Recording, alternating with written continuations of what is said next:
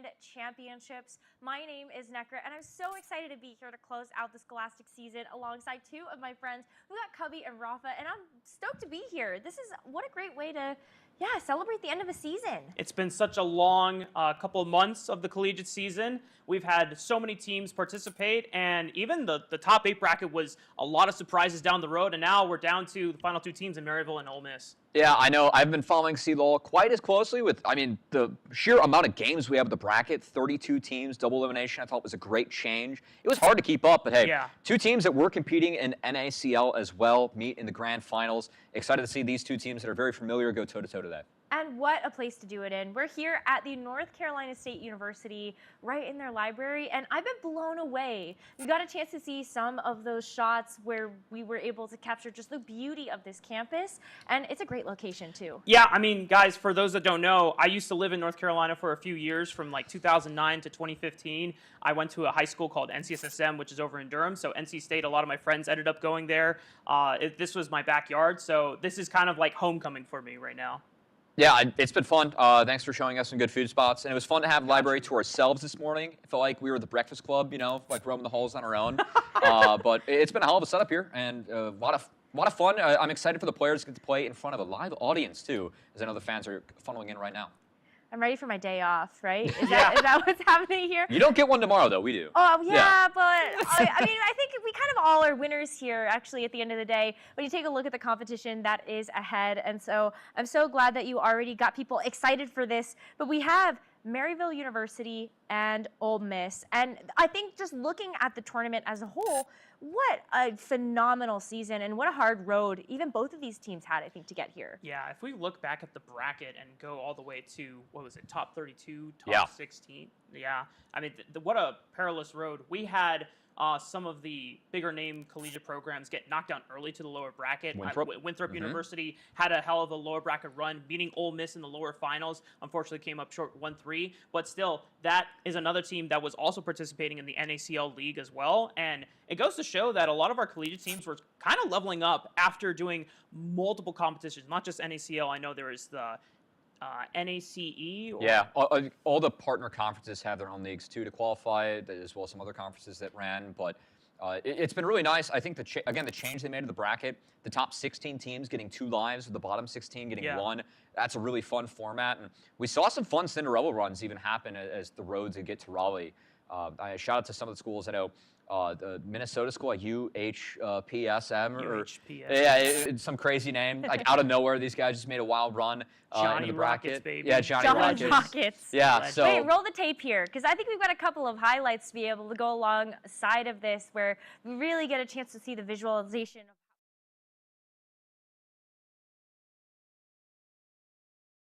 University of Western Ontario announced it was their last year competing as a club. These guys even hoisted a championship, had a alum win last year as well. Shout out to Winston, one of the CLOL GOATs, playing for 5 years. But yeah, I mean, this team kind of came out of nowhere. And then this was the upset we had.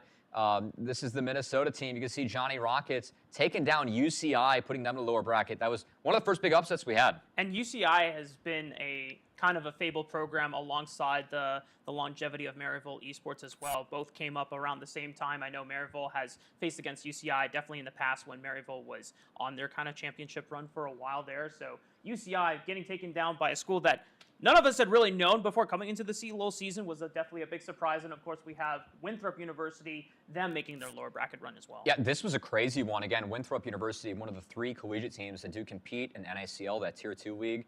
Their first round matchup got knocked down to the lower bracket, had to make the run all the way to top 3 to have a chance to make it to finals, but unfortunately met Ole Miss and met their demise against them in the lower bracket as Ole Miss pulled out a pretty nice 3-1 victory. And shout out to Asilo, we felt like was the player of the series there. Going to have to see if he shows up today. I mean, I might be getting ahead of myself here, but Asilo is going to be definitely a player we're looking at in the series because he was a big one in their upper finals against Maryville University just a couple weeks ago. I love that you're calling out all of these different universities and scholastic programs. I'm like, oh yeah, I remember those teams. I hear about them from Valorant and other esports that they compete Overwatch in. back in the day, too. Yeah. Of course. And so it's really exciting to see just how far a lot of these collegiate programs have come and how dominant they still maintain to be, especially when we take a look at Maryville University. I think this is one of those programs that just in general has so much legacy behind it, no matter what esport you're looking at. Yeah, I mean, when we talk about Maryville University in League of Legends, we have to go many, many years back. I know that, this is the roster. So, Zamudo, Shimmer, Spirax, Sajed, and Zyko all on this roster. We have a couple of newcomers here in Shimmer who has stepping in for UG, obviously, who has been a big, big player for the side of Maryville University for the past year and a half in NACL, back-to-back most valuable prospect, now playing in Team Liquid. But I think some of our stars here on this roster, you're looking at the solo lanes, right, Matt? In Zamudo and Spirax. Yeah, these guys have really been stepping up of late. But excited to dive into for Maryville, too. Obviously, this is the roster that they have for this year. But there's a lot of legacy with this team, with this org. I say org. It feels like they are an org, but they're actually a college program that has managed to run a culture that is crazy. And I know the timeline that we have laid out of Maryville and the journey they've had for all the success, all the finals that they've been playing and competing in, Rafa. It's been a while since they've actually won. Yeah. I mean, Maryville has gone through multiple generations, and I would really love to show just the longevity and the history of this program. We're in 2025 right now. The last time that Maryville has actually won a championship in collegiate was all the way back in 2019. You go down the line, last year, finals, they lost to St. Louis University 1-3, which is a university that is literally across the street from them. Then we have 2023, 2 years ago, lost in finals to University of St. Thomas 1-3. 2022, they lost in semifinals to University of St. Thomas again, 1-3. And then 2021, they lost finals against Winthrop University 1-3. And then, of course, unfortunately, 2020, whole world was in lockdown, so there's no collegiate championship. And then, boom, 2019, last time, 6 years since they've won a collegiate championship. The previous year before that was 2017, and this program was founded in 2015. So the fact that it's been around nearly for 10 years, 2 championships, but so many opportunities, so many chances where they could have racked up more trophies to that showcase, and they just came up short. I mean, even in that time, think of the sheer amount of people that they sent to be pros, right? Like UG's the recent one, but APA was on that 22 roster. Niles even before that, of course, going over to Golden Guardians after that championship, right? Now the coach today. But it's just crazy to think of all the success they've had with promoting players and really being the gold standard for what collegiate programs look for. But again, haven't hoisted that trophy in 6 years, and I know they're hungry for it today. A feeder team. I think that's what we like to call Honestly, some of the most dominant teams and programs out there, where they really do get a chance to breed some of the best that we see in the professional scene. But on the flip side of things, I think you have to take a look at the Ole Miss roster, and this is a roster that I think maybe could contend with this Maryville team. Is that too crazy to say? Ole Miss has a chance here? They do. We're going to have to see. Of course, they already met in the upper bracket final. Maryville were able to take them down 3-2. And the series debut for Shimmer, I think one of the big questions that we have for today is, did Ole Miss already miss their best shot to take down Maryville? As Maryville ended up finding that 3-2, Shimmer had a little bit more time to kind of acclimate himself to this level of play and just playing on this team. I have to see if that's a good thing for Maryville today or not. But this Ole Miss squad, led by Shogo, definitely have a shot to take these guys down. And for those that don't know who Shogo is, I mean, you're going to get a chance to learn more about him later on in our pre-show, but he has been quite around some of the collegiate programs in the past. He was on that University of St. Thomas roster that took down Maryville in both finals in 2023 and semifinals in 2022. So that player in particular is very familiar with playing against Maryville University, but when you look at the rest of the roster, Keel is someone that has been around the space for quite some time, and I think he's going to also be a key factor, since looking across from him is going to be the newest member to the Maryville's roster in Shimmer.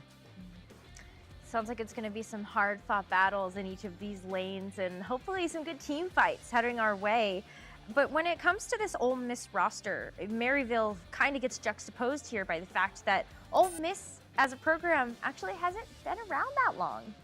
No, it's been an impressive run for them, honestly, just being founded in 22 and progressively adding pieces and making sure that they can actually compete for a final. I know one of the big changes from last year to this year, of course, Icelandic hero and old Uncle Sam, in the mid lane, yeah. Those two players now with Keel and Asaiwa stepping in, it really has been about kind of putting the pieces together for Ole Miss in order to find the right mix, the right sauce in order to make a final. And they have found it with this group in this year. I mean, Asaiwa stepped up big time in their upper finals Yep. against Maryville University just a couple weeks ago. I think his priority on Oriana really came in clutch for this team, being able to match up against Spyrax, who has by far and away been the best mid in all of collegiate and even arguably in NACL as well. Yeah, I know that Loyola, one of the scouts for Maryville, was specifically tweeting about, like, man, that was a hard-fought 3-2. The Oriana pick ended up being really big because of how well Asaiwa was playing it. And we could see throughout the best of 5 a lot of priorities changing. And because we have tape on this matchup, definitely going to be something interesting to look out for in our pick banners, of course. With the entire globe adapting Fearless, this is not Fearless. This is a classic draft format, which feels wild to say now. We're going to have to see how many more classic draft formats we get in terms of tournaments. But, of course, any champion played, you get to play them for the next game. And we have really seen specific champions be really important in at least the previous series. And we're going to have to see where people have picked up where things left off in that 3-2 matchup in the upper bracket final. Well, one of those players that was really putting on a show for us was Shogo, one of the players that you said we need to keep our eyes on. Got a chance to sit down and talk with him ahead of this grand championship. So let's see what he had to say. Hi, my name is Gil. I go by Shogo, and I'm the AD carry for Ole Miss Esports. I mean, a third championship would be, you know, the pinnacle. That's like what I've been working hard for my entire collegiate career. So it means everything to me, especially on a new team, new roster. You know, people said I had it too easy at USD, but this is my chance to really prove myself. So I take it very seriously. There first. I feel like this is a player that is really trying to cement himself as the greatest of all time in League of Legends for collegiate, and I feel like he's on the precipice of being able to do so. But what do you think? Is it third time, third win? I mean, that's it? The only person that has been able to win 3 championships is Saskio, who was originally on that Maryville roster that won in 2017 as a top laner, and then later as an AD carry for Maryville in 2019, and then went to their rival organization in Winthrop University in 2021, and then beat them that year for his 3rd overall championship. So if Shogo is able to win a 3rd trophy, that does it. That cements him as the greatest of all time. And as Shogo said before, you know, while Saskio is a great player in his own mind, I think the overall level of collegiate has gotten stronger since. Yeah, and what I like about, you know, what Shogo's saying, I think specifically with that University of St. Thomas roster, he had good players around him. And he had Alorum as a coach, a Dardoch, you know, LCS experience. This Ole Miss squad, they really have had to put the pieces together around Shogo. I think Rhino's a fantastic player. Kind of a crime we never saw him actually get a starting spot in NACL as a support. But again, trying to put the pieces together, I like what he said about people thought I had it easy at UST. Because I can for sure point to that Dardoch roster as being the best roster that Shogo played with and was for sure a favorite to win that year. This Ole Miss team wasn't a favorite. They really had the battle. They struggled in NACL, like Winthrop were placed above them. And again, it's been about putting the pieces together for Ole Miss to find that right mix to try and have Shogo hoist that 3rd trophy for himself. Of course, the 1st trophy for Ole Miss as a program. What a glow up that program would have too. Yeah. Just in 3 years of their history, could be hoisting a championship at the end of all of this. But I think there is a player that could stand in Ole Miss's way, and that's why we turn our attention back to Maryville, and we have to take a look at Shimmer. Shimmer is that player that needs to step into the roster and fill a hole for this team. And it's so tough to be in a position to feel like that's your responsibility. I mean, it's so funny too, is like the player that he's replacing, Yuji, he was so good, so consistently solid. I mean, when they were playing each other in NACL, we had Shogo like tweeting at Quirky, the director from Maryville, like, hey, can you make sure that Thanos doesn't play in this match, right? Like that's how good Yuji was in the league. And then once Yuji got promoted, Yeah. Shogo tweets again, okay, thank God, Thanos is gone. Yeah. It's playable now. Yeah, again, like, I mean, that roster with Yuji, they didn't drop a single map in NACL. That's how dominant they were. I mean, in Tier 2, like the league that Double If and Pobalt were playing in, that's how good this squad was. But for Shimmer stepping in, it really has been a learning curve for him because he has never played at this level before, but he's someone that's hungry, really ready and willing to prove that he has what it takes to not just play at this level, but the next level. It's been fun to see him take some of those early steps because we've had to see him improve quickly, and I think we've seen some of that, but if Maryville wants to win, we're going to see all of that today. Well, let's see if Shimmer has what it takes to be able to get another victory for this Maryville squad. We also got a chance to talk to Shimmer before this grand final, so let's see what he had to say. Hi, I'm Khan, better known as Shimmer, and I play jungle for Maryville University. What brought me to Maryville definitely was the story and history behind it, especially all the ex-LCS pros, or even the pros nowadays like APA, Jerry, and now UG. There definitely comes a lot of pressure with replacing UG, especially that they're still undefeated in North America since last year after CeeLo and Spring NACL finals. We don't count Brazil. And I just there's a lot of work to be done, and I didn't realize how much work there was to be had until I actually made the starting spot. And in all honesty, I'm gonna work my butt off and prove to people that I deserve to stay here and I have what it takes. I mean, Shimmer still sounds very confident, actually, even talking to the fact that there is this pressure to fill these big shoes. Always. I had the pleasure of coaching Shimmer, actually. I was helping out with a team, Super on the Dark Matter. Shout out to Bach, who actually took down the airport with conviction yesterday. But yeah, he was very hungry. Shimmer has a really unique story, which we might show later on, so I don't want to spoil it because he says it in his own words. But again, he's someone that was really gifted an opportunity, and from coaching him, he always talked to big game. You know, he always wanted this opportunity. So there really is a chance for him to prove himself on the biggest stage. Again, I think he's really been thrown into the fire, stepping into the shoes of UG, and it's a fire that's really tough to meet. I mean, shoes that are hard to fill, but Shimmer's going to do his damnedest to make sure that he can improve it. And the nice thing is that Shimmer acknowledges he is surrounded by very talented players in their own right, some of the best in their role, if not #1 in their role. So even though when we know Shimmer coming up from the amateur scene, and Tier 3 and Tier 2 in general, he's been a very creative player, he likes to cook. He had a degenerate champion pool, Robin. Let's be honest, all right? I like how you're Shabana, more blunt about it. I mean, You I were coached so him. nice about it. Shabana, Coming Warwick, like, Skarnermain, Udyrmain, these are weird this jungle guy picks. plays Warwick, too. Yeah, I it's mean, weird picks. Yeah. What's wrong with Warwick? Well, there's a reason why we don't see him in the meta now.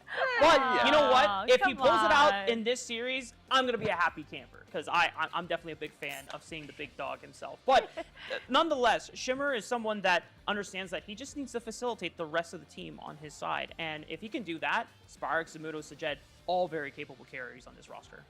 But we saw Maryville and Ole Miss play already, Yes. right, in this finals, or at least the playoff bracket leading up to this in the winners finals. And, you know, just talking about Shimmer to kind of fill out this segment, this was the first time we really saw Shimmer get tested in this roster, and it was looking quite close. Yeah. I mean, it was something. I feel like that first series, when I point to the 3-2, it was Shimmer's playing first or second series playing with Maryville, first one on CeeLo, and it really was him kind of trying to figure it out and scale throughout the series. He did not play well in the first couple of games, but games 4 and 5, he started to really bring it back, and I think that some of the picks, fortunately, given that this is classic draft, I think that there are only so many picks that Shimmer can effectively play for his team at this point, which is fine. He's stepping into a new role. We definitely saw that in their best of against Luminosity Gaming earlier in the week in NACL, but Xin Zhao is going to be a really important pick for him later on, and definitely one that I felt like he was really performing on in the later games in the series. So we'll see if Shimmer can really pick up where he left off for Maryville. Yeah, I mean, the jungle role right now is very heavy on the skirmishers. Sometimes you can pick a tank, sometimes you can pick an AP carry, but most of the part is just these AD fighters that want to get in your face early. Obviously, you're going to do well if you can just scale through the game and farm and get on those item spikes, but most of the time, Shimmer's job is just making sure that Zamudo is doing well, Spirax is doing well, Sajed is doing well. And the way that we have seen these kind of lanes break out in the past, usually you don't have to worry about mid or top lane. Bot lane can be something a little bit of a nuisance since you are staring down Shogo and Rhino on the other side of the map, but one of the things that did give Ole Miss the edge in their upper final was the fact that Asylum stepped up massively. Yeah. I was going to say, where do you feel like this Maryville roster will be able to maintain the edge? Since that final looked very close, you kind of have to start to turn your attention to the generic strategy that these teams are going to use against each other. It's solo lane strength. I think what really changed in the series, obviously Shimmer started to play better in the latter half of the games. Again, I think Xin Zhao is going to be a really big pick for him, but Zamudo and Spirax just started to blind their champions like GP and Rise, and Ole Miss ran out of answers, is what the last series felt like. So I think that, again, Zamudo and Spirax are both players that if Spirax really wanted to go pro, he could. Zamudo, each of these players have had tryouts for LTA orgs, right? So they're really impressive in their own right. I think that's where the strength of Maryville is going to be and has to be if they want to win today. Well, we talked a lot about what happened in those winners finals, so let's go ahead and take a look back at some of the highlights from that series. Yeah, I know that, again, there were some picks that we had that ended up being really important. And some of those you can kind of see, of course, this is early on. I believe this is game 1. One of the picks that we're going to highlight throughout is going to be this Oriana for Asylum. Yeah. This is a pick that throughout the series, Maryville sort of the takeaway, whether it was bans or playing it themselves, and was something that Asylum played to the level where it really forced Maryville, again, with strength in the mid lane and Spyrax, it forced them to make adjustments and adapt throughout. Yeah, and the funny thing is that when me and Alk were first casting this series and we saw the Lucian Nami come out, we imagined from the side of Ole Miss, oh, okay, they are playing through bot lane. They're gonna try to make sure that Shogo is super fed going into the mid game spike. They got heavily focused, and I thought this game was cooked for the side of Ole Miss. But then solo lanes step up big time. Yep. Asyla on this Oriana is hitting massive shockwave combos. And the fact that Shogo remains a still reliable and powerful carry threat while down 2-3 deaths just goes to show the resilience of this player overall. Yeah, also, I mean, from earlier in the series, I know that we've talked a lot about Asyla, as he's kind of the newcomer and the change in Ole Miss from last year. But Stray, Stray's a role player. It's very clear that Ole Miss plays towards bot lane and Shogo. Shogo is the main character of this team, but you're going to see, especially in this game, I thought Stray had some really big plays to help his team overcome Maryville. Dude, his impressor was going crazy. Yeah, it was, and he's definitely someone that I think sneakily had a good series. I mean, Zamudo is an incredible player in his own right. Like, he was my vote for most valuable prospect when it comes to NACL. I think it really speaks to the level that he's been playing at, but Stray was actually able to hold his own and overperform Zamudo in a couple of these maps too. And I mean, if Ole Miss can get that, I think that'd be a real gift in their series today. I'm really impressed with the territory control that these two teams also expressed in that finals. I feel like that could be very important to try to dictate where some of these fights actually take place. Yeah, I mean, when it comes to Ole Miss, before going into that Maryville University roster, they were just kind of all over the place when we watched them in NACL. It's kind of a, night and day contrast. For some reason in CLOL, they're just like dominating and destroying everyone, which is why they are here today. But, in NACL, not quite the same environment. But one of those things that you pointed out is just their way to be able to control spaces in the river. I think in those games against Maryville University, Stray and Asyla were able to understand certain pockets where they were forcing and pretty much kind of zoning important Maryville carries. Like, Sajet was not able to get in a lot of those key fights. Not even Spyrax was able to approach all the time. And I think a lot of that does come down to the champion selection that we're going to see here. So I think this is the perfect time to revisit the format that you were talking about for picks and bans, where this format lends itself to being able to really just be an expert at something. Yeah, again, it's classic draft format, so any champ, it's not Fearless, which has been globally adapted. I think at this point, most League fans know Fearless means that if you play a champion in one game, it's banned for the rest of the series. Classic would be what we've played in League of Legends for the first 14 years of the game. And we do have 3 champions that we for sure want to highlight when it comes to champs we feel like are really important for the series. And that would be Xin Zhao, Oriana, and Lucian.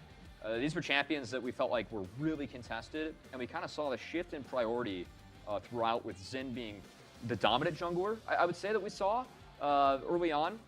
And then Oriana, of course, being a pick that Maryville specifically had to highlight. And then Lucian, of course, being able to be played by both carries. And one of the things that makes Xin Zhao just so powerful right now, even though we are moving to just an update for everyone at home, we're not playing on the same map and patch as the entire collegiate tournament. We are back on the Spirit Blossom map, but these champions, in terms of strength, still relatively the same. Xin Zhao still one of the top skirmishers in this meta at the moment. I am curious to see if things do change in terms of jungle priority, but at least for Shimmer and Maryville University, the role is still the same, and the requirements for him is still going to be that. Yeah, I think first draft, definitely look out for where these champions land. It's going to be interesting. I don't see a lot of junglers being played or being super competitive, if those champions are not off the table. So I'm kind of curious to see how or where things evolve from there. Because, again, like, some of the things we expect to be consistent, for example, York was being banned every single game by Maryville against Ole Miss. We expect that to stay consistent. I know that one of the big champions, we were talking about GP and Rise, really like grew in priority throughout that last series. It's going to be really interesting to see, like, picking up where we left off in terms of that best of, and how the teams have decided to adapt from that or what they want to give over. Because I know that those picks in particular ended up being like really series defining in the end. Mm-hmm. Do you think we're going to get creative in the jungle rule? Ooh, I don't think so. I think the Skarner makes an appearance at some point, but I think it's really important for both these teams to get off to good starts. I think that Ole Miss, if they're playing from behind, are not the same team, and Maryville, the strength they have in their solo lanes, I think that like having some raw power and to make sure they can win jungle behind that can make things kind of hard to, for Ole Miss to surmount. So it's going to be tricky. For them. I don't know, man. I would love to see. I mean, both of these junglers are very creative in their pools. I mean, you've got Nunu from Kiel. Yep. You've got Warwick and Jax from Shimmer as well. I don't know. I would like to see some variety in those two roles, even though we are in Classic Draft. Yeah, of course. We are getting closer to the series starting. You are going to notice we actually lost Necro. She has some on-stage responsibilities. I don't want to spoil everything before we get into this, but Rafa, I know that when it comes to who we think is going to win today, you're a little bit more Ole Miss sided than I am. If we have to make predictions and throw some time on the line are we throwing those up there? We can't throw them up, but I know that like, what's it going to take if you had keys for victory for Ole Miss? 3 keys. What do you have on top of your head for what Ole Miss needs to do to take down Maryville? Well, the reason why that they were able to go 5 games against Maryville University in the first place is, one, I think you have to make Shimmer uncomfortable. I mean, I know Shimmer is, trying to step up and say, like, hey, I'm just going to do my job, and I'm going to show that I prove to belong in this program and belong in this league.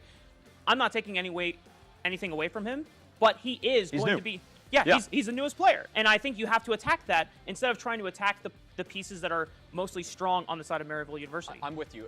Frankly, if I don't see a game where Ole Miss attempts to ban like 3 junglers or take a 4, I'd be a little bit disappointed. I think that's actually a real strat for them. I don't know if they're going to do it game 1, but later on in the series, just give that a go. I think that would be a good approach for Ole Miss. What else do you have, though? I mean, I think you can give Shogo literally anything as long as he can be a carry threat. He'll be fine. The fact that he was able to survive as a Lucian Nami lane down 3 deaths and he was still reliable and putting out damage and still being a pretty terrifying carry threat just goes to show that, I don't think there's any amount of pressure that Maryville can put on him and actually make him useless, right? But I think Ole Miss continue giving Asila comfort picks. Control mages has been kind of his specialty. If it's not the Orianna, it might be the Syndrome. I think Rise is going to be really important in this series. Yeah. I like with what Rise has meant for Maryville and Spyrax, I think that's something that Ole Miss is going to either be forced to take away or add for themselves. Yeah. Maryville University, though, I mean, do you think for them, is there any other weaknesses? Easy game plan for them. Make sure that bot lane, you have a somewhat winning matchup. I know that Shogo can be that late game carry, but I think getting ahead is very important. Also, I think early on, making sure that your solo lanes are ready to go. And then making Shimmer comfortable. I know that's a win con for Ole Miss, making Shimmer uncomfortable. I think you have to make sure that Shimmer's comfortable going in. So curious to see how he's set up for success. Yeah. Well, guys, we are about a minute and a half away before we start tossing down and getting all the action really laid out before us. This has been such a awesome journey to see between both of our teams, between Maryville University as well as Ole Miss, and as well as all the collegiate teams that have participated in this entire season. Just kind of, 1 minute left on the clock here. Any favorite memories just going down memory lane? Oh, we're going that far back? Jeez. I think that Winthrop's run for me was really memorable. If we're going to look at the bracket as a whole. Besides that, the upper bracket series between these 2 teams, the fact that it went to 5, we have never had a collegiate final go to 5. And the fact that that could change today, if we get a rinse and repeat of the upper bracket final, could be really exciting for fans at home. Yeah.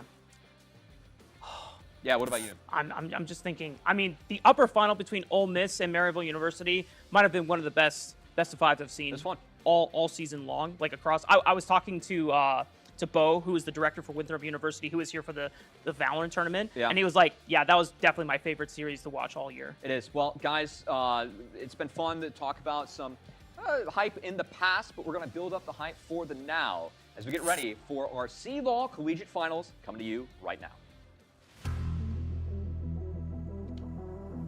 I couldn't hear anything. Yeah. Okay.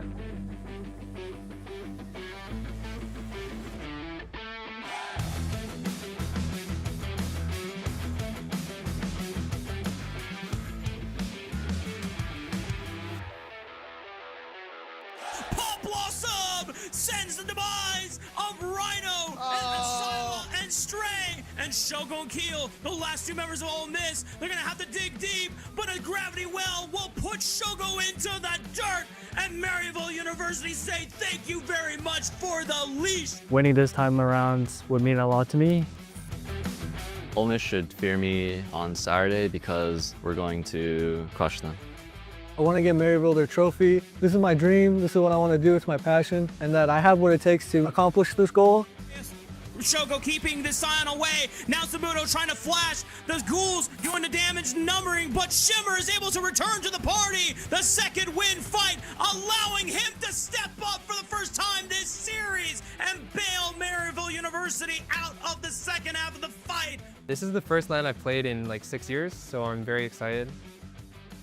Will it not be enough? There's a two-man toss. They're straight with the needlework. Ole Miss looking for the throat in this team fight. Then it throws down as a double killing for Shogo. And Mobility and Wilson are on the run. Asila looking to dash forward, throw in a couple more spells. Dominance by Ole Miss in the bottom side jungle. It's been a good journey, and definitely I hope I can end it on a win.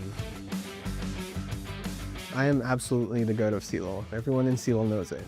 I've been impressive enough in CeeLo to earn the title, and hopefully winning a third championship would cement that. Rhino's dead! Rhino falls to Jet! Oh! Shogo finds this moment! Spyrex thrown away by Stray, protecting his AD carry! But now it's down to Keel, Shogo, and Stray! Spyrex and Sabuto trying to fight for their lives! Shimmer trying to be the equalizer in the difference here! Stray! Look at Shogo! Looks at Sabuto! Shogo is dipping and dodging! He is the GOAT of Collegiate and rises to the occasion alongside Ole Miss!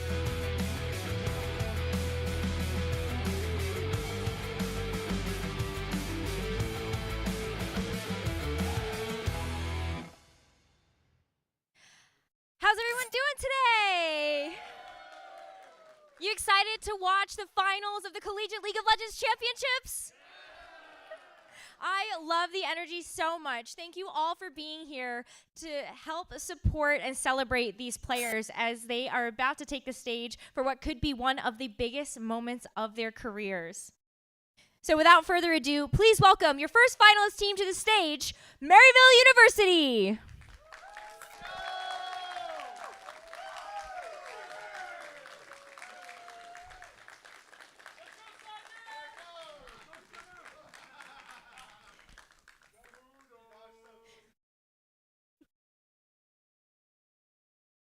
And now, please join me in welcoming their opponents, Ole Miss.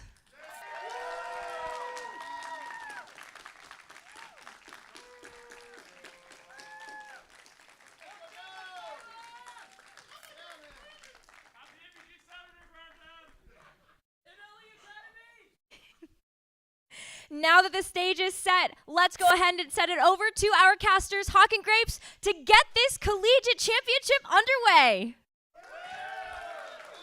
Thank you very much, Nekra, and welcome everybody to the caster desk here at the James V. Hunt Library at North Carolina State University for the 2025 CeeLo Grand Finals. We've had over 200 teams, over 1,000 student athletes compete for this one trophy, and guess what, Hawk? We've narrowed it down to 2 teams. It's going to be Maryville and Ole Miss, a rematch of that upper bracket finals, and I cannot wait for what I hope is a 5-game series. Never had a Game 5 in the history of the college championship final. This is now the 10th one. Maryville has been a part of 6 of those, maybe hoping to win the elusive 3rd, but this was the best series of the tournament, of the entire year in collegiate, the last time these 2 teams faced. And we get to see the rematch right here, right now, and I mean, welcome to everyone watching potentially around the world on the Riot Games official channels. It's an absolute pleasure to be having you here in the wondrous world of collegiate for perhaps as well the final traditional series that we get, non-fearless at a high competitive level. What a treat. And it's been really fun to watch the differences between what these teams look like on a Fearless draft tournament and what they look like here in the traditional draft, Yep. which is what we're going to be seeing here as the analyst desk did lay out. Those picks to watch that we talked about in the pre-show, things like that Lucian, the Orion, and the Xin Zhao, they'll be up and available in every single game of this series, and that means we're going to have to continue to try to hit on them over and over again because these guys really like playing them. You know, you have Ole Miss with the Orion and the Lucian, Xin Zhao for Shimmer. Those are going to be the biggest things to watch as we get ready for the Game 1 draft. Yeah, and as we look ahead to that draft, I look at specifically the Lucian pick. I want to dive in on that one a little bit more than the analyst desk did because we got to talk to Sajed yesterday, AD carry for Maryville, and he said that he thinks the Lucian's really OP right now. We saw Shogo, after these two teams played against each other in the upper bracket final, play 4 straight games of it against Winthrop University to book their ticket to this grand final. I think for Maryville, look, they would love to play it. But for them, it is a victory if they can keep Shogo off this pick all 5 games of this best of 5, in my opinion, and that should be the plan A. Maryville has selected the red side for Game 1, which is a deviation from what we saw the last time these two teams played, where Maryville selected blue side at every opportunity. So we'll see what the adaptation is. We'll see if they're cooking something to play into it, or if it's just going to hit the ban table like it did in the final 4 games of that best of 5 that they played. Yeah, because, the first game that Shogo locked in that Lucian alongside Rhino's Nami, we've seen him play it a lot in this collegiate championship. You mentioned all 4 games in that lower bracket final against Winthrop. But when he locked that champion in against Maryville, that was the most one-sided game we've seen a single team take off of that 5 stack of players. And they were able to take that win. And after that, Maryville realized, okay, we're going to ban it away the rest of the series. And that's going to be a big question. Now that Maryville is on the red side, are they going to try to ban that away in the first phase to make sure it is not an easy B1 for them to select? Right. And we talk about teams looking good against Maryville. Let's add a bit of a crazy stat. Maryville has lost 1 best of 5 since their previous CLO finals defeat against St. Louis University. So for nearly an entire calendar year, this team lost only 1 best of 5. And it happened 2 days ago. Yeah. Against Luminosity Gaming in the upper bracket final of the NACL. So Luminosity did what no team has done since St. Louis, a roster that no longer exists, a program that no longer exists. Maryville, they were the closest to do it by going to 5 games. And what a nail-biter it was. But I will say, Maryville, once they woke up in that series, it was mistakes in the first 3 games. It was bloody. It was back and forth. But they came alive in that Game 4, and it was their series. They looked dominant in Game 4, and especially Game 5. Zamudo on the gangplank, hitting the most disgusting barrel combos I've ever seen. So let's see if Maryville's awake today. Let's see if Luminosity Gaming gave them the bit of a shock to their system that perhaps they need for the series, or if Ole Miss is going to push them to the limit. It is an earlier time start than true. Some of these players might have expected. So Jed didn't get his full 10 hours. That is true. We've gotten we word. did get some intel. Yeah. For you guys. 10 hours of sleep is what Sajed was aiming for. He got around 8. So which, that's pretty good. That's pretty good. Exactly. Yeah. Zamudo allegedly did get 9. And we saw Maryville at breakfast this morning, and Zamudo, they were all like, yo, Frankie's locked in. Like watch out. He got 9 hours of sleep. And he just turned around and he was like, guys, I'm going to win this series. So. Yeah. I mean, the drive and the dedication that this Maryville University team has put into this specific moment, to this 2025 CLO Finals, has really been evident in just watching them kind of go about their business as we've been around Raleigh for the past couple of days to set ourselves up for this best of 5. Hearing from some of the players of the strategies that even Niles employed to try to keep them awake and get them ready for this earlier start time, having them wake up, work out a little bit in the morning. I mean, that is all really cool stuff from such a prestigious organization, and always the university that prides itself on being as close to a pro environment as possible while still maintaining that collegiate experience, getting your education, and hanging out in that in-person environment. Look, we'll always talk about Maryville. It's been 6 years since they've won their last title, right? And what does that mean? Can they call themselves the Kings of Collegiate if they haven't won in 6 years? This or that. That's a one debate, but another nickname that they have is the gold standard of collegiate, and that they are the program to beat. And I think that is a truth. There are so many other great programs, Ole Miss absolutely being one of them, but Maryville has set the standard for what it means to be a collegiate esports program from you know, their academics. You know, they just released their academic records for this past semester, and they had players on this team, Spyrax notably making the Dean's List straight A's, 4.0 GPA, which is unbelievably impressive to be performing at high level in League of Legends like this. It's a very regimented team. I think Niles has brought a lot of structure as the head coach from, you know, that former player role, someone that people may know. And so, I mean, that is definitely sort of the Maryville difference. And a lot of people say they're a pro team cosplaying as a collegiate organization, but really, I think Maryville is just setting the standard for what our industry should look like. Absolutely. I mean, so many pro players have come from that organization. You think of UG just moving over this season, halfway through the CLOL tournament, and then you think even in years past, APA, Scary Jerry as well. Always the pinnacle of, hey, we can look at this organization and try to sift out talent, and it's been working out pretty well for them. But let's talk about Ole Miss for a little bit, because they're certainly coming in as the underdogs. They have to go through the lower bracket to get here, and also the expectations of them versus the Titan like Maryville, always going to be a little bit more towards Maryville's side. But when you talk to those guys, when you're sitting around and listening to them, they definitely feel just as confident as MU does. Scott, Rhino last night saying, hey guys, I just hope it's a quick 3-0, no stress, you know. I don't know if I think that's going to happen, but I think Maryville has a chance. Because if I've learned anything in my years of watching collegiate, it is to absolutely never bet against Shogo. I have seen him on match point once in my entire career watching him in elimination match point. And it was against St. Louis University Game 5 last year when they did end up getting reverse swept. And it felt to me like Shogo backed into a corner was the most dangerous player that you could possibly run into. And they have so much talent on this roster. I specifically look at guys like Asila and Stray that have stepped up immensely over the course of the year. Keel, I think he has been such a difference maker in just getting them to these finals, stepping into the jungle role for 2025. He's been electric. Rhino's as good as ever. And so, I mean, Ole Miss, this is not a team you can disrespect. They'll be the first to tell you, actually, that there's a good Ole Miss and there's a bad Ole Miss. And they absolutely have owned that for better and worse. The NACL fans amongst you all might have seen the bad Ole Miss more often than not over on Supernova. Look, it happens, but they have a good version. And in collegiate, throughout the season, they have been, I think, pretty much undisputably the second best team.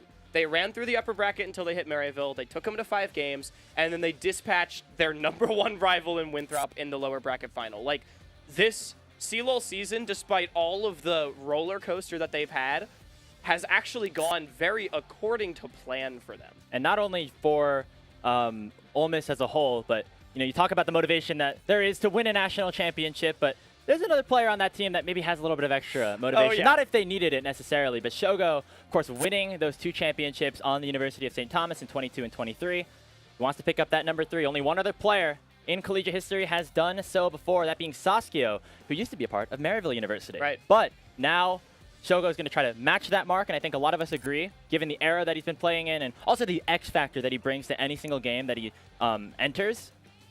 The GOAT conversation really, I know he says it, but it's legitimate. He's got an argument right now just being here, I think, for #3 with the team that he has around him.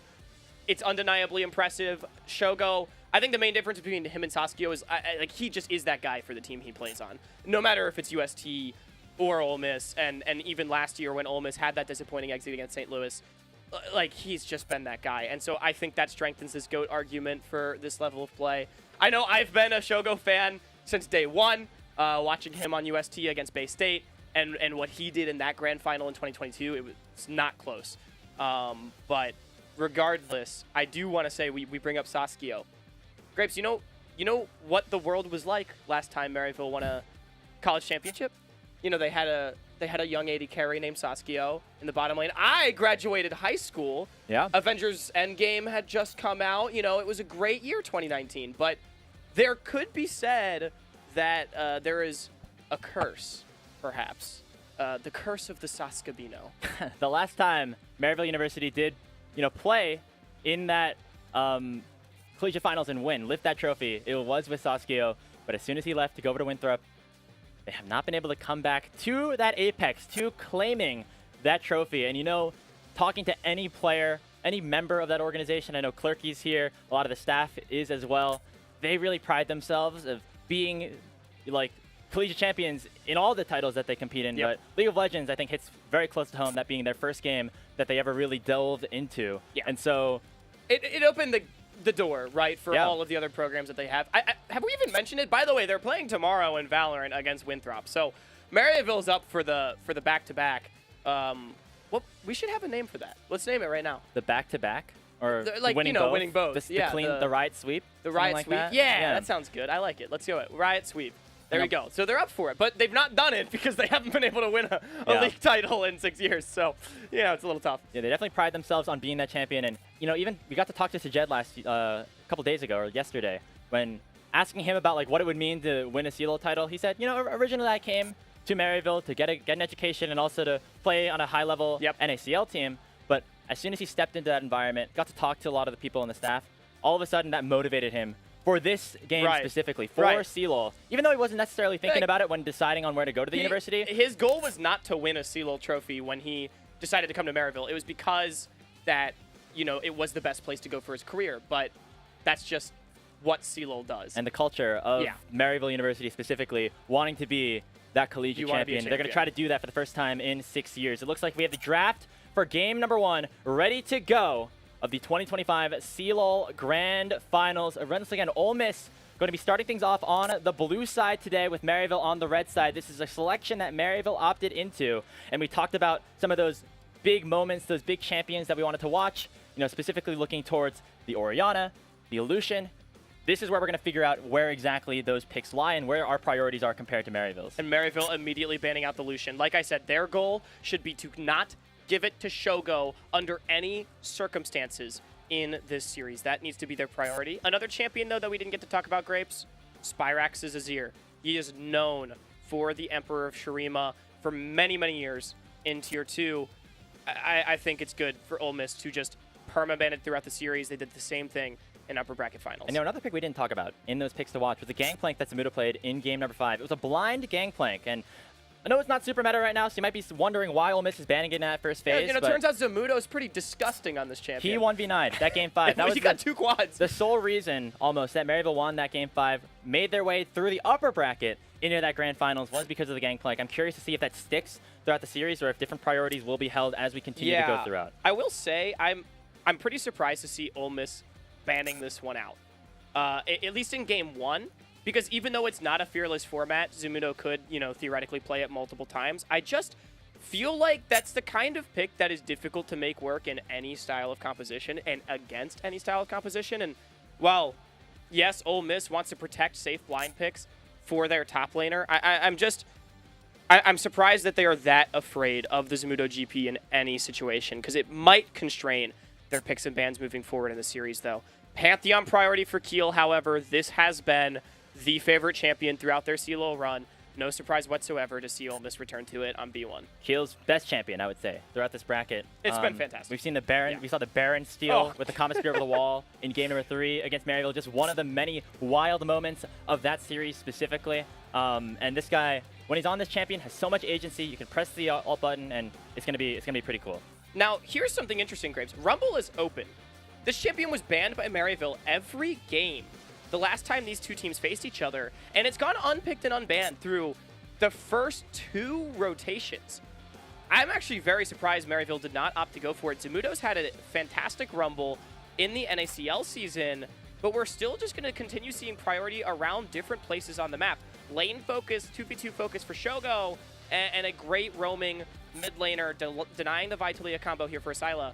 So I think the draft's shaping up very normally so far, but I'm very curious to see where Rumble actually fits into this. And not only is it a denial of that Vi Talia combo for Maryville, Pantheon Talia has been just as prevalent, if not better, just as good, in the meta. And you have the double semi-globals with Keel and Asila being able to run around both side lanes, mostly to the bot lane is what we're assuming, because Shogo is on this Kalista pick, which does want to get prio early on in this laning phase. But it's going to be matched by a very nice combo in the mid jungle from Maryville as well. The Vi-Ari, similar levels of hard CC lockdown, single target pick potential is what Maryville is set up for into the second phase of bans. Yeah, and that's where Maryville found a lot of success in their previous series. Even in Ole Miss's wins, we talk about that game 1 where Shogo played the Lucian, and it was Ole Miss's best game of the series. They actually picked on him quite a bit. The analyst desk touched on that as well. So the Vi are going to give Maryville a lot of agency to try to find out isolated members on Ole Miss.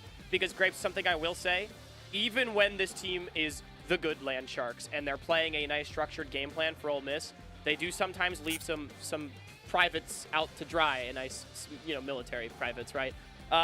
And Maryville, being the team that they are, can jump on them very effectively. So I like this for Maryville a lot. Don't let Ole Miss try to create their mid-game snowball and force 5 versus 5. As we get ready for the second phase, most notably the top laners have not been selected by either team, as well as the supports, unless we see some flexibility with this Pantheon down there for Rhino. The Renata would be a nice denial away from the Ole Miss side, because Kalista Renata is such a strong bot lane in itself, although there still are a lot of good options that you can play here. The Nico, most notably, still available here for Ole Miss if they want to pick that one up. I was expecting Zamudo to get R5, but they're going to lock in this Nidalee here first in a blind scenario, allowing for Stray to have the counter pick. I'm extremely surprised this gets locked in so early. Now, this will dunk on Rumble if Stray wanted to go for it. It's banned. Okay, it is banned. But regardless, I am very surprised to see Zamudo just pick this one up right here. We actually saw him, Grapes, during rehearsal. He was playing it in 1v1s against Sajed. Just labbing the pick, warming up basically, and we wondered if it would come out. He played it against Luminosity Gaming. Maryville lost. I don't like it. It just, to me, feels like it doesn't do anything, and it's going to allow Ole Miss to play their game of trying to force 5 versus 5s that are favorable. I feel like Maryville doesn't need to try to play an unorthodox game here. Their players are individually good enough to stack up to Ole Miss across the map if they just play their game, and I feel like introducing variants could potentially allow Ole Miss to group up around objectives, force mid-game team fights in the way that they like to do. And speaking of grouping up, that's an Ornn for Stray to round out their composition going into the Nidalee. So I was going to say that both teams had an early skirmish kind of style, but with this Ornn locked in, it's going to allow for a lot more scaling into that late game for Ole Miss. The response is going to be this Nico, which I was wondering if Ole Miss was going to pick up, but instead it's going to be going towards Zyko, and they have themselves a very pick-oriented setup that is focused on long-range engages, long-range poke, and basically trying to skill check Ole Miss here in this game 1. And I will say the Nico does provide a lot of area denial against Ole Miss potentially trying to jump in with a lot of people. If Nidalee split pushing on a side lane and Ole Miss tries to overforce, Zyko will be able to create quite a bit of space with this pick. But I've got to say, for Maryville, I mean, a lot of focus towards side lanes. You've got the Ahri, you've got the Nidalee, and the Vi to support the both of them. And Varus Nico, to their credit, is going to be fantastic in the 2 versus 2 against this Kalista Renata. I don't expect Shogo and Rhino to be able to generate a major early game advantage, which is, I think, a big point of confidence here for Maryville University. But, I mean, I'm looking at the preeminent MVP of the NACL, Zamudo, on that top lane Nidalee, because it is just a pick that feels so out of place when I look at 2 otherwise team fight oriented compositions, and he really needs to be a problem for Ole Miss. Otherwise, I'm not sure that this pick is justified. If he's able to get ahead, that's going to be the big thing. As you can see here, loading onto the Rift, game number 1 of the 2025 College League of Legends Championship about to get underway. Ole Miss looking for their first title in their 3rd year in the CLOL bracket. Maryville looking for their first title in 6 years in their 3rd overall. This is going to be a really exciting series, Hawk, to watch unfold. I know the desk took a look at their predictions. I think we are both slightly favoring Maryville here in this one, but things could go either way, depending especially on the volatility of the land setup and just the magic of CLOL like we saw last year with Slew. It was funny because we talked to Sajed yesterday, and even he was like, you know what, I'll give him a game for randomness. CLOL oftentimes brings magic to the table. We saw it with our own 2 eyes last year with what St. Louis University managed to do in 4 games. I absolutely believe that it could happen again, but to me, this match feels like it is LeBron James on one side against the 92 Bulls on the other, and even though Michael Jordan may no longer be there, they've still got Dennis Rodman, they still got Scottie Pippen, and they are still the greatest team that's ever hit the Rift. We are waiting for, of course, this game to get started again. The 10th iteration of College League of Legends about to unfold here to conclude. It's been a 5-month regular season. We saw so much awesome stuff in both the Swiss stage, into the conference playoffs, into that national championship bracket. And it all comes down to this. Let's do it! Game number 1 starting right now. What a great series. This is going to be a beautiful Spirit Blossom map. Grapes, I will say, it's kind of a bummer. We're not on the same patch that we were on throughout the tournament. However, I mean, I think these teams are going to adjust quite well to Spirit Blossom here. Staying updated alongside the game. We are on patch 2510. So we are 1 behind live, if I'm not mistaken. Yep, so certain things like the smolder buffs that came in be a little bit affected by that. But for the most part, it's going to be pretty good in terms of, you know, our expectations for some of these picks and bans. It looks like we have some pauses here or there. We're going to try to sort that out. Want to make sure all the players are at their peak level going into, of course, this first game. And yeah, this has been a really great journey to watch so far, Hawk. And it's great that we get the rematch of the upper finals once again, because that, again, as we mentioned, it was the series of the tournament. Series of the tournament. Yep. Yeah. Like, it just doesn't get better than that. The game 3 was unbelievable drama. I was trying to watch every second of that game that I could before I went into work. And I saw Maryville finally pushing into the base, and I said, wow, looks like Maryville is going to pull this one out. Bummer after the lead that Ole Miss managed to gain for themselves. And not 5 minutes later, I had 20 messages on Discord from people telling me that I missed the craziest ending in the history of College League of Legends. And of course I went back and watched the game, and I mean, man, what a treat it was. And even though Maryville ended up closing out the series fairly dominantly, it was not without drama. And if we get even close to that level of excitement here in at least one of these games, it'll be worth it. It'll be worth it for this trip, worth it for this journey. These players have earned their trip to this land at North Carolina State, and we are about to crown our 10th ever champion of CLOL, as it looks like the pauses have been worked out, at least for now. And as we get into this, Hawk, the first thing that we're going to have to take a look at is, you know, in this Spirit Blossom patch, lane prio more important than ever now that the grub spawn at 8 minutes instead of 6. And with these double range bot lanes that have been set up for both sides, that's going to be a very important part of how this early game plays out.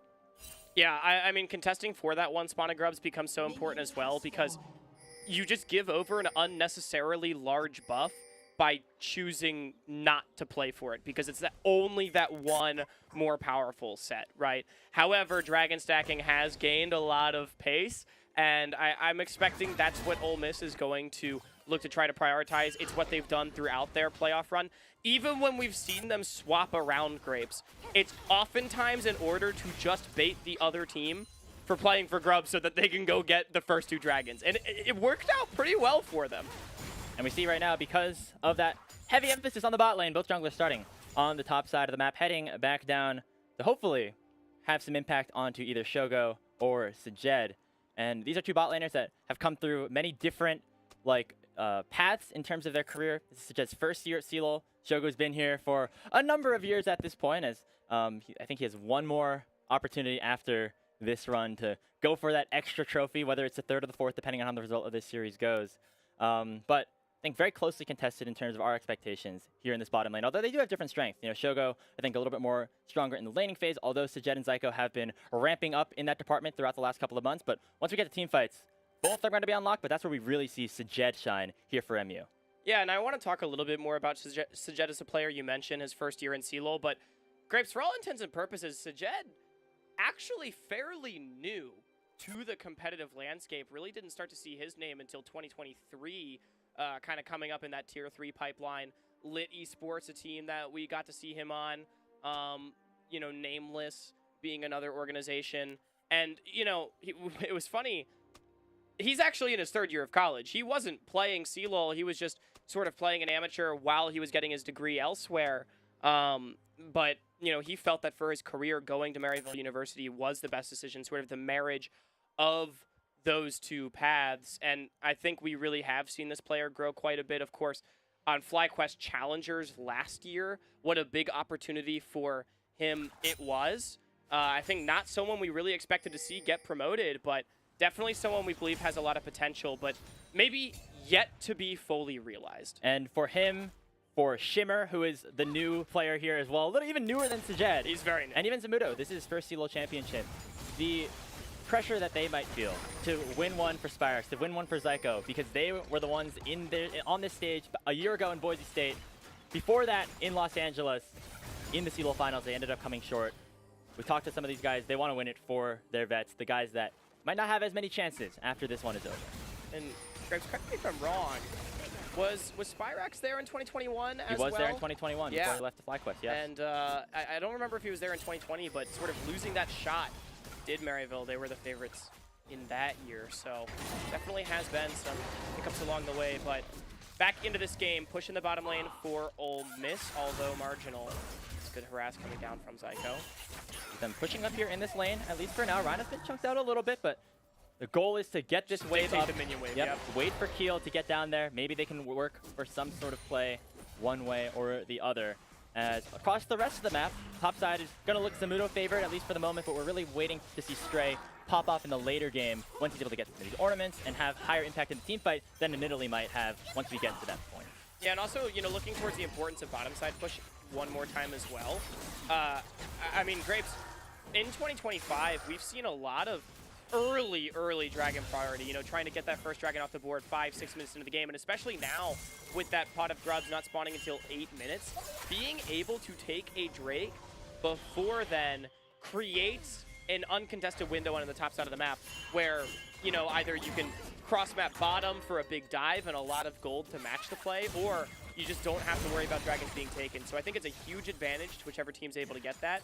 And this early sort of bot push, getting that first Scuttle Crab, does potentially open the door for that sort of play, as it does look like Shimmer was the one to pick up that mini objective on the bottom side of the map. Yeah, he was able to get there first. Keel just sending a reset as soon as he took down his Krugs, and then making his way up to the top side of the map, seeing that, you know, maybe Zamudo's pushed a little bit. Could we make an impact there, or in the mid lane where Asylum and Spyrex have been going at it just a little bit in that mid lane 1v1. We did see that Shogo took the first reset, so Sajed and Zyko were going in. We got saw it flash away from Asylum.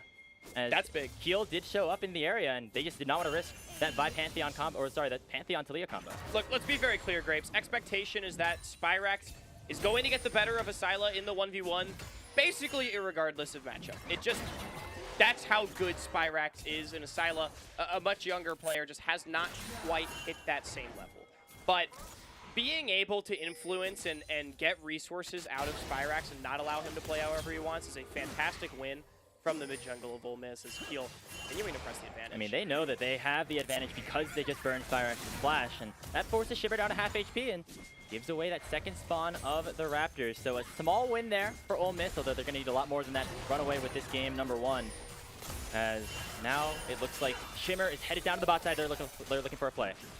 Shogo getting taken quite low, but yeah, they don't know. They don't know that Shimmer's here. They're going to try to find a kill onto Sajed, but the Ren's not in range. Now Shogo is going to be in trouble. He flashes away from the ball breaker, but it's going to be Shimmer trying to follow, but now the spears can come online. Shogo? Zyko flashes in, and he picks up the kill on a Shogo. It's first blood in for Maryville. It's going to be followed up by Rhino, but a 2-for-1 overall, as MU will control the bottom lane play. Wow, Shogo was out. He decided to go back in to try to get the kill. A certain one-way trip onto Shimmer doesn't end up getting it, so it ends up being 2 for the bottom lane of Maryville. They're going to push in this wave to deny it as well.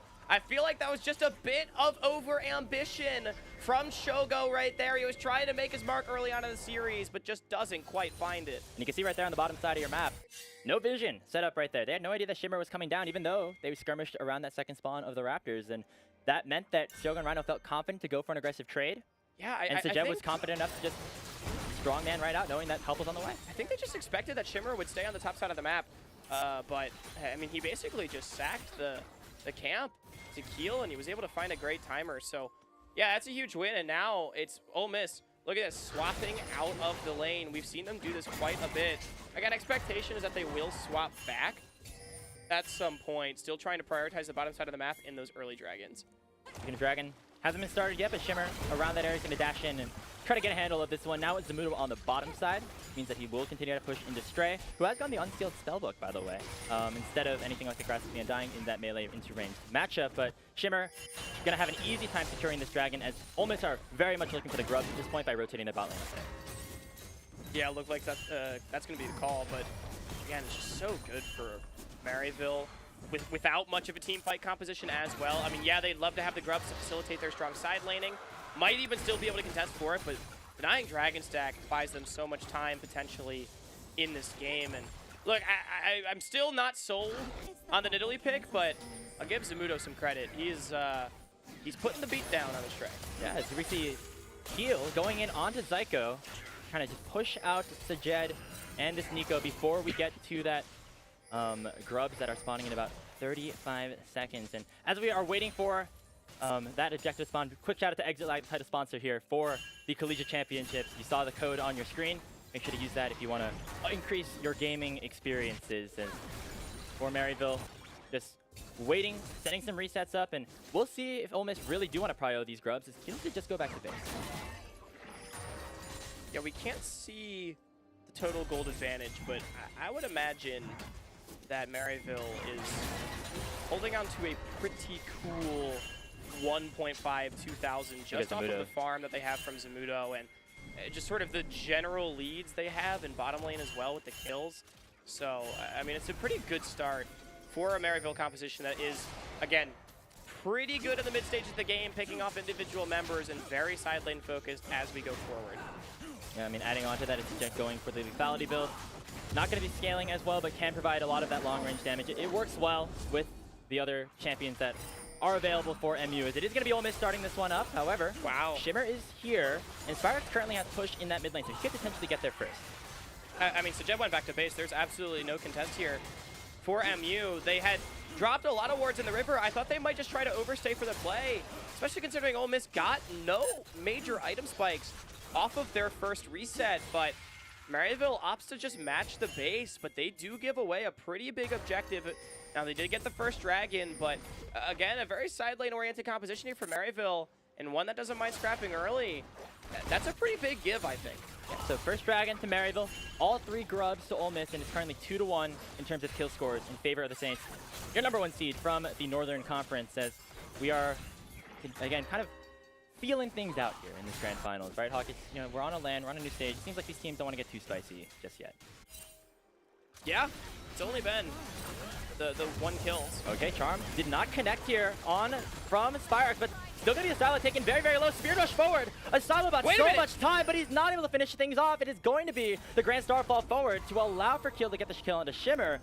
But Spyrex lives with just 100 HP and is going to head back to base. Wow, and that was almost a fantastic counter gank from Keel as Shimmer and Spyrex just didn't quite have the damage. Shogo and Rhino going at it right now, waiting for that Ren to pop. That's going to be the bailout. Not going to keep him alive. The flash forward is going to finally allow that to pop. And Sajed will get the kill. Another 1-for-1 overall in favor of Ole Miss, I would say, all things considered, getting that kill onto Shogo. And Rhino going to be able to pull the wave. That's really nice for Shogo as well. Gonna be pretty even across the board though, as Sajed did trade back the kill, and really well played by him, making sure that the bailout wouldn't get popped at an inopportune moment. He wouldn't give that EHP over to Shogo, and when he finally does kill him, it's too far away for the Callista to be able to get back into the action and clean up the double. But still a really nice 2v2 coming out from the Land Sharks, and going back to that mid play, it was Spyrex and Shimmer not quite having the damage to one-shot Asila. Keel, great counter gank. If that double goes over to Ole Miss, it is an incredible advantage. Instead, it's just a 1-for-1 that I think Maryville can be fairly happy with. And that was like really nicely done by Maryville's bot lane to wait out the bailout, trying to buy as much time as they could to make sure that Shogo did not get that reset, and being able to pick up the kill for themselves here as it. You know, we can't see the gold on our stream right now, but it feels like Maryville is ahead based on the top lane CS, and also, you know, seeing some shutdowns on Spyrex and Sajed, which is what their competition wants to do. And so Ole Miss gonna have to maybe play things a little bit slower from here on out. Could be a dive in the top side of the map. Zamudo, he does have all of his defensive resources, but okay, looks like it's just Ole Miss trying to secure the river for the push of Shogo and Rhino, as they do end up moving back towards mid. However, definitely could be a point of attack. This Nidalee can be vulnerable in a side lane if you're able to bring point-and-click CC to the floor.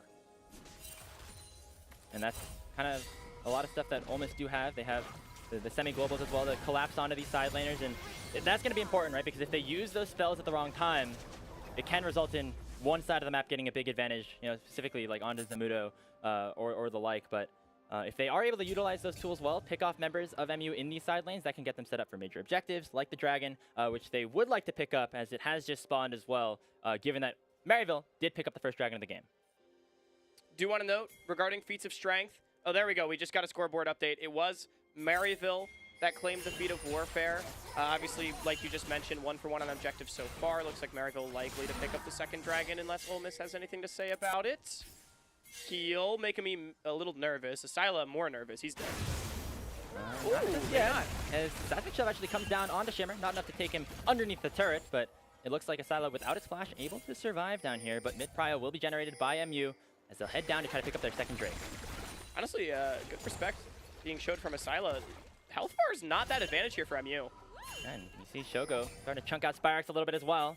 It looks like Asyla will be going back for a recall, has teleport and that Weaver's Wall to join a fight if Ole Miss necessary. can take the space. And Maryville, they're going to back out and wait for that TP to come through.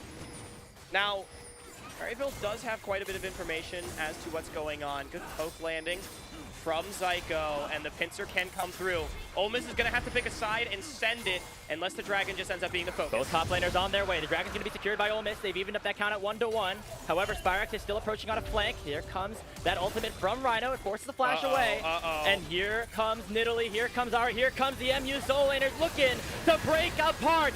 Ole Miss. It's already Asyla going down. Kill way out of position. The Pop Blossom lands on it too. And it's going to be Shogo and Rhino forced to run away as Maryville University find the fight that they want around the Dragon Pit. A charm lands on this Stray. Sajud's on a killing spree, and MU off firing in game 1. Yeah, Maryville, way too easy of a fight for them. Too much dancing, too much walking around if we're Ole Miss. But Maryville, it was way too easy for them to just pick their targets and focus them out, with Asyla flashless still on the Talia being the easiest one to take down. That's going to be feats of strength over to Maryville with the first tower and a massive 4K gold advantage.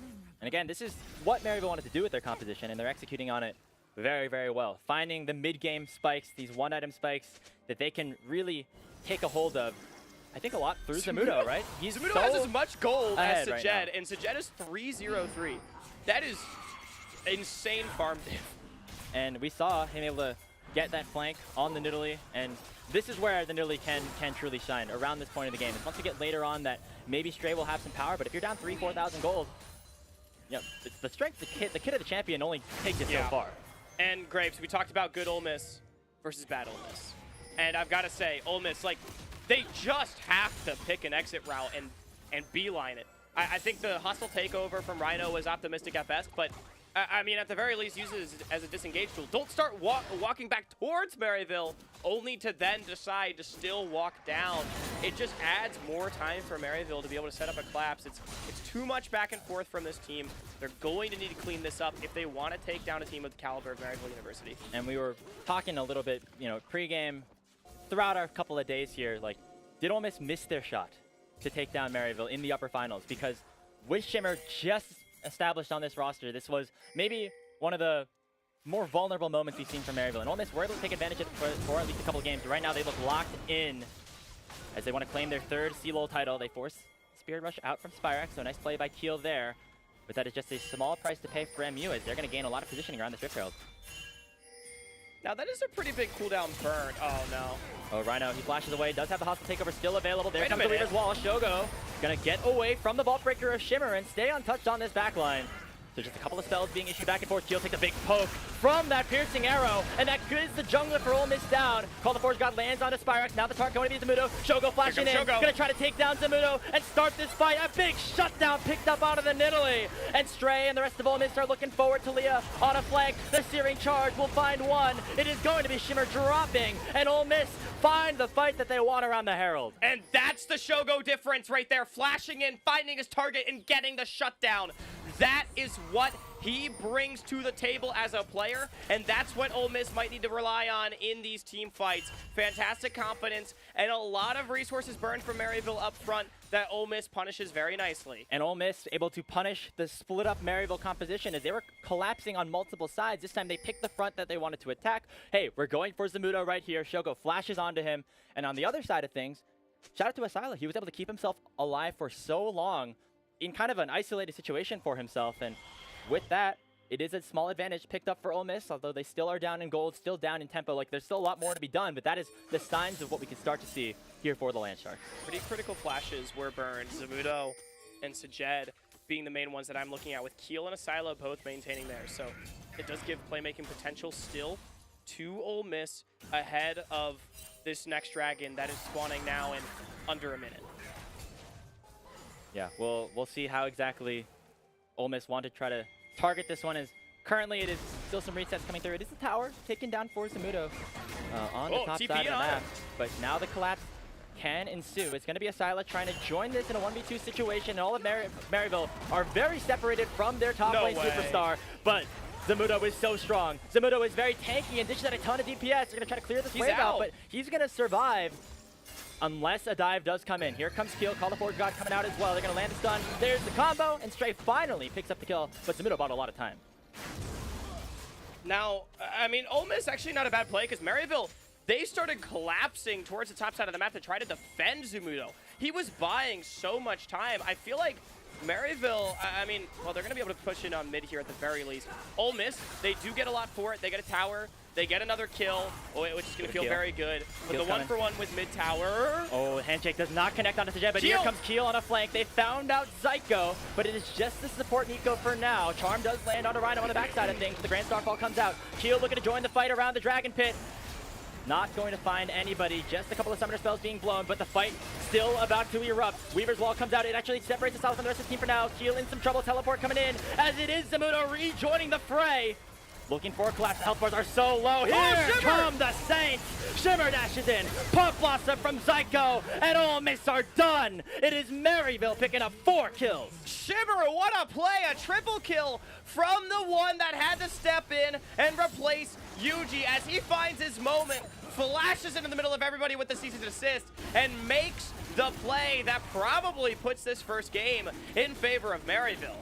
They're going to get this Dragon at the very least. The gold lead has opened up to over 6,000, Hawk, and this is the MU that we were expecting. This is the MU that always comes to play in the Collegiate Championship. And Ole Miss, they just look a little bit disjointed. They look a little bit messy.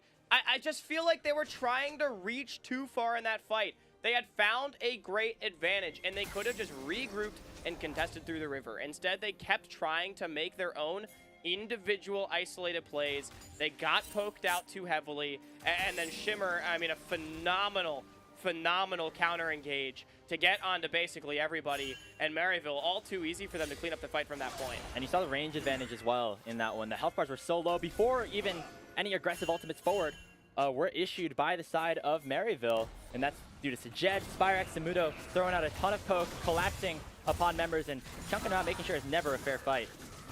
As it's not going to be a fair fight for the next couple minutes of this game at the very least, as MU, they got the objective bounties onto Ole Miss. They are really significantly ahead.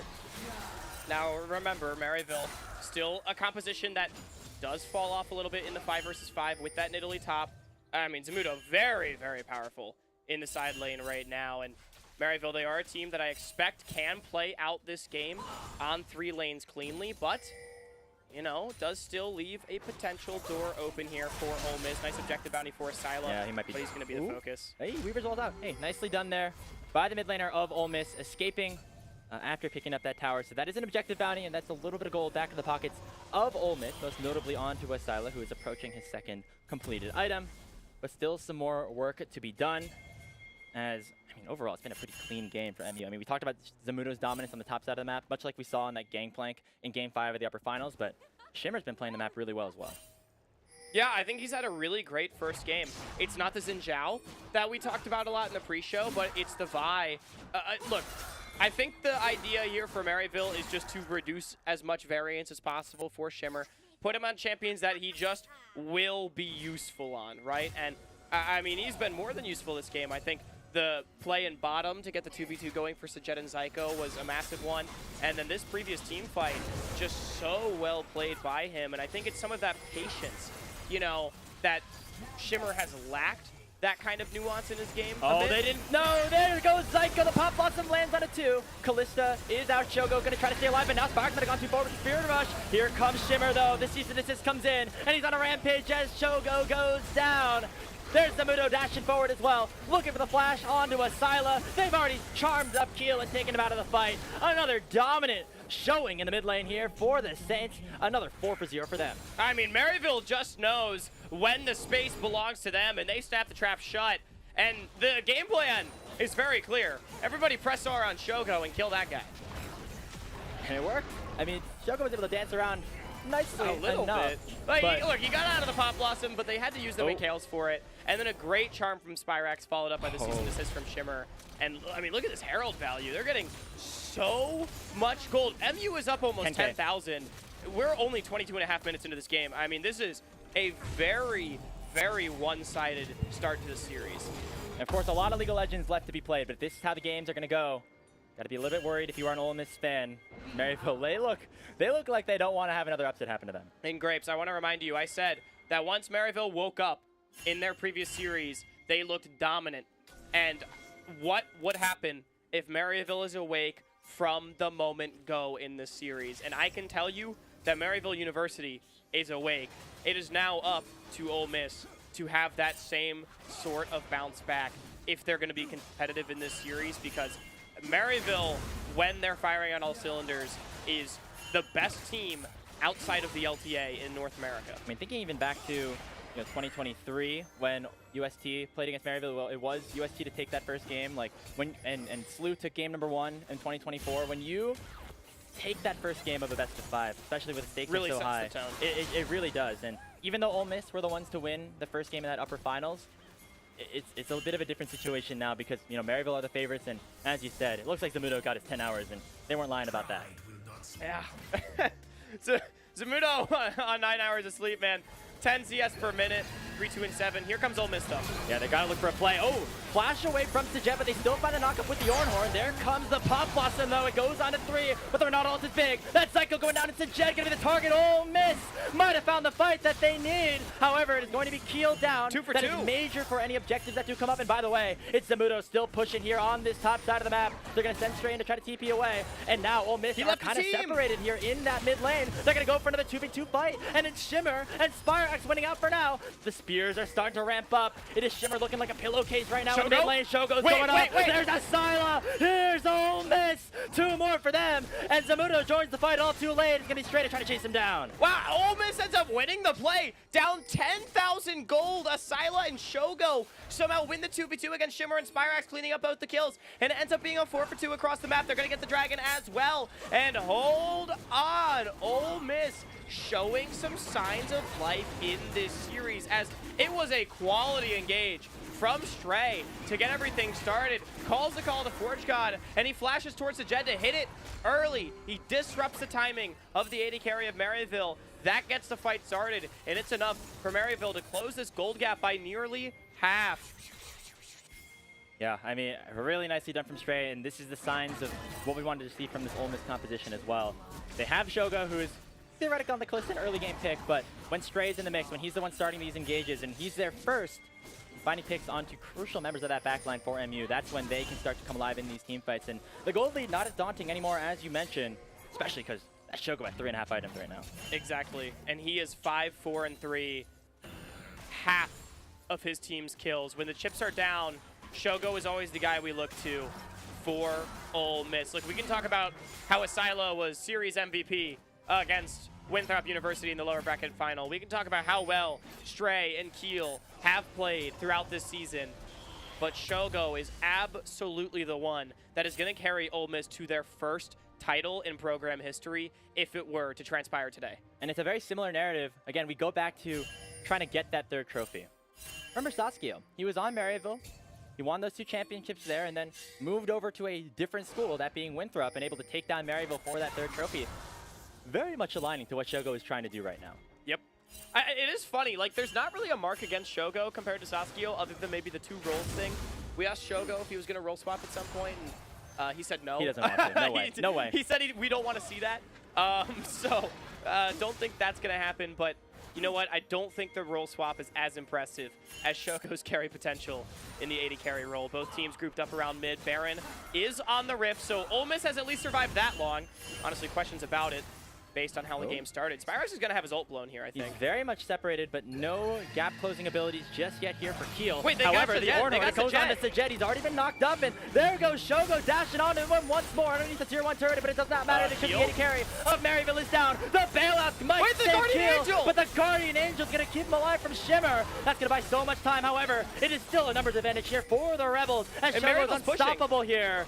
However, they have to watch out for their inhibitors as they are now under threat. It is Spyrex and Zamudo hunting them down and going to allow for super minions to push down into the Ole Miss base. So this is what makes an Italy pick so interesting. It completely hangs the team in the 5 versus 5, but it does have the split push capability as both Zamudo and Spyrex are able They're to on take the tier Nexus 3 turrets towers. right now. They got to go back to base. The Nexus turret is already down. Stray's at half HP. The charm does not connect, but Zamudo is going to try They to can't end this They game can't by himself. They can't Asylum comes in. They're on to the Nexus. They got to go right now. Zamudo is trying to end the game. He's flashing out. No the Nexus way! at half HP. Shogo got his reset canceled. It's And over! off the back of the split pushing Nidalee, it is Maryville issuing a statement in game 1. Shogo never made it back to base. And so Ole Miss just lost. I thought for sure he'd make it back, but he just never did. And Zamudo, on the pick that I was least sold in on this draft, just split pushed for the win. That was unbelievable stuff from the top laner of Maryville. A bit of a clown fiesta. It looked like Ole Miss was finally turning the game around. And now we're sitting here and it's just over. They lost that one fight. Maryville realized, okay, guys, let's just split push. And Ole Miss, they knew that because they were behind, they had to group up as 5. That's what their composition did best. Yeah. But they did it a little bit too long. And with 2 players pushing on opposite sides of the map, that was the 1-3-1 that we talked about in draft. It allowed for Maryville to just end the game. And you want to give some credit as well to Zyko and I think Sajet, who was able to, or Sajet was gone. Was it just It Zyko? was just Zyko To cancel the backs of Shogo, because otherwise that game would have been saved. That was what was so unbelievable to me, is that the sequence was so long. How did Shogo not get back to base? But, I mean, he must have just been getting harassed out by this Nico. Either way, MU 1-0 in what was ultimately a very one-sided game. But I will say, Ole Miss, in the 5 versus 5, they did show us a lot of heart. So I think they would like to avoid the back door for game 2. Maybe they can show us something more contested, but Maryville, a fantastic game from them. That is absolutely what we've come to expect. We've gotten a lot of backdoors in CLOL. You know, got some shades of the youth tactics there in that game number 1. It's going to be Maryville off and running here in the grand finals of the 2025 CLOL Championships. See if Ole Miss can bounce back in a little bit, but for now, let's send it back to Necra and the rest of the analyst desk.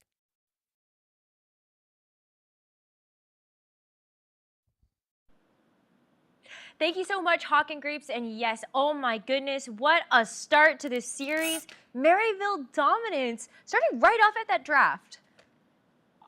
Where do we start, Matt? I mean, like the draft, of course, but I'm still kind of shell-shocked about Zamudo just taking matters into his own hands and just ending the game on Nidalee's top right there. I'm sure as an Italy fan yourself. Dude, I was going ballistic. Even you had to admit that top lane Italy was more effective than a jungle Italy there, you know? Listen, that's a low blow. That might have been personal. You know. Speaking of personal, Rafa, I'm going to have to ask you, I'm not mobile, you are. We're going to need a little bit of help when it comes to breaking down this game. Right, hang on. Rafa, we're going to have to, maybe get back into the collegiate spirit in terms of, classroom props. Class is in session, folks. I'm ready. I've got my learning glasses on. Let's talk about what happened, what went wrong here if you are in the Ole Miss camp and potentially Maryville as well. As Rafa, diving in, we're going to have to see, we didn't test the markers work or not, so we're going to have some faith We here. are kind of learning this on the fly, just like Ole Miss were towards the second half of the game. So start, we're going to move this up. There we go. There's a reflection. I'm saving things here. Anyway, draft. I want you to put down, Mark, winning lanes, all right? Because when it comes to Maryville and how they drafted, that identity was about 3 winning lanes. You had the Nidalee, blinded, very strong with all the top laners off the table. Ori and the Talia, counter pick. And the big thing for me in the back half of draft, obviously, taking that Pantheon first pick gave away the Varus plus Vi. But giving away Varus plus Nico, this was a lane that really emerged as a counter to Kalista plus Renata, because you can outpoke them. I feel like Ole Miss signing up for that team fight identity there and giving away 3 winning lanes to Maryville was a big mistake, and that's how we saw Maryville really start to develop that big lead. Yeah. The other thing that you have to consider is when you are going for a composition that is just all winning lanes, on Ole Miss, you are begging for Kiel to play a lot more aggressively in the early game to try and like either cover those lanes from losing a lot early on. And I don't think we really got a chance to see Kiel get involved nearly as much as he would like.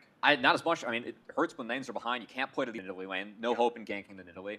And also, you had Shimmer having that first really big play in bot lane, did get Sajed and Zyko that lead. And from there, Maryville were able to really utilize the early game composition to pick up an early dragon. They gave away the grubs, but they picked up another dragon along the way and found some big fights off the back of Shimmer, who really stepped it up here. Yeah, I mean, that's the devastation of having a composition where you are favored early. You kind of have the onus to say, okay, we get to force fights on our own terms. Yeah. But it is good for Maryville's new jungler to be stepping up to those shoes and being able to carry out the execution well. They definitely have to be on point in terms of making sure your positioning is there to really execute on those team fights. But I think in general, too, I love that you bring up the fact that Shimmer was such a big piece for the victory here for Maryville in this very first game. Because I think even heading into the series, we're kind of saying, Shimmer coming into the winners finals where they first actually played off against Ole Miss, kind of looked a little shaky. But it was good for the Shimmer crew. Yeah, he's got a fan club starting already. I'm not at the helm yet. Okay, I think he's at the helm of his own fan club here. But no, I mean, for Shimmer, he had that huge vibe play in the middle. If he could pull a replay up, that'd probably be the one. But the flash over the wall, found the R, knocked back 3 people, ended up picking up a triple kill. Yes, he made a couple mistakes early, but that was a huge team fight from Shimmer that really turned the game in Maryville's favor. I mean, already we're starting to see a lot of confidence from the young jungler for Maryville University right from the get-go, which is super important just for the overall trajectory and momentum of this series, because when you go back to the upper finals just a couple weeks ago, Shimmer was looking shaky. He was unsure of whether he needed to step forward. There was a lot of times where he was going in unnecessarily to force plays that did not need to happen. This was not the case today. And what we learned from that series was that he kind of struggled on the Vi. Like, Xin Zhao ended up being a really big pick later on. Yeah. He was missing this game. There weren't any jungle bans. Vi's a pretty common ban that we got. Of course, that first pick, Pantheon, Vi is considered the stronger champion by most, and Pantheon was the champ that recently Shimmer popped off on, the Luminosity Gaming. Yeah. The only win was through Shimmer playing that Pantheon in Fearless Draft. The fact that they took that away and he played the Vi, a pick where he found losses on it early on in that series against Ole Miss in the upper bracket final. The fact that he played so well in this game, I think, is a really good sign for Maryville moving forward. I mean, cue the montage sequence right now, because when we go back and look through the game, it is all about, Shimmer being able to execute on those early game plays, and having a confidence look from this young guy already is a good sign for Maryville just going forward in the series. Now, what I am curious about is there's a couple of mistakes later on by Maryville overextending on mid lane. I think Zamudo wasn't there when they made the collapse. It was good by Ole Miss to just say, guys, we're down 7,000 gold at this point. We need to do something right now. And they had the engaged tools to pull it off. Yeah, again, big play by Stray. I think sometimes the unsung hero of that team, the fact that he was able to get them a fight where they closed that gold gap from 7K to 4K, as you highlighted. Yeah. The pity prizes went away. It was only bounties left. But at least Ole Miss were able to show signs of life again. They definitely drafted a team where you have a good 5v5 later on. It's just that in order to make that happen, you kind of need the Pantheon Talia to use their semi-globals to actually make plays on the side lanes that would be winning for Maryville. Yeah. The fact that they weren't able to do that, and it was the solo laners for Maryville that ended up ending the game, pincering the base of Ole Miss in the end. I think that it was really telling the fact that Asila and Kiel just couldn't really impact the map. That was a big thing for me in that game. Yeah, I mean, roll the tape as well so we can get a chance to show everyone else at home and just reviewing those plays back. But for us, when we look at the win conditions of this Maryville side composition, it's back at the top, right? This team is meant to win early on. You want to steamroll and you want to snowball ahead. And some of these fights that do happen on for Maryville are pretty much them favored, which is why we see the gold lead up again. Yeah, even something that, Rose or Necro, you brought up, the fact that the terrain control coming out from Maryville was really good, like taking fights in the middle of the river, utilizing those big ults. This was the huge play by Shimmer on the Vi, was able to flash over this wall. Check this out. 3 knockups on the way for the cease and desist. Also killed Talia on the way, picked up a triple kill off a good pop blossom from Zyko. That was the big lead that really emerged from Maryville, and they were able to snowball throughout the rest of this one. Yeah, I mean, this was just so impressive. I thought maybe there was a chance for Ole Miss to start to come back, but then at a certain point, it felt like people were so distracted by that middle lane fight. You take a look at what's actually happening over in the home base, and it was over before we could blink. Yeah, I mean, Ole Miss were kind of forced in this situation, right? You're down 7,000 gold. They're able to shore it up to 4,000, 5,000 off the back of this play. But because the split push condition was already so strongly set up for the Nidalee from the get-go, Maryville University just realized, hey guys, why do we need a team fight when we could just end the game? That was a big thing too, at least what we set up going into this. The solo lane prowess that Maryville has between Zamudo and Spyrax, two players that, again, I think are borderline or would-be LTA North players on the channel. Definitely people that, especially Zamudo, like he's a name getting tossed around that player, like fans want to see get promoted to the next level. The fact that those two were able to really step up and solidify the game for Maryville was rather nice and kind of an exciting way to wrap that up. Yeah, I think the funniest conversation when we were about Zamudo, we got a chance to talk to the Maryville players before the event, and we were talking to some of the players and just saying like, hey, you know, how do you feel like, you know, Zamudo has leveled up, you know, since last year? And a lot of the Maryville players, I don't know if they were chirping or Frankie himself, who is Zamudo, was saying, I don't feel like I got better. I think everyone else, all the good top laners just left, you know? And he ended up on a better team too. Yeah, that is very Maryville true. is not quite AoE. Sorry, AoE. Yeah. They're out now. I can say that. you know. Dang. Yeah. Dang. Shots fired. But I will say this, even if Frankie is downplaying his growth, I think you can tell how much more confident he has become under the tutelage of Niles, who, you know, for those who are longtime collegiate fans, will know that Niles, who is the current coach for Maryville's program, was a former championship winner with Maryville University, the former top laner that has been with this program for such a long time. Yeah, definitely. You know, Niles likes to coach all 5 of his players, but definitely I feel like whenever you played that role at such a high level, top lane is going to be a special seed for you to work with. Yeah. And Zamudo's been cashing in on that one. Yeah, so much easier to want to take somebody under your wing in that way. And I think we've seen a lot of players be able to go so far with tutelage like that. And so I'm excited to see if that's going to continue to maintain as we get closer towards returning to our games in the series. But before we do that, I think we got a chance to actually talk to Shimmer a little bit more about what this really means to him. So hopefully we can show you that. At first, my dad's side of the family wasn't too happy about it. They all said I was wasting my time, and they would hope I'd go more traditional route, join like the family business, or like just work my butt off till I'm 50, 60, then retire, have kids. You know, the usual dream. My mom was the only one supporting me for a while until I told my dad's side of the family that I get a free education. So they're like, oh my God, you should definitely go and take it. So yeah. Thing that really stuck out to me when being able to highlight Shimmer and just knowing not only the pressure that comes with the series, but also sort of the pressure that comes with being a collegiate League of Legends player for his familial situation. I'm really glad that he opened up about his story. Again, I worked with Shimmer previously. Yeah. I knew that about his background, and it really leads to the drive that he has. I believe he's the first person in his nuclear family to go to college. It's a really big deal for him and his family. So the fact that he was able to use League to get there, and then now is performing on the biggest stage, an opportunity that, you know, Shimmer and the Shimmer crew always like to talk a big game. It's good to see him cash in on that. Yeah. Well, I want to start looking ahead in Draft 2 while we still have a few minutes before we start tossing it over to Hawk and Andrew. Now, we already talked about Maryville went for a very aggressive win lane, win game composition, and Ole Miss just didn't have enough tools early on.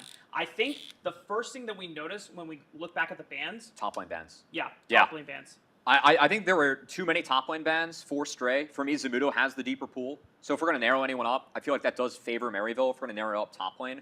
I think if the other roles I'd actually look to narrow would be bot lane. Shogo is someone that can always play anything in the bot lane, it feels like. I mean, one of his CLOL runs, he actually ran Fearless Draft on his own. He played a different champion in every single game of, I believe, 2022 in order to win CLOL. And he said he was going to do that coming in. Very so impressive. The fact that, you know, he has that deep pool, I feel like having bans aimed at the top laner in Stray, who, again, did his best on the Ornn, but you're playing Ornn in the Nidalee, that's a tough matchup. And Nidalee is one of those champions that Zamudo can blind, and I felt like with all the top laners off the table, Stray couldn't really find a counter in his pool. So I think removing some of those top lane bans, maybe changing out for bot lane bans would be much more favorable for Ole Miss. That or take away 3 of Shimmer's champs. Yeah. I mean, one of the drafts that we entertained at the top of the pre-show was, why don't you just focus out Shimmer? Pan flies in, take him away. Yeah. Take Xin out, take Vi out, and then take Pantheon out. You can pick one, too, however you want to handle that. I think that you can definitely change up some of the bans. I would keep, it was We had Azir, Scion as the 2 bans from Ole Miss. I don't remember what the 3rd ban was, whereas the 3 bans from Maryville Yeah, were you're gonna Oriana challenge me on Yorick that one. and Lucian. We should have did our prep. Anyway, there's a mystery ban in there. The fact we don't remember it means we might be able to throw in one of these champions. Well, that just keeps things interesting. Because you know that chat's going to help you out here. It could be that. Or they're going to clown on you. Either way. I love it when chat clowns. I think also the fact that Ole Miss, we gave up 3 winning lanes to MU. The 3 winning lanes. We cannot do this. This is just a draft sin. I know that the team fight again, you have Pantalia with Ornn, Renata. It's a lot of circles and pick that we can have. You gave up 3 winning lanes to Maryville. When we saw this team with UG, this was a team that didn't drop a map in NACL because they were picking early game comps and playing it so well at that higher level. I know even with Shimmer in, it's the same 4 out of the 5. They play this game really well with 3 winning lanes. You cannot give this over again as Ole Miss. I don't care what kind of team fight you find. I feel like, again, giving up that Varus Nico, you can pair Kalista Nico. It's really good. Varus Nico was the lane that was built to beat Kalista Renata. I felt like that was a big mistake from them. Yeah, I think that was the one part of the draft where it's that should have been the big change. And take the Nico. We were screaming in the audience just take the Nico here, and then they went with Renata. The thing by taking Renata, it's good as a counter lane in certain situations, or if you really want to play the hard disengage, but you pigeonhole yourself into only disengage, which then prompts Stray to say, I have to pick Ornn because we don't have team engage with the team at this point in the game. Yeah. I'm learning so much.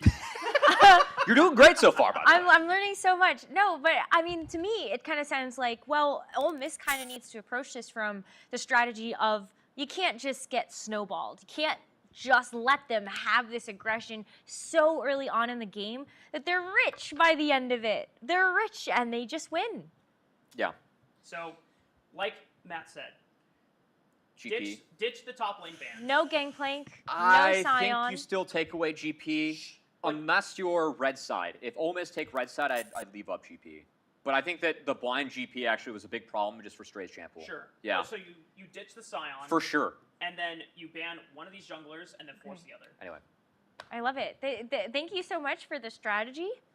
I think we've learned. I think we've all learned a lot here. You can sit back down. Hopefully. I don't think we did the best job as lecturers maybe presenting this to Twitch, but that's okay. It may have not been legible, but we promise. We did our best. Yeah. It is very cool. You know, that's us acting as professors and not actually being professors, Rafa. You know? we did our best. No, next time I need to get you both lab coats, and then you can actually give us a science lecture. Shout out to Mad Magical with the lab coat. Put us in a chemistry lab. That would have been fun. I love that. Because then we can actually cook up some interesting picks.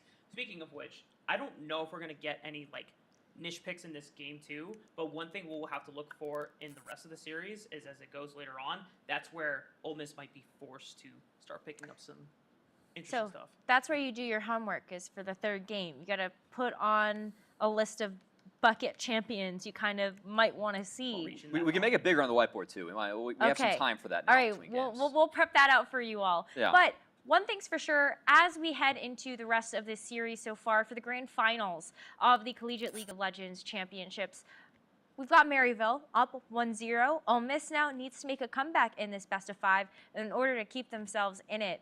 And I do feel like the second game is going to be quite telling to kind of see where the rest of the series is going to go.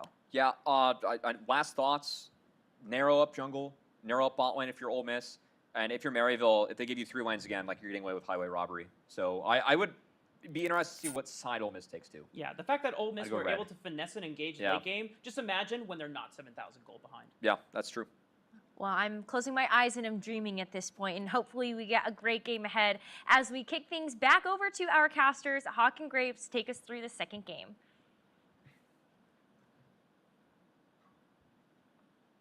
Analysis there about that draft in terms of how Maryville were able to play all 3 of those lanes really, really nicely. And for Ole Miss, they actually do select the red side here. So a little bit of a deviation as we are not on Fearless. We are on the traditional draft. So the Nidalee from Zamudo that popped off so nicely.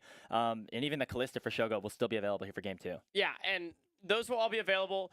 Ole Miss on the red side, this is not a deviation. They were generally preferring red side when these 2 teams met the first time. It's generally been their preference throughout the season. So I think, a counter pick is going to do them a lot of help. hopefully should deny Maryville from those 3 winning lanes that Cubby did just refer to. And when I look back at that first game, I'm not sure if I should praise Maryville for a very dominant and well-executed full-court press that resulted in a fairly quick win, or if I should say it was the most disgusting game I've ever seen because they got 10,000 gold ahead, engaged on, lost half of that gold, engaged on again, looked like the game was getting equalized, but then Zamudo just backdoors and wins. Like, was it madness or brilliance? I'm inclined to give them brilliance, but it was a little like... Yeah, they stacked a lot of pressure in the mid lane to make sure they won the game. Hey, you know what? They won the game. As right. You got to break a few eggs to make an omelet. So Rhino was playing the Renata. Maryville, it was Zamudo who bailed them out in that first game. Look, it was looking like things were coming out of control. And you know what? For Ole Miss, if you can whip up some of that magic that you found in those team fights, if you can allow for Shogo to be the main carry, to be the carry, that is where Ole Miss will be able to even up the series. Ole Miss did what they needed to do like 10 minutes too late. The team fights from like 15 to 25 minutes for them were disgustingly terrible. But they were pretty good when they were actually down 10,000 gold. I'll give them that. So, like, if they can just... Maybe they like locked in at some point during that game where it's like, wow, we're getting rolled. Guys were playing bad. Let's just focus on making plays together and not trying to, like, solo win the game. And if that was the awakening that Ole Miss had, it may have cost them their Nexus and 1/5 of the series, but it could be a really big revelation. So I'm willing to give them that, but they just need to make it happen earlier on. I still think the main takeaways for me is that Ole Miss showed some fight, and Zamudo on 9 hours of sleep is indeed a very big issue. Yeah. He absolutely destroyed Stray in the top side of the map. Now, I think Stray on the Ornn, like, it was fine. It was yeah, good. like, he did his job. I don't think it's up to Stray to stop Zamudo from destroying him, but that was a very large problem that resulted in Ole Miss losing their Nexus. Yeah, and it is best of 5, which is helpful for them, right? And that's actually a cool feature of this new CLOL season is that every single series in the conference playoffs and the national championships have all been best of 5. So there's a lot of opportunities to look at what went wrong, rebuild, and they still have another game to drop before the series obviously ends up going Maryville's way. So Ole Miss still have some room to play with, but they got to get things going right now. We did talk to both Sajed and Rhino yesterday. They both wanted 3-0s. They both wanted 3-0s. We told them that wasn't going to happen. So hopefully they listen to us. Yeah, we told them both to give us a content game if it looks like that. Now, we're at least, I think, 1 game away from that coming into play. You know, still a chance for the teams to try to build their 2-0 leads or maybe Ole Miss to equalize. Here's what I'm going to say, is that we can talk about Maryville took the first game against Ole Miss the first time. Or, sorry, Ole Miss took the game against Maryville the first time when they played in winners finals. But for Ole Miss, when they were in lower finals, they lost a very convincing game 1. That's a great point. To Winthrop University. They got destroyed, and both you and I were like, oh, bad Ole Miss is here. And then they played great the next 3 games, and they won in 4. So I still have some hope that this team can turn it around, but we are underway into the draft. Again, Ole Miss adjusting over to the red side. I think that's going to be a trend we are seeing throughout this series. But Azir and Lucian, critical picks, not available yet again. Yep, it's going to be Spyrex's Azir, Shogo's Lucian. We saw Stray in that lower finals. Also, held himself a pretty good time on that Yorick pick, so not surprised to see that one banned away. Very curious to see how Ole Miss try to allocate their resources here. It seems to me that because they are on red side, they seem to want to opt towards it over and over again. They want to make sure that Stray's able to get a counter pick and at least get himself a favorable matchup into whatever Zamudo has to offer. Yeah, Stray did a lot with counter pick against Denethor a few short weeks ago, and in their last series against Maryville, games 1 and 3, the ones that Ole Miss did win, they were able to force Zamudo to make mistakes. And so that, I think, is a difficult task. Like, Zamudo has been having a phenomenal year, but he is still a young player. He can be forced to make mistakes, maybe with some attention from Keel. I will say, Oriana, one of those big picks, Maryville leaves it up. They blind it for themselves for Spyrex. But I also want to point out that Shimmer no longer has access to Vi. Stuff like that, Zinzao, which was mentioned during the pre-show, could be available for him on this second rotation. We'll see if Ole Miss actually want to take that away themselves. Now that they were the ones to actually ban away that Pantheon. I think they should pick it here on 1-2. Yeah, especially with them banning Pantheon signals that they want to go for a different priority. Ooh. Wukong is good. It's a bit more carry-oriented than the Xin Zhao for Kiel, but it has fantastic skirmish potential, and Galio is the pick where Asila got his bread and an MVP against Winthrop in the lower finals. Yeah, he played really good on this champion and was able to, make do with the fact that after that series that Winthrop watched against Maryville, where he popped off on the Oriana a bunch of times, he had another champion in his bag. It was this Galio, and has some good dive potential with what this Wukong has to offer as well. There's that Xin Zhao that's picked up here for Shimmer. That is the expected matchup, and that's one of his most comfortable champions. Says, hey, those are our picks to watch being locked in. And this Gwen has been banned away from Maryville in basically all the games that Ole Miss played. Now Zamudo's going to have his chance at it here on B3. Yeah, it's interesting to me because the Gwen has actually not really been a pick in between these two teams specifically, despite the fact that Zamudo has been so good on it.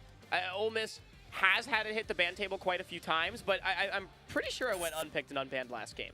So they are feeling comfortable to give this one over to Zamudo. Ole Miss has a very strong dive composition locked in already. They've got the Wukong in a favorable matchup, despite giving overall reliable to Shimmer. They get Shogo on a champion that can follow through with all of the space being created for him.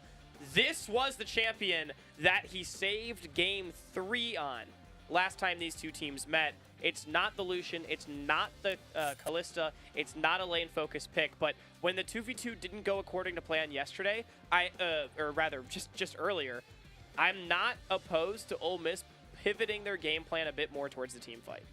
And they're going to have to get into close range with that dive composition because, that's what the champions like to do, but also given what Maryville have locked in on their top side. There are some no circles on the other side, yeah. So much Gwen space. and Xin Zhao will be immune for 5 to 7 seconds. Yeah, so you got to get into melee range for those guys if you want to do any significant damage to them in those fights. So nice setup so far. We do have to continue to see what the composition rounds out with, as we did see Rakan ban away, but something, like a Nautilus Rumble or a is Nico open. is still around. Rumble open as well, but it looks like Stray might go for a different champion against the Gwen. Yeah, Rumble is not great against Gwen, so I'm not surprised to see Stray not go for it, but I mean, it is a comfort pick. Regardless, they're Renekton. It's also a great comfort pick for Stray. It facilitates the dive exceptionally well. I actually really like it, and to just the general immobility that we're seeing of Maryville as well. I think Stray will be able to, again, alongside this Wukong and Galio, just create a lot of space for Shogo to be able to operate on this Kaisa.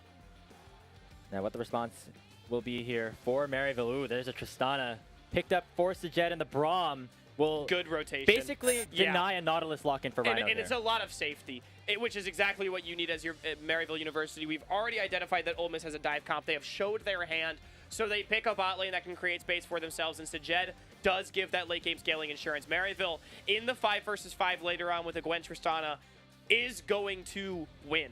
So Ole Miss still has pressure on them to just find fantastic engages in the mid stages of the game, but I don't think you can let them get going. Now, this is interesting. Gragas for Rhino. It's actually one of his favorite champions, if you didn't know this about Rhino. He drew it before this grand final, but we have not seen much Gragas support. This is actually, Grapes, a Porty special from the University of Minnesota, one of the Cinderella stories of this tournament, making top 16 as a 25 seed. We saw it be piloted to great success. And we've seen Rhino play the Gragas support in years past, just not necessarily here in Ole Miss. It's something he can play. It's just, it's different. Yeah, and what I like about it is, you talk about all the space that Maryville can operate under when you have the Gwen, when you have the Xin Zhao, when you have this Braum even something like the Oriana Shockwave or the Buster Shot to send people away. This explosive cask from Rhino is going to be very, very important. If you can use it to send somebody towards the Ole Miss team, you could start that engage on your own. There's a lot of different utilizations here from this Gragas. It's a little bit more of a flexible pick compared to somebody like Rel in terms of how it can operate. Focused. Yeah, true as well. It has its own form of harass. It has actually great burst in the quick trades. And here's some spice for you, maybe, Grapes, is I look at Sajet on the other side. He is a great player, and he's a very mechanically gifted player, but he has failed some of the skill checks against engages on things like the Xayah or the Tristana. He's missed, a Featherstorm reaction on a public execution here, or a rocket jump buffer and a Rakan engage there. He hits a lot of them, but a lot of responsibility now for Sajet before he's got that level 18, before he's able to hit from a mile away. There are so many spells here on Ole Miss that Sajed needs to be vigilant about, or he will get killed very quickly. Spyrax without Azonia's a very obvious target for me here. As we're out of the rift, Ole Miss looking to execute the dive here in game 2. And already Ole Miss setting up a bit of a death brush situation that is going to be checked here by the side of Maryville. Already chunking down Shimmer to half HP, by the way. And Zamudo gets stunned up by the W of Stray. Wait, that's getting a kill. taken very No low. flash. Shogo has the flash to follow, and they're not even going to use it. That is first blood into the 80 carry of the Rebels. A big win for Ole Miss here in game 2. Yeah, I mean, look, I get it. Maryville, you got the Braum, but how about we bring him to the party? You know, you gotta invite the guy before you expect him to bring the chips and dip. And unfortunately, Zyko didn't get the invitation, and Zamudo, no flash. That's first blood to the main carry of Ole Miss. And that is a big win. And we talked about how strong Shogo can be on this Kaisa. We saw what it did in game number 3 in that upper bracket finals. It's off to a good start right now. We can say that for sure. Now, Stray did lose flash for it, and junglers both starting on the bottom side of the map. That is a potential avenue of attack. We talk about Zamudo becoming a problem in that first game. Could maybe happen again with a bit of extra attention, but that is unrealized gains. Ole Miss already having that kill, off to a great start. Yeah, we have a bit of a pause right now as we're waiting for the second game to begin. Reminder that Ole Miss is up 1-0 in this best-of-5 series, and Ole Miss need to right the ship here a little bit in order to have this be a bit of a more competitive one. And they got off to a great start right now. And in terms of how these compositions like to function, getting somebody like Shogo who has the agency to press that R button on himself, there's so many tools and so many spells that can proc that killer instinct and allow for the plasma stacks to start to stack up with all the crowd control that exists in the rest of Ole Miss's kit. So he should be able to ult in basically whenever he wants. This is a great game to play Kaisa. Yes. Honestly, like, Ole Miss has created a fantastic Kaisa comp, and I don't think Maryville really has a Kaisa killer comp either. They just have a good comp overall, and they're going to try to outscale and just be better in the 5v5s. Like, Maryville is hoping that the justification of their composition is that their 5 champions together are stronger than Shogo, which should be the case. But this is a great game to play Kaisa. I do think Ole Miss has set up well for him. Again, the kill, it's a great boon heading into the mid-game, as hopefully this pause sorted out fairly quickly. I mean, the anticipation only mounting as this grand final between these two great teams, again, just means so much. I'm really excited to see if Ole Miss can keep on keeping on here, because remember in that game 3 it was Ole Miss that got off to that big lead, and then Maryville started to come back, and then Ole Miss came back again. A lot of back and forths there. So yeah, this, I mean, it's just one kill that we're talking about. There's not much to talk about in this game so far. It's just started things off. But look, if there's one thing that I've loved about this Ole Miss team for the last 2 years as well, and kind of in the Shogo iteration, this team's games will always have drama. Like, no matter what, you're never gonna get a clean game. It's like Fnatic or something. That'll be my comparison to a pro team. There are no easy days as an Ole Miss fan. Maryville, it's a much different story. You've had some easy days. They are a well-oiled machine. You know, they may drop championships, and so that can be tough, but they win a lot of League of Legends games, and they do so very cleanly. And I think that's part of what's made Ole Miss so fun to watch, but it's just what's made Maryville so formidable over the course of their history. And it's definitely a fun dichotomy between these two teams. Yeah, and Ole Miss, again, as you mentioned, like looking for their first title. Yeah. Right? And I mean, what a big deal it would be for this program. Power 5 school in traditional sports. Like, this is, I think it would be a really big deal for sort of the legitimization of collegiate esports at larger schools across North America. Obviously, you know, wouldn't be possible without teams like Maryville paving the way, and they're certainly not going away, but yeah, what a big deal it would be. You know, they existed. I mean, their program was founded like after Maryville won their last title. So technically, since their founding, we're on even footing. So we can think about it like that if you are trying to spin things towards Ole Miss's side. But I think the bigger thing is, you know, we talk about the finals not being won by Maryville over the past couple of years, but the fact that they're always there, or at least in top 4, like in 2022, in a very stacked bracket towards one side, it shows that they are always towards the top, just having to finish the job in these grand finals. People have argued to me that you cannot call Maryville the Kings of Collegiate without a title in 6 years, which is a fair take. But my counterpoint would always be that for the last 6 years, Maryville has still been the best team. The most consistent team. Right. Like, they're always the team to beat. Or at worst, they're, like, considered number 2, like maybe in 2023. And, I mean, they're always either in the final or in the case of 2022, which is the only time they've missed it since 2019. I think many people consider that match against UST to be the real grand finals. And yeah, that was a really close series. And guess who it was against? It was against Shogo, who has generated a lot of bot lane push so far in this 2v2 lane. Getting that kill obviously helps, but it's going to be Sajet and Zyko a little bit more on the back foot here. Zamudo's getting a nice careful. Remember, Zamudo has Ignite. That is the summoner spell that got him killed for first blood. So Stray needs to be very careful. Heals in the area, which is good. However, he's a little bit delayed on his clear as he kind of reverse around the jungle a little bit. Slow early without help, especially. And so it means that Shimmer is able to pick up this topside scuttle and potentially go for a bit of a dive. But luckily for Stray, he does go for that reset, teleport back in to the top side of the map. But good call from the top laner of Ole Miss, because you can see Shimmer was recalling in the river right there.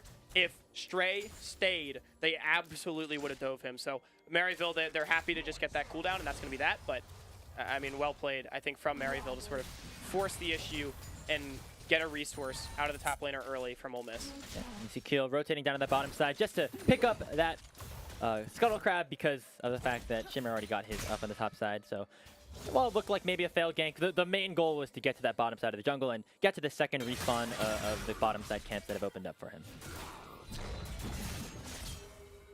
Big trading in topside. Zamudo playing so aggressive. I mean, again, like Stray just getting these health chunks. You really have to start to respect this Ignite Gwen. Zamudo XP lead as well. And, I mean, he is making himself out to be the main carry potentially for Maryville University in this series. I mean, look at him. He's pushing him off the wave right now. Stray's not even able to pick up a CS because he knows that if he goes too far forward... Renekton sucks when you can't scrap in lane. You need access to the wave to generate Fury. This is miserable. And Zamudo... There's a reason this champion was banned against him 4 times in that last Winners Final Series. It is such a powerful pickup here for him specifically. I mean, one of the champions he made his name with, even on some of those earlier teams that the Desk was talking about. And even in this championship specifically, has played amazing games on it as it's continued to be a prevalent pick here in the meta. I'm curious to see if he goes for...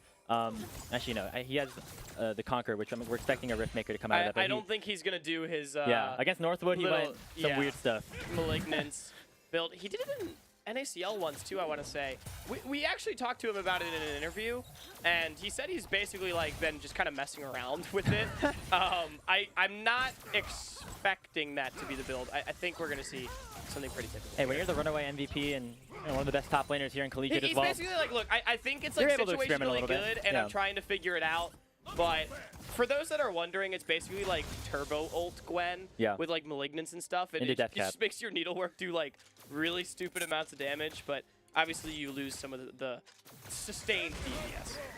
And it looks like we will be going for that sustained DPS here. Shogo has it Zamudo has it level 6 and still pushing Stray away. That experience lead is starting to mount a little bit as Ole Miss are going to try to go for a play here, but Shimmer very smartly has canceled his back multiple times and is going to make it a 2v2 if they go for any sort of play. And without that dominance for Stray, it's almost impossible to win on anything here on the top side. I mean, at the very least. Ooh. Oh, dominance has been popped. Stray did hit level 6 at just the right time, but Shimmer was here as well. There goes the hero's entrance to Syla. It's going to be too late. Shimmer gets the kill. However, the knockup does connect. There comes the taunt as well. It will be a 1-for-1 trade. But another instance of Stray getting shut down here on the top side of the map. Yeah, I mean, Stray just getting picked on so incredibly hard. I mean, he had to make a play. He has to do something and try to get bailed out of that situation. Good roam from Asyla, but he gives up a wave to do it. And not only that, a fantastic play from Shimmer yet again. There comes the taunt. There's a nice play. All right. Picked up here for Ole Miss. Keel rediving that situation after all those cooldowns were utilized. And Spyrax did not have the teleport. Matched it on the first base with the Asyla. So that's the power of the Galio. Yes, he drops minions to do it, but Ole Miss is able to claim their feat of warfare an extra kill. It would have been disastrous for Maryville again if Shimmer did not kill Stray before the hero's entrance came down, but at least he got one back for the Saints. Yeah, and, you know, getting in on the Shimmer is going to be big as well. Once we get the ultimates available for the Xin Zhao and for Spyrax and the Orianna, That's going to be a really nice ball delivery system once we get into the team fights. Orianna, such a game-warping pick with that shockwave, and Ole Miss is all in on just going all in, right? Into stacked up as 5, this kind of death ball composition, if you will. If Spyrex lands a nice shockwave, I mean, the fight just turned all the way on its head. Yeah, we've not talked too much about Spyrex in this series. Other than that, our expectation is that he will be advantaged in the 1 versus 1. But I mean, I thought he had a really good game on the Ahri in the first time around. He didn't need to be necessarily some massive carry, but I think just team fighting very consistently, and that's kind of been the name of the game for Spyrex throughout his career. Oftentimes not the main character on the squads he's a part of, but always very, very good. And for the first time, for what feels like his entire career, he's actually playing without Yuji for the first time in over 3 years. Yeah, and I mean, he looks like he hasn't missed a beat. Maybe a little bit of growing pains again in that upper finals. Things were a little bit up and down, but Spyrex was a very consistent factor against the silo there. For Spyrex, he's looked just as good no matter who he's playing with, and I think it speaks a lot to him and his consistency as a player. And we talked to them like, hey, it is an adjustment for Spyrex to play with a new jungler, obviously, but it seems like they've been able to match it pretty well and create good situations for themselves regardless. I mean, they're here in the grand finals, even though a player as good as Yuji left the team halfway through the tournament, and that's just a testament to what Maryville as a program and as a unit, as a 5-man squad, have been able to do. If you do see another skirmish here, the shockwave does find 2, but the cyclone is big, and Shogo dashes in with the killer instinct. It's 4-1 in favor of Ole Miss as Shimmer gets caught out in the river. We talk about those circles for Maryville, and all of Ole Miss able to close the gap inside. It's another kill. Actually doesn't go to Shogo, it's Keel that picked this one up, but it's going to be a Dragon for them, and much better early game so far from the Landsharks. Let's breathe a sigh of relief. It's not going to be that complete stomp 3-0. I thought you were going to say it's not going to be a 3-0. Great. Why would you say that? Complete one-sided start to finish 3-0 is what I meant. Like, we are only 9.5 minutes into this game. I need you to shut your mouth right now. It is a competitive game. We are getting a competitive game, at least for now. Okay. And Ole Miss are going to feel very good about themselves, getting Shogo that early kill. You're going to feel really goofy when Maryville gets this 2v2 kill. Well, don't curse him right now, as it is the Winter's Bite that connects onto Rhino. The explosive cast, though, it knocks to Jay. He's already forced to burn 2 summoner spells. The rocket jump is taken him out to safety. Shogo flashes forward, but Sajet will match with a summoner spell of his own. Now Zyko going to be the target in the 2v1. Nobody here to match and try to protect the bot lane of MU, and they will be able to survive, but that is 3 of those 4 summoner spells down for the count. Yeah, and it's going to be a base from Maryville. All right, hey, you know what? You know what? I owe you an apology. I wasn't familiar with your game.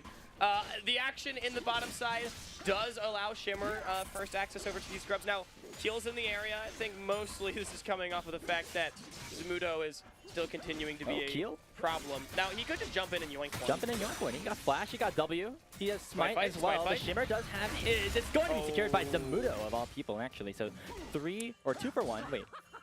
No, Keel got it. Keel got it. Wait. Keel got it. It's 2-1 in terms of the grubs. I think the indicator just shows. It says Gwen slayed the Void Grubs because they got the advantage. And that means feats of monster slaying also to Maryville here. Hey, Keel showing his experience. It's funny. He's not played much CLOL, but this is a very experienced player.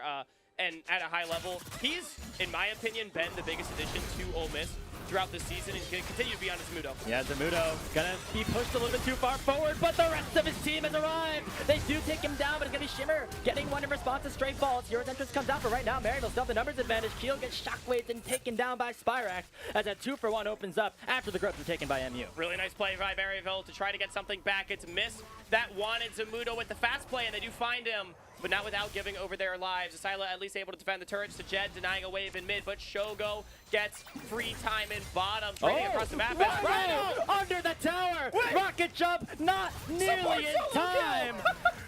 That's my boy! That's Rhino on the Gragas! That's the bomba right there! Scott able to make it happen! Look at him, he's smart. Look at him, he's so happy with himself. Let's go, man. I mean, we just got to bear witness to a support solo kill without Ignite.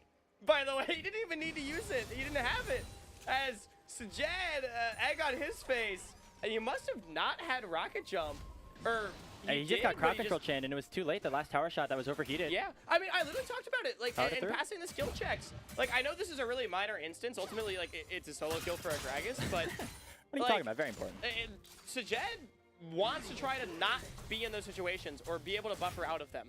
And so, I mean, big play from Rhino. It looks really funny, and it's going to help Ole Miss continue to be up 1,000 gold. You know, we haven't talked too much about Rhino, but the first ever student that got on scholarship and that was recruited for Ole Miss Esports when their program was founded 3 years ago, and you know, he talked about it a little bit before. He's been the guy for them every single year. Thick and thin. Yeah, he's the only remaining player from that first iteration of the CLOL roster. And talking to him, he's going to be transitioning into a coaching role after this season. So he said it a bunch of times when we were talking to him, like this is his last ride, and he wants to end it on a win and try to bring some of that glory to Ole Miss and give back to the program that gave him so much as a student and as a player. And hold that thought.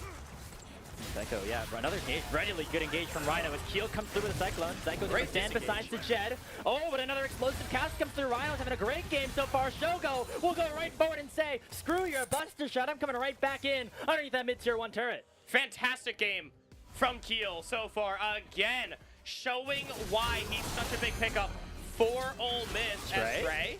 He has a lot of Fury stacks. The Needlework still has one more pocket to go through. Nice flash here for Stray. The Eclipse Shield going to buy some time. He's healing up, but it's not going to be enough. Oh, Zamuno, he cancels an auto attack, but it's not going to matter. Rhino's got him. It's going to be a 1-for-1 most likely, as Rhino will pick him up with a full combo on the Gragas, but it's going to be Zamuno getting the gold and not Stray in that instance. This game starting to become action-packed, though. Rhino 2-0-1 on the Gragas. The support that started it all for Ole Miss, and that has started winning alongside Shogo. What I was going to say before all the fighting grapes is, for people that have been following the scene for a long time, I mean, they have known Rhino to be a great player for many years, but he actually has never played on LAN until this weekend. Restart in 2020. And he's making it count.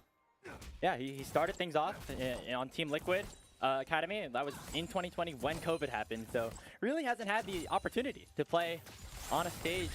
He played at HuFest, played at LANs, but he said here, this is the biggest crowd he's ever been a part of, so if you are in this crowd, you are contributing to a very core memory for Pocket Rhino's support for Ole Miss. Yeah, and Keel, his first LAN in 6 years since he was known as Frosty Nomad.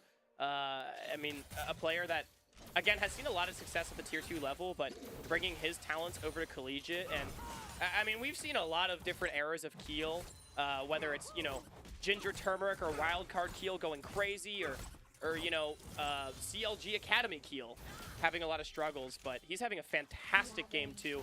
Ole Miss onto the second dragon, trying to extend their lead with Maryville cross-mapping top. And it's an interesting note you bring up with Keel, because he was somebody who came up as a player who played a lot of really unique champions, right? You think of the Karthus that he was able to whip out on teams like Wildcard. Very similar to Shimmer, and Zamuno's going to be targeted once again. It seems like Ole Miss realized that this guy was a problem in game number 1. They're going to try to shut him down as best as he can. Rhino will go down as a 1-for-1, but Zamuno does go down once more, as Ole Miss still issuing off that priority here in game 2. Now, Zamuno has died 5 times.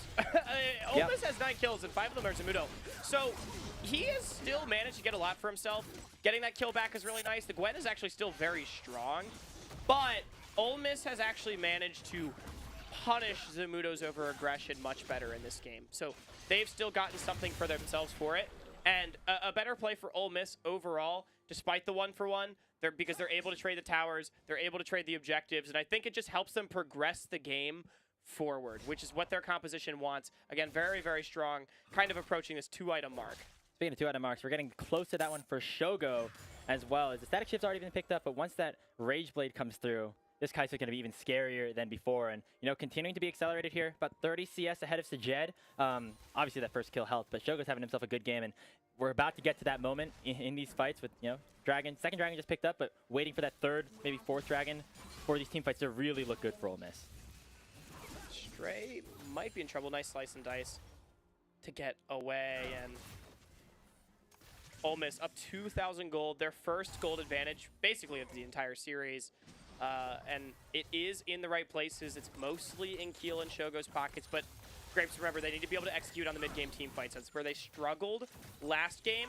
Wasn't until the later stages where they really turned things around, but they're in a much better position with a very clear, easy-to-execute composition to try and do that this time around. Press your R buttons, go all in, and you'll have yourself a good time, Yeah, more likely just get than inside not. the circles, Yeah. you know? Get inside the circles, and it is about the zones of control. Unless Zamuno's ulting, maybe stay outside of the circle. Or if he's got the 4 little lines under his health bar, it could be advisable to leave the circle. But when the moment is right, you got to get inside those circles. Right, yes. The zone control here for Maryville is big, Kids, especially remember, if that engage is not started off pick your early. moment to enter circles that could potentially get you into trouble. Sure. 2,000 gold lead opened up here for Ole Miss as we're waiting for this third dragon to spawn up on the top side of the map. We're actually seeing another play towards Zamuno as he has already popped the needlework and is going to be able to get on out. Asila TP'd up there to try to save Stray. Pings from And Keel, that they was might long successful. chase. I mean, it could be an extended play. The taunt does not connect. Stray's already popped the Dominus as they are looking for the dive. Question is, what can Maryville do here in the mid lane now that they're in a 4v2 situation? Wave crashing in. Keel smites down Zamudo to make sure he cannot go for a reset. They just want the as the tower, I Herald think. goes in the mid lane. Here goes Keel with that Cyclone. It should be Zamudo just pushed off. I don't know if he's enough damage to kill, especially in a 1v1 situation. And Zamudo actually buying a lot of time. And with the Rift Herald in the mid lane, and it's going to be Sajet trying to send it down bot, this could be 2 towers for 1. Yeah, I think a bit of an overcommit on the top side of the map here from Ole Miss. I like the look for the dive, but I think once Zamudo is out and you escort in that next wave, just, I mean, you need to defend your mid wave because Maryville is going to get 2 towers for the price of 1 right here. So Ole Miss, while yes, they do progress the game forward, I just think it's too much invested to not get the kill in addition. And so this is the difference, right, between what we saw from Maryville in Game 1 and Ole Miss in Game 2. Maryville got themselves that early advantage, and they were able to really snowball it with the composition that they had. At this point in the game, gold 7,000, 8,000 in their favor. Ole Miss has been able to keep that lead, but it's a good sign for Maryville fans that even though they were punched in the mouth a little bit to start things off, they've been able to keep things at a semi or relatively even playing field. I'm going to ask if our observers can click on Keel really quickly. I don't think he was level 11 when he blew the Cyclone. So I think it should be up when Dragon comes in a minute. It's about a 2-minute cooldown on level 1.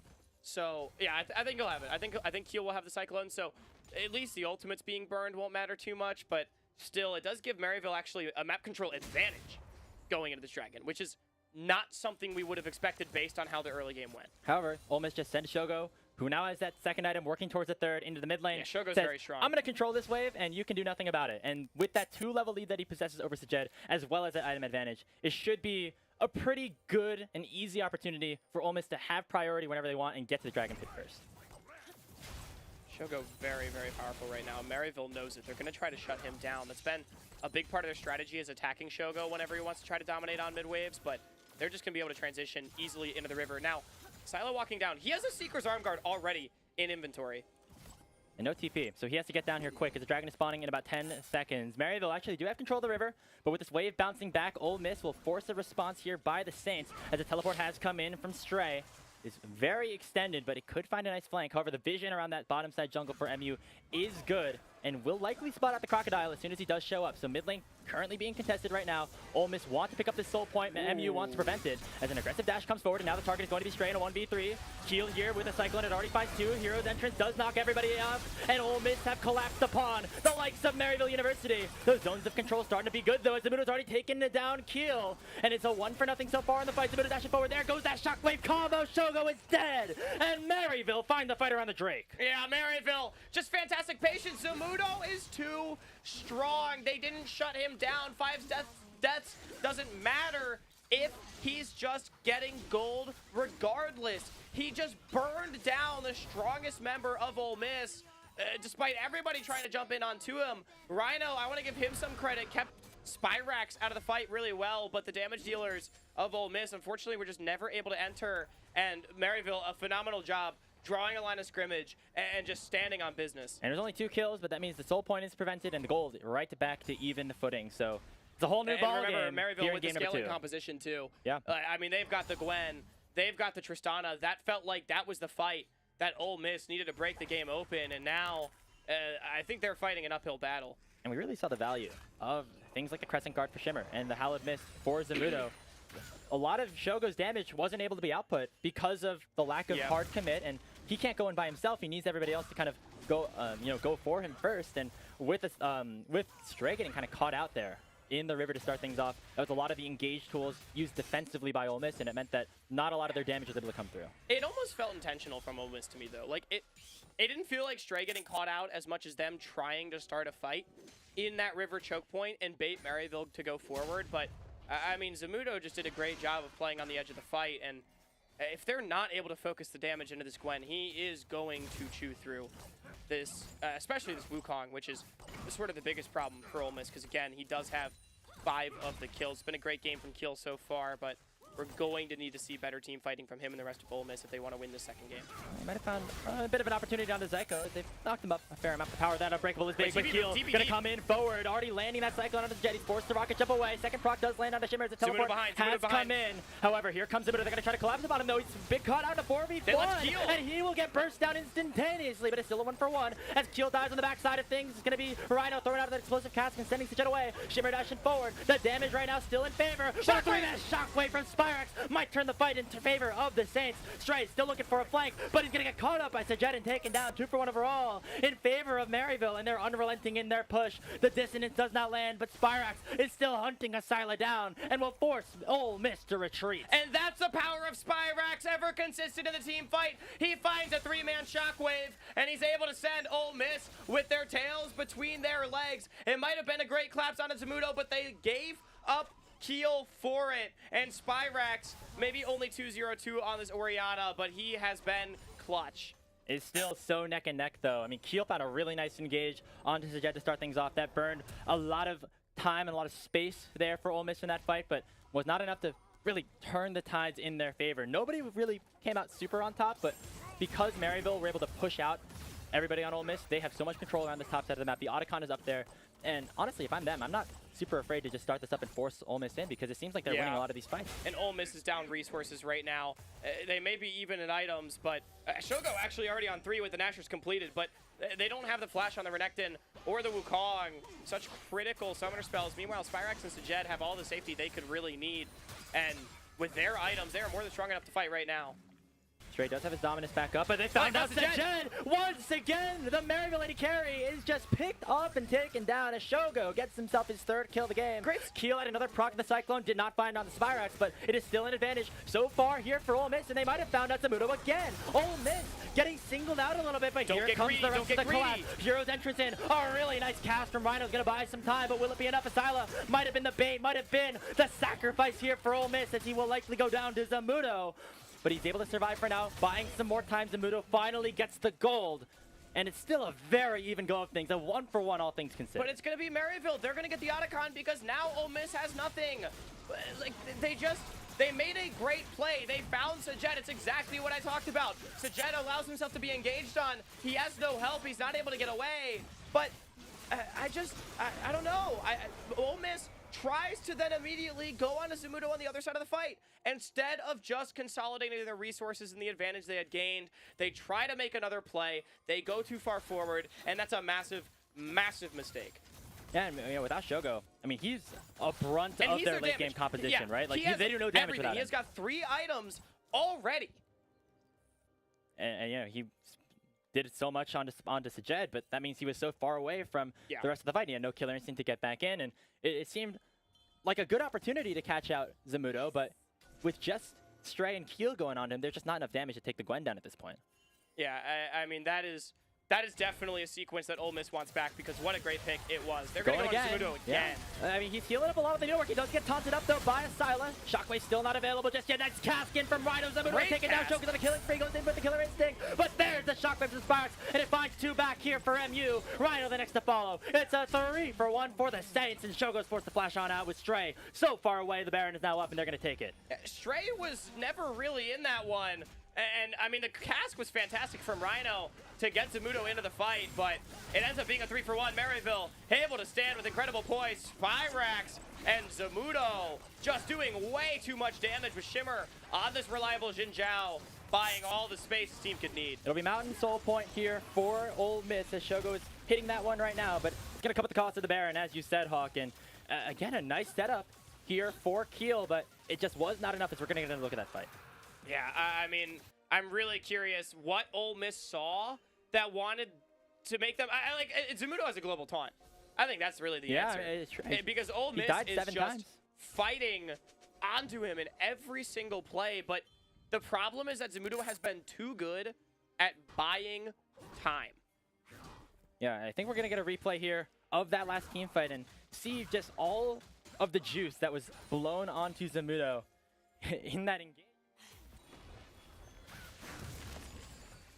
Like, look at all the damage he's able to get down before Zamudo goes out. And by that point, the health bars on Ole Miss were way too low. Another great shockwave from Spyrex. And Maryville just able to clean up the fight. Super nicely done from them. And now with the Baron in hand, it looks like they're just going to try to push and get a massive gold lead off of these tier 2 towers still standing. Oh yeah, they'd love an inhibitor here too, as they're continuing their bot lane push as a 5-man unit. Stray just coming back into the base after pushing a wave up topside, and so it will be a full 5v5 underneath this tier 3. But remember, Ole Miss, they are pretty far behind at this point, and the scaling is starting to show, as Zamudo, despite being 4-7, is maybe one of the strongest players in this game right now. They're going to muscle their way into this bottom lane inhibitor and take it down. And now, will they go for another fight? There's a knockup that lands onto Asila. He finds a taunt onto 2. The explosive cast is canceled there by the Crescent Guard, and that means that Asila goes down. The Shockwave finds it again. That's just going to do it.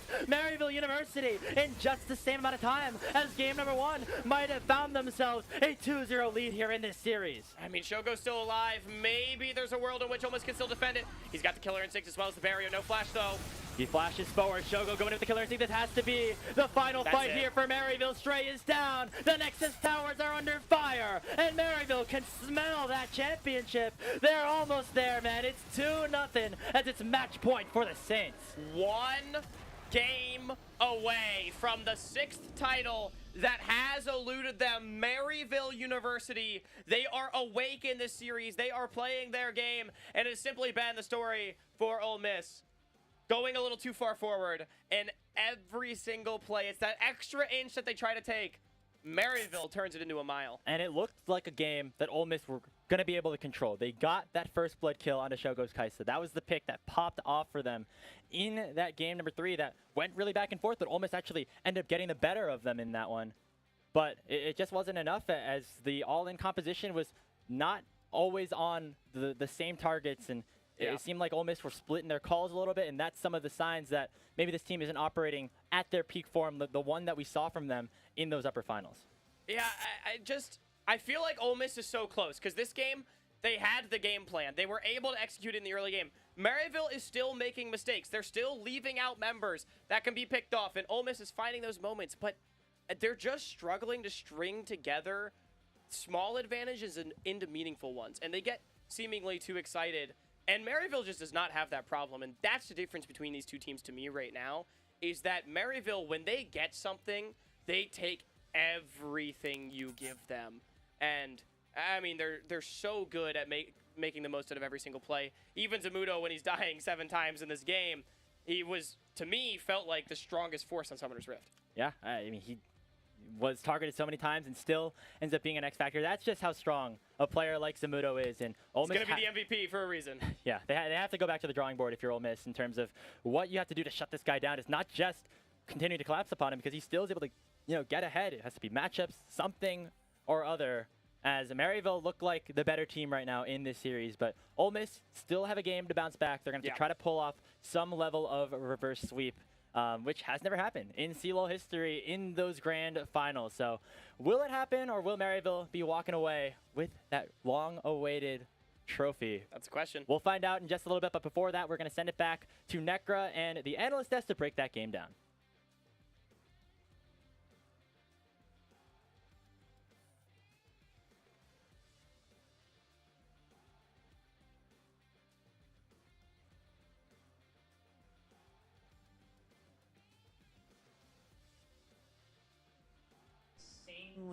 Insanely high for Maryville right now. That was a better early look for Ole Miss University. The overall draft composition had some earlier win conditions that seemed good for Ole Miss, and even then, once the scaling kicked in for Maryville, they just took over.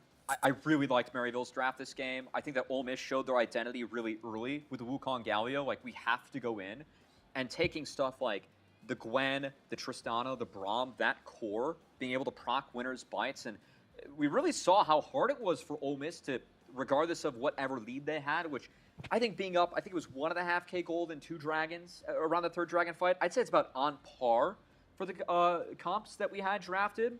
But after that, once Maryville won that fight, it was so hard to get through that front line.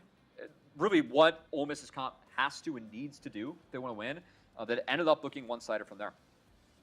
And I feel like when you have to look at sort of the adjustments that Ole Miss needed to make in between that game 1 and 2, it almost felt like, well, early parts of that game, it might have started to pay off. Early pick there onto the Gwen, and then it felt like they were really keeping pace with this Maryville squad. Yeah, I They mean, took our advice with the bans a little bit. Yep. They just missed it. Yeah. Yeah. They banned Zin. The Vi was also gone, and then when it came down to, or not, Yeah, they not banned the Zin. Panth, the Vi. The banned Vi and Panth. Mhm. They kept with the Azir, whereas on the flip side, Maryville went with Lucian, Kalista, and Yorick. So they were trying to limit Shogo's pool a little bit. And when it came down to like the jungle matchup, they didn't even take Zin away. They had the option to take the Zin away, but they answered the Orianna with Galio and Wukong. So the idea from Ole Miss was to say, you know what? We believe if we give Keel a little bit more carry reigns this game and we use our solo lanes to facilitate his early strength, he's just going to gap Shimmer in the early game. And for the most part,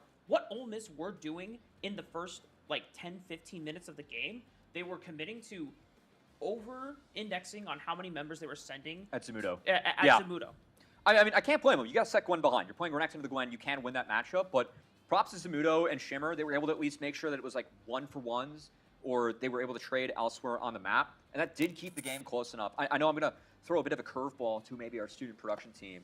Wonder if we can get up the Champions to Watch graphic up that we had at the start of this one, because the Zin Orianna combo, those were two champions we were really looking out for early on that ended up being a giant impact on this game, with Maryville getting their hands on both of them.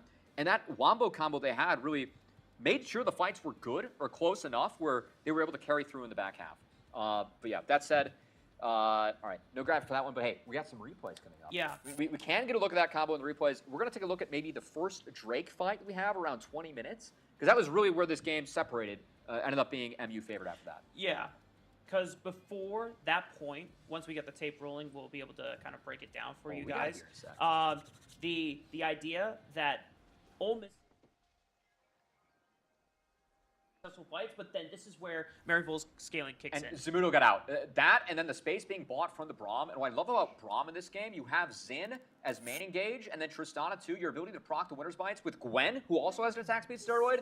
Again, the fact that Zamudo absorbed it, and Maryville from there split Ole Miss. It was a split retreat.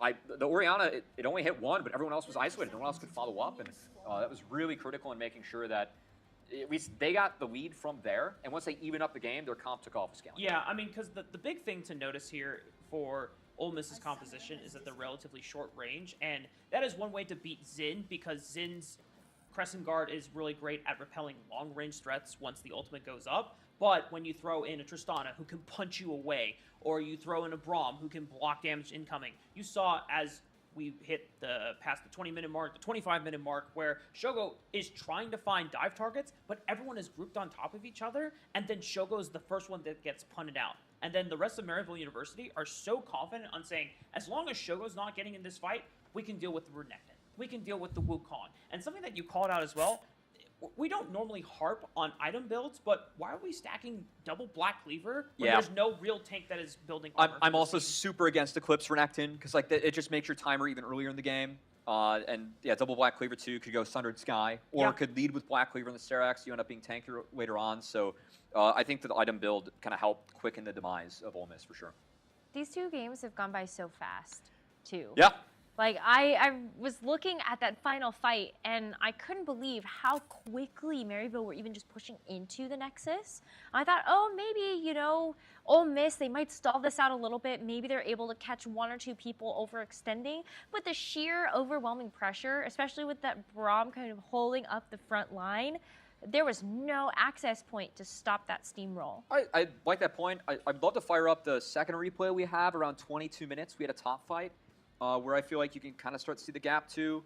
As you pointed out, like it was a decent start of the game for Ole Miss, but again, once the scaling for Maryville kicked in, it was so tough for Ole Miss to play that one out. Again, your melee is your only option you really have is to send your bodies in. If you can't do that together, you end up falling behind. That kind of happened in this one because they were able to pick out Zamudo, and also with Sajed being chunked. I thought this was going to be a decent fight for Ole Miss, but they really mismanaged the middle half, and Spyrax found a giant combo here. Yeah, just watch what Straight does. He thinks that he needs to isolate Sajed away from the fight. That's not the case, because Sajed still has went in. flash. Yeah. He needed to go in with the rest of Ole Miss there to help Shogo deal with the front line. Yeah, Sajed was already out of that fight. The fact that Renekton got sent in there at the first part was, again, that was a numbers advantage they could have really drove home. I think that Ole Miss they showed multiple signs of them just being split. And I think going into the next game, if I'm Coach Calmer, Coach Alec too behind the scenes, I got to talk about, guys, let's just make a play and make it together. Because that's really the strength of Ole Miss. Like, they can dig themselves out from holes that they play around Shogo and play as a team, but the fact they're not together in these fights, a trait that I'm usually used to seeing from them, I think that's a worrying sign going into Game 3. Yeah, and to be fair, that is what Ole Miss were doing well for the first 10, 15 minutes of the game. When we talk about Ole Miss... Too well with the overcommits, too. Yeah. I mean, they understood that, like, hey, we're going to go take this top fight. Not only we're going to have Keel and Stray committing to this play, hey, Asila, get ready with your Gal Ultimate, or get ready with your Teleport. We want to make sure that you're here for this fight. And then once Maryville started making adaptations saying, hey, they're overcommitting members, yo, Zyko, get your butt up here early on, because we're going to make this a 4v3. I feel like there were also a lot of times, though, where maybe Ole Miss were not really target focusing, I think, in the right way that they needed to. Yep. Speaking back to the point that you were making, almost oftentimes in a lot of these fights, I felt like Zamudo was almost playing bait. Maybe not intentionally, but it was such a big threat to Ole Miss that it felt like they really needed to focus him down first before going after everybody else. And I feel like in this third game, is there anything else outside of these small adjustments that you feel like would give Ole Miss a chance to come back in this series? Take the win now. Xin Zhao. Shimmer is 3-0 on that champion between the last Game best 4 of 5 of the upper final and then this. Game 2 now. I think that he's actually looked quite good on the champ, but again, if I'm going to target Shimmer, that's probably the move. Yeah, I think they were half committing to the make Shimmer uncomfortable strategy. They eliminated Vi Pantheon in the ban phase, and we were thinking, okay, now you just take the Xin Zhao. They did it. They went with the Wukong as a counter or an answer. It can be a tank buster, but it's like a scaling element with a Galio that already needs to play fast and then gets outscaled. And then you give away Xin, which for me is just like the power pick in the jungle. I think Xin, like in the series, is actually just the best jungler. I was kind of surprised he was invisible for the first game. And again, the second game, like Shimmer was able to make a pretty big impact on him. And man, props to Shimmer. Like, he's been stepping up so far. I know that was one of the keys to victory for Maryville. The fact that he's been playing at this level definitely has had 2 good games. And that's concerning for Ole Miss, because if Shimmer plays well, Maryville wins. Like, because even the couple plays that they were able to make capitalizing and punishing Shimmer on the overextension, it never put Maryville that far behind. Which is not good. Nope. No, definitely not good. But I think because let's say I'm a fan, I'm watching, I'm really rooting for Ole Miss here. And maybe outside of even just trying to get these bans a little bit more targeted at Shimmer, there has to be other ways that you can approach this, right? Because you talk a little bit about making Shogo the focal point of a lot of these fights. How can you really build out this team composition, or is there any way that you can do that would enable Shogo a little bit more, while keeping in mind that Maryville has been super good in these first 2 games so far, winning out every single lane? I think it's a great highlight, because one of the surprises for me with where we're at in the series right now, I feel like Maryville has gotten the counter pick or the better bot lane or better bot lane matchup in both games. I know that Rhino had R5, and we saw him make some good plays on his specialty Gragas, but you're against Triss Braum, like, you weren't able to do enough to actually break it. And I think that the Kaisa blind into the Triss Braum, that was such a good call from Maryville to go for those 2 champions. And again, like, I know the Shogo and Rhino have really big pools and are very good in the 2v2. The fact that it was the Varus Nico double counter into the Callisto Renata, and then you have Kaisa Gragas and the Triss Braum, like, you're just going to get outscaled in that lane. I don't think Gragas can do enough. That really surprises me in this series, because going in, if I were to tell you, who would have bot lane edge, or like likely the folks in draft who could be more flexible, it would be Ole Miss's bot lane. Yeah. To be honest, I don't know if there's like a adaptation that Ole Miss can make that they have already shown, because they tried the jungle strategy, they didn't fully commit to it. It is, like, the last thing in the tank you can do is just say, okay, completely take Xin off the table and just see what happens with Shimmer's champion pool. But for me, the momentum that Maryville is coming in with this series right now, both showing we can beat you getting ahead early, we can beat you coming back from behind. I think we have to start looking at what this means for Maryville on the precipice of, being a game away from winning their first title in 6 years now, because this has been, we have seen multiple generations, multiple rosters come and by, or come and go.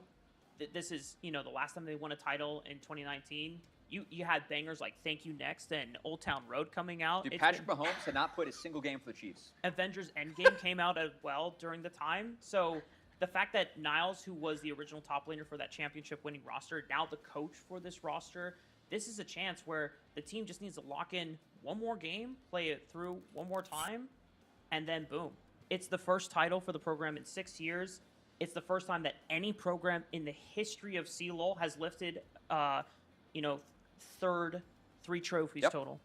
I remember going back to that timeline, and we had that pause in 2020, but part of me was immediately thinking, but Maryville would have been in that finals, right? Like, it just would have happened. They would have won that year. Yeah, that was the value team. They would have won that year. Yeah. Anyway. No, but I'm saying, I think that just speaks to this legacy that Maryville has created. Whether it would have been 4 times in the finals, 4 second places, maybe even this would have been their 4th total collegiate League of Legends title if 2020 had gone through. Maybe. That's always a who knows. I think the one thing that I'll say about Maryville, I really hope this changes with UG.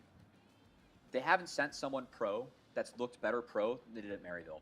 I think that really speaks to the culture that they built there. The fact that, again, with Quirky, CKG, Niles, Niles and CKG were people that did hoist that trophy in 2017 and 2019. Yep. They've stuck around. CKG didn't play a single game of Overwatch and coached their Overwatch team to a national championship too, by the way, if you want to question his game as a coach. But the fact that they've been able to build up a program, I think it really speaks to what Maryville has in the tank, the fact that they can have a player like Shimmer, who is in his 3rd ever competitive best of 5, didn't play a single one before the upper bracket final, going up against Ole Miss, and could get him in this form in order to look good enough to hoist a trophy with a great team around him, right? Because, again, these guys had not dropped a single map in NACL, which is just ballistic, given the level of competition that we have there. It really speaks to what they have in the tank. The fact that their Valorant team is playing tomorrow, too. The fact that they just went to NACE finals and hosted 3 trophies there as a program. They have a step up above the rest when it comes to just developing and building a winning program and culture. And so far, it's paid off in 2 pretty quick wins in a series that sure as hell looks like a 3-0. Yeah, Maryville has so much to be proud of building one of the best, if not the best, collegiate program, not just in League of Legends, but it has been remarkable across many esports titles. The fact that, you come from Overwatch and you know about Maryville University even through its heyday From like as well. day one. Yeah. Yeah. And it just goes to show how prestigious this program has been, which is why, when we look through that timeline, it's just like, man, so many times that they were so close. Literally multiple 1-3 final finishes in 2024 last year, 2023 against University of St. Thomas. The only time that they didn't make a final was 2022 when they met St. Thomas early in the semifinals. Yeah. And even in 2021, where Maryville were still considered the favorites and still had such a dominant team on that roster, the fact that, Saskio, who was their former player, went to Winthrop University, beat them, and then kind of took the current reigning title of CLOL GOAT. Shogo and Ole Miss have to lock in and show us some surprises if they want to make it back here and kind of spoil surprise over to Maryville. I know we're getting close to throwing over to our casters in the next game. For Ole Miss, really want to see them find a counter and actually a winning bot lane, and then not show your cards too fast in draft. Because I think that, again, like Wukong Galio, that's a really easy combo to kind of try and counter. And then also, please deny Xin Zhao. I just think that champion's too OP. We call it win now for a reason, Yeah, I can see why, especially after that second game, but I'll find out whether or not this 3rd and final game will be the one that seals the deal for Maryville's 3rd win in the history of the Collegiate League of Legends Championships, or if Ole Miss can get one on the board and maybe start off something we've also never seen, a reverse sweep. Only one way to find out, and that's to throw things back over to our casters, Hawk and Grapes, to get this 3rd game underway. Thank you very much, Nekra, and it is going to take something that has never been done before, an improbable, seemingly an impossible sequence of events here for Ole Miss, a reverse sweep against the most dominant team that we've seen here in collegiate and in semi-professional League of Legends in North America. But if anyone can do it, and if there's any situation for them to do it in, it's Ole Miss, and it's in the CLOL Grand Finals. Ole Miss has the opportunity to etch the greatest story we have ever seen in CLOL history by pulling off a reverse sweep. But the reality is we've never even had a Game 5 in the history of the College League of Legends Championship Final. This is now the 10th one. And so history says that Ole Miss, what they would do is improbable. History is also not just logic, which is that Maryville has been the best team the entire year. They have been #1 unanimously from the word go. As soon as the season started 4 months ago, it has been Maryville University at the top, and they have not been surpassed. It would take Ole Miss overcoming that, the 5 games. It would take Ole Miss overcoming themselves and their own demons. They've been making mistakes throughout these games. All improbabilities that work against them, but I have seen some unbelievable feats of divine intervention in the history of College League of Legends. It is, however improbable, at the very least, it is possible. Those comebacks and upsets, though, they have always started before a team is up 2-0, right? And this goes to show how dominant of a program Maryville is, how dominant of a team Maryville is as well. Since their loss to SLU in the grand finals of 2024, about a year ago to this day, the only team that Maryville has lost to in official RSAA collegiate competition, I want to give a shout out to Windsor, who took a game up for them in the NACE LAN. Maryville have not dropped a game to anybody other than Ole Miss. And so they have been the only team that has proven that they can do it, but it's going to require them to look very different and really clean things up from what we saw in those first 2 games, starting right here in this draft. I mean, I'm pretty sure ISU also, shout out, rest in peace to their program as well. They did take a couple of games across the course of the series, but Illinois State had 12 chances, and they only took 2 games. Maryville, they're going into chance number 8 to try and take number 3. So they have already been the most competitive out of any team, as you say, and they have been undoubtedly the second best team. This is where it starts, though, for them. They need to get something done, and I look towards the picks and bans. Shimmer got this in Zhao. It was available for Kiel on R1 and 2. They opted for the Wukong, and it was good. Kiel had a phenomenal early game, but in the team fights, Shimmer, the one that stepped into the spotlight, he is performing. And he's having a great game, a great series so far. He's having a fantastic series. Cubby and the desk, they shouted it out as well, but if Shimmer plays well, Maryville win. That was the mindset that we had coming in. That's why we spotlighted him in our pre-show and talked about him being a big X factor in this series. And right now, Shimmer's playing well. And that means that we really think MU has a good chance of winning, as we've seen over these past 2 games. Because Ole Miss needs to create a weak link for Maryville, because they've not had one, and they thought that Shimmer could be that guy. He has not been that guy, so that means that Maryville just has to Ole Miss just has to outplay the best team in all of College League of Legends if they're going to try to win a title here. It feels improbable, it feels unlikely, but again, to their point, I do feel like Ole Miss has been beating themselves in a lot of these games, so it is possible, in my opinion, that they can actually outplay this team purely off of the merit of their own gameplay. They don't need Shimmer to start inting. They don't need crazy stuff to happen. Their team fighting is good enough when they aren't getting overzealous. If Ole Miss can just lock in, play together as 5, and not get lost in the moment, they do have the hands to keep up. Haven't seen it just yet, though, and it's not. It starts again, as you've mentioned, in that draft. There was a bit of a pause as we're waiting to get into game number 3. In terms of the pick bans, we will be getting that to you shortly. However, just talking more about Maryville as a program. I mean, the Desk did a great job of highlighting it, but such a storied organization. I mean, we've talked to Clerky a bunch of times, who's their director, Niles, their coach, who, as they mentioned, alongside CKG, have lifted up trophies for MU over the past couple of years, like, you know, back in 2017 and 2019.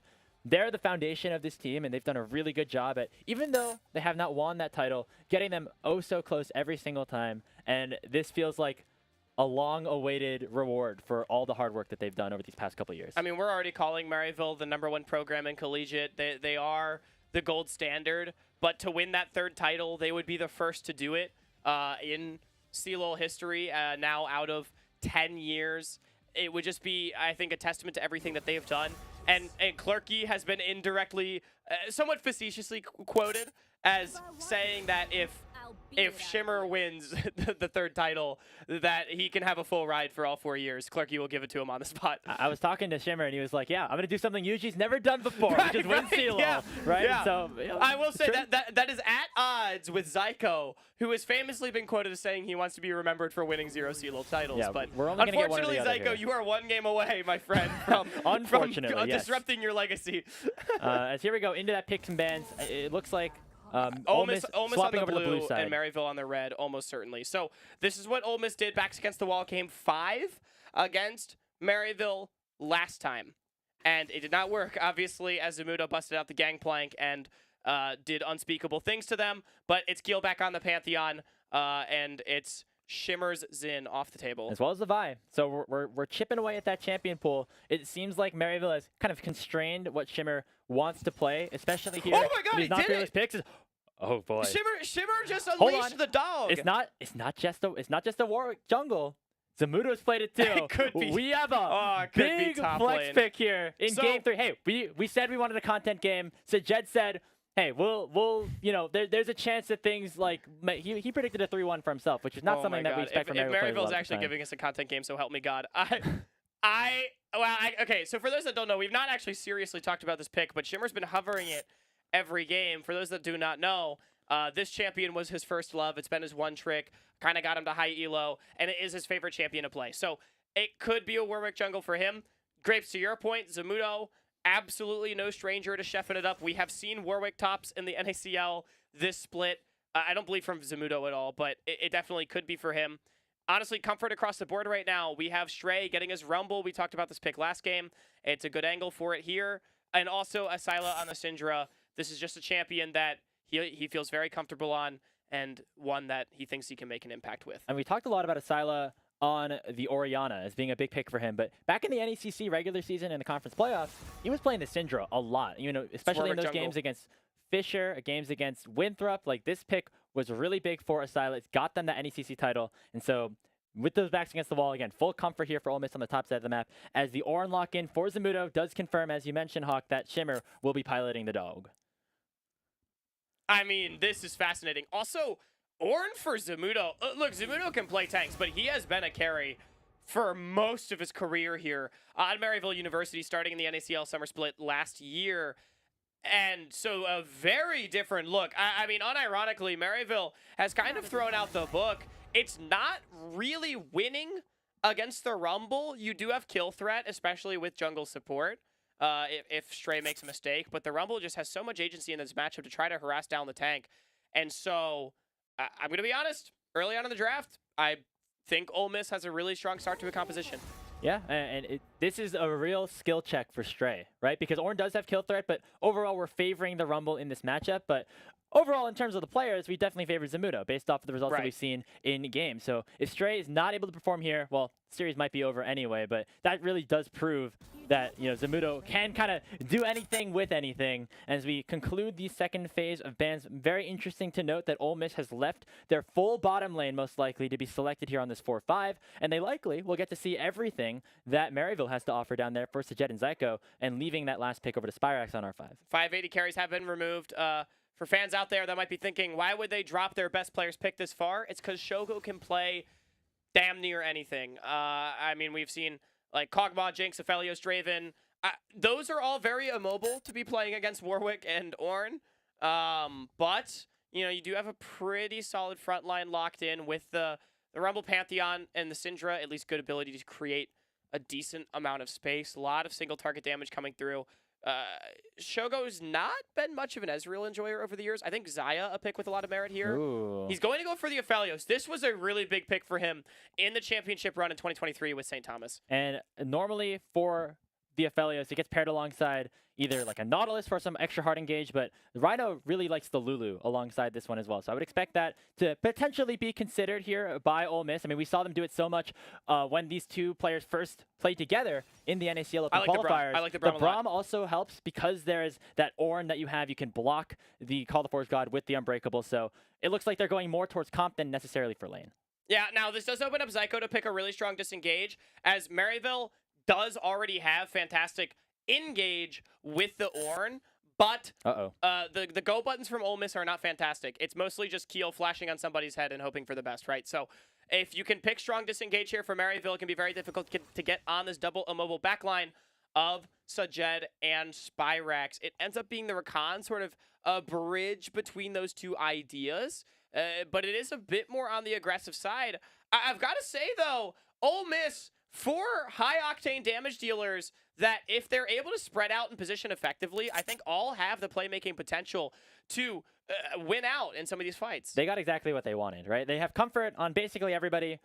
You know, if you go to Leaguepedia and you search up most played champions for basically all these players, like these are picks that would at least end up in like that top echelon, right? However, for Maryville, they've got some comfort as well. As you mentioned, Shimmer's Warwick, a signature selection of his. It was actually also the pick that he drew. Shout out if you want to go check out the Uni Esports Twitter account for what his artistic interpretation of that is. But what I really love about this composition, Hawk, is it feels like Maryville were like, okay, Shimmer, we're going to give you the Warwick. Let's build a composition around it. Knowing that the jungle pool is pinched, let's get you on something that you're comfortable on and create a situation where you can succeed. And, I mean, it, to me, goes back to these two players we highlighted at the start of everything. Shogo, on his quest to win his third title, he now has the keys to the Aphelios. I mean, I think he's got to be immaculate on this Aphelios pick. He has to make himself useful. He has to stay alive. He has to do the damage. But on the other side, Shimmer, the one that stepped up when Maryville needed somebody to be a hero, he's on his signature pick, and he's one game away from his first CeeLo trophy. 2-0 in favor of MU as we load onto the Rift for game number 3 of the 2025 Collegiate League of Legends Grand Finals.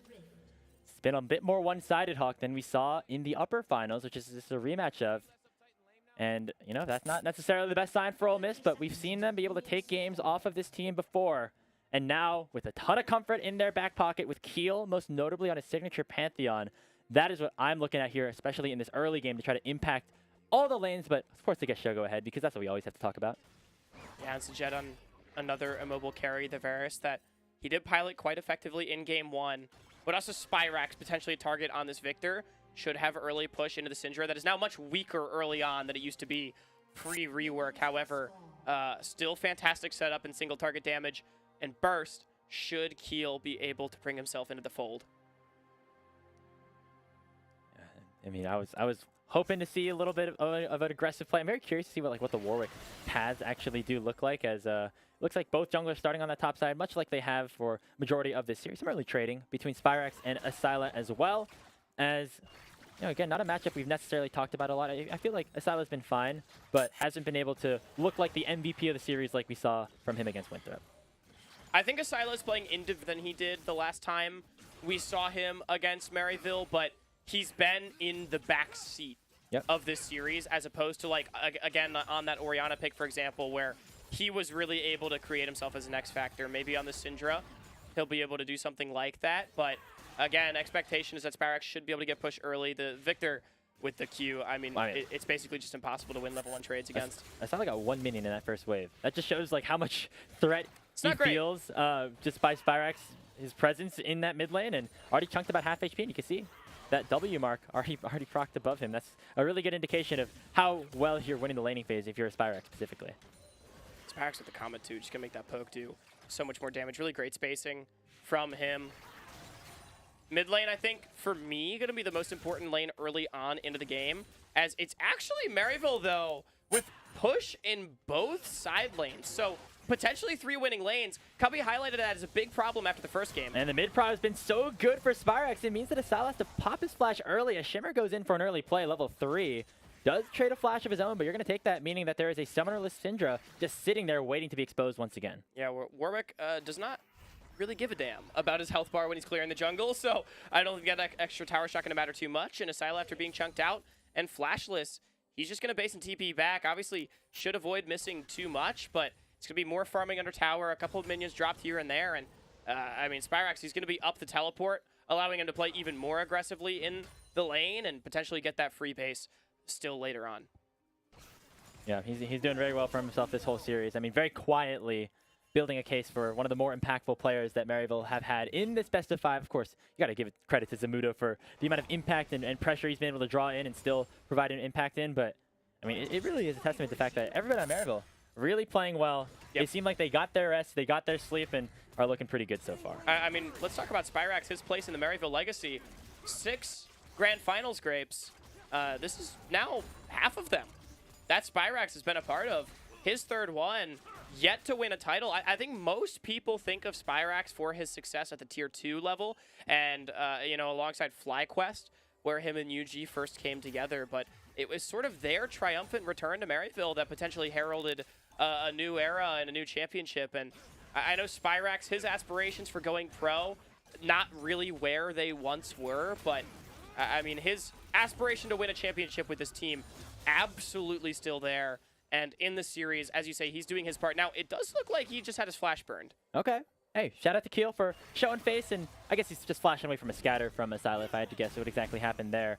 As we do now see Ole Miss in the bottom lane. Shogo and Rhino have that level advantage, so we're able to push away Zyko and Sajet, at least for now. But that seems to be the only area of the map where they have any meaningful impact, at least for the time being, as we see Keel looking maybe for a dive onto Zamudo. Zamudo's very low. This is easy money. Shimmer, he's built up the stacks, waiting for the wave to know. crash. No, Shimmer's just left him. Keel's going to run straight through the turret. Zamudo's running the other way. He actually flashes on out. Stray did not have the opportunity to fully allow that wave to crash in, and so Zamudo with a searing charge might be able to escape. Don't chase. Asila over the wall will be able to land that scout of the week, and it does knock in that first blood for Ole Miss, and they're going to look for Shimmer as well. Keel dashes forward with that stun. Shimmer is going to stay alive on the dog for just long enough to get a trade kill. As the gravity well for Spyrax to lock down Stray. 2 for 1 for Ole Miss overall. All right, Ole Miss able to convert the 2 for 1. Man, I saw some really bad things happening right there for Ole Miss. Chasing out of Zamudo. Stray does get the kill, and they do have the burst on the dog. Unfortunately, Keel does drop, so it ends up being a 2 for 1, but it is a positive play for the Land Sharks as Shogo just based. Yeah, the heal pop by Zyko to try to get a little bit of extra gap closing ability onto Rhino, but it looks like it's Rhino just matched it. Yeah, going to be burned by himself as well, so they'll both be out just fine and dandy, but it's another situation just like Game 2 where Ole Miss have that early lead. This play was better, though, because I loved it. Keel immediately was like, wait a minute, this Warwick doesn't have flash either. Guys, let's just kill him, right?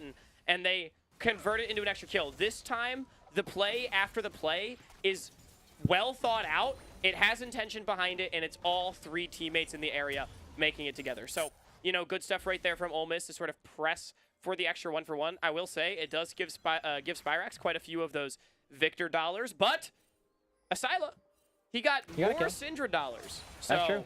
You know, a lot of dollars going back and forth here for these mid laners. Yeah, I mean, there's some scholarship money at stake here as well, if we want to talk about it that way. That's very true.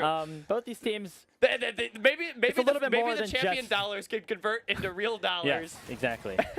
But yeah, Asila wants to get, of course, scaling up. Not for the upgraded abilities like the Victor, but just the really execute, the AP as well. So I'm also thinking the execute might like low key be really good against Warwick. Is something I'm interested in later on into the game, but you really want to get to 40 stacks as fast as possible with Syndra. It's like Victor Hex Core. It just enhances your pushing power by quite a bit because you have double the balls. Double the ball is better than just the regular old amount, as I often say. As we just see an Equalizer. Equalizer burned by Stray to just shove a wave in. It looks like he's still losing out in terms of the CS to Zamudo. So far, you know, that skill check that we talked about, going Zamudo's way at least a little bit. And of course, as we mentioned in game number 1, this Orin has so much power in the late game that if he's even with Stray, like, that's a good sign. And this guy has no flash, so he is very dead. Knocked up by the Ornhorn. There goes Shimmer. He's going to be killed to try to respond. He has a lot of damage, but Shimmer takes 6 at the perfect time and is able to land that ulti and suppress Keel down. It's going to be 2 kills picked up for MU. The Feats of Warfare going over to them, but now it is Shogo and Rhino going for an aggressive play. The Moonlight Vigil has been popped. The Jed getting chunked 200 HP. Oh! The Shuriken from all the way downtown will snipe down the Varus, and Ole Miss get 1 back. And when the top side falls apart, Shogo steps up as he needs to. Him backed into a corner is one of the most dangerous players in CLOL, but it is a disaster on the top side of the map for Ole Miss as they give up the Feat of Warfare and 2 kills as Keel just served himself up to Shimmer and Zamudo trying to save his top laner. I mean, Warwick, squishy champion right now, just has the Vamp Scepter, so if you're able to 100 to 0 him when he was at like half HP, I could see the angle, but the important thing, Hawk, is he hit level 6 after Zamudo, getting that at kill XP, and he just ulted him. Yeah, And Stray just had nothing to offer. Like, you got CC'd in one shot. I think Ole Miss just needs to give that play up. I understand Keel on the Pantheon, he sort of has this mentality of no free ganks, right? I will always be there. You can't make a play without me, but I mean, Stray was just so dead, man. It would have been good if Shimmer didn't have that ulti. I think maybe Keel would have had some kill threat there, even though Stray was going down. But it does look like Ole Miss are able to pick up the first spawn of these grub, or the first of those grubs. It looks like nobody else on Maryville is able to contest it, so they should be able to get all three. Might come at the cost of a lot of Dragon Vision started on the bottom side, but as you mentioned, with Shimmer on the top side of the map, it's not going to be that one-for-one trade that we often see. Grapes, I miss when Dragon used to spawn like a minute and a half into the game with all the other jungle camps, because I would pick Warwick, and I would solo the Dragon like after my first clear in the pit. It was terrible, but that's what I remember playing Warwick for. Like, that's my only experience with the champion, and I feel like Shimmer has not carried that through. Now, he's probably a little bit better than me, if I had to guess. But, oh, no. I believe in you. You know, not taking any dragons. Come on, this is sacrilege. He's, yeah, playing it a little safer than you, maybe, or not wanting to limit test too much here in the CLO Grand Finals. By the way, it means a lot that you think I could maybe be better at jungle than a preeminent CLO champion. We've never seen Hawk play against Shimmer in a League of Legends game. That is true. I mean, I'm just saying. Shimmer, if you're ever down sometime, I'll PayPal you $10. I think it's better to make me look good. I think it's better for you to just leave it unknown, right? Like, hey, there's no are you saying you don't believe in me anymore? I'm just saying that we don't know for sure. Okay. I think the point I'm trying to get across. Sure. Hey, and, by the way, it's going to be the Dragon picked up most likely by Ole Miss, but Shogo and Rhino might have gone a little bit forward. The Chain of Corruption did land onto both bot lane members, and those Blight Stalks really starting to do some work. The Piercing Arrow going to not connect on anybody. It's a field goal picked up. Oh, Shimmer! He jumped on in there and stole away the Drake. He will get one shot, but that's a big win here for Maryville. Keel gonna have to flash over the wall most likely, unless they try to collapse onto Spyrax. He's still fighting with Asila here. Does not have that unleashed power, but it looks like Keel is still hunting, as now the bot lane push is going to be starting here for Jet and Zyko, and they get the kill on a Rhino, looking for something on a Spyrax, but he is able to use enough distance to get on out, as Zyko is going to try to hunt Shogo down, prevent him from going back to base. The Grand Entrance does not connect, and Shogo already popping that barrier early. He does a lot of damage, but it should not be enough. The wave is crashing in. Shogo's at less than 100 HP. They send a teleport in. Finally, the hail of arrows will take him down, and Asile will at least be there to match the wave. Oh, Keel, maybe. I think Keel ulted to the wrong lane. He went mid. Yeah, Shimmer's here too. He's going to flash in. They're going to try to get Sajed, but here comes Shimmer. He's fleeing away. Kill is going to try to hunt him down. Maryville University on the bottom side of things. Able to get a ton of kills, a ton of gold, and that dragon to boot. Oh, Keel, the wheels are falling off the bus in this game as a really great 2v2. Sajed on the Varus, just able to reset the cooldowns and cycle so much damage into Shogo and Rhino. And with the dragon getting stolen, I mean, like, this is... It looked like Ole Miss was doing so well. And now things starting to fall apart a little bit. Now, we do still think that Ole Miss have a lot of comfort. They have a lot of team fight ability. We're going to get another look at this play on the bottom side, it looks like, as there goes that kill onto Keel. And then I think after that, it's kind of closed out from there. It is. Yeah, I think that was the second kill onto Keel, or the last one. So sort of missed the lead into the dive, but Ole Miss at least going to be able to utilize the grubs. They're back out onto the map, and Sajed without flash. Oh, yeah, extra movement speed gained by Keel popping that E, but he's going to get singled onto 1v3 once again, just too far forward, and is punished beautifully by Maryville. And they'll get the kill onto the Pantheon, and not even going to get the chance to finish off that tier 1 turret. Honestly, though, not a bad death from Keel. I mean, you know, he gives himself up, but that's a TP. Out of Zamudo to the bottom side. It's going to give Stray plenty of free time. They already got a lot of gold and plates off this turret. I don't hate it. Oh, they're going to look for some more as Rhino's posturing very aggressively. The Call of Forge God is going to come out. Who will the knock-up land on? It is onto Rhino, but a teleport comes in from the Rumble to make sure that Shogo will stay alive.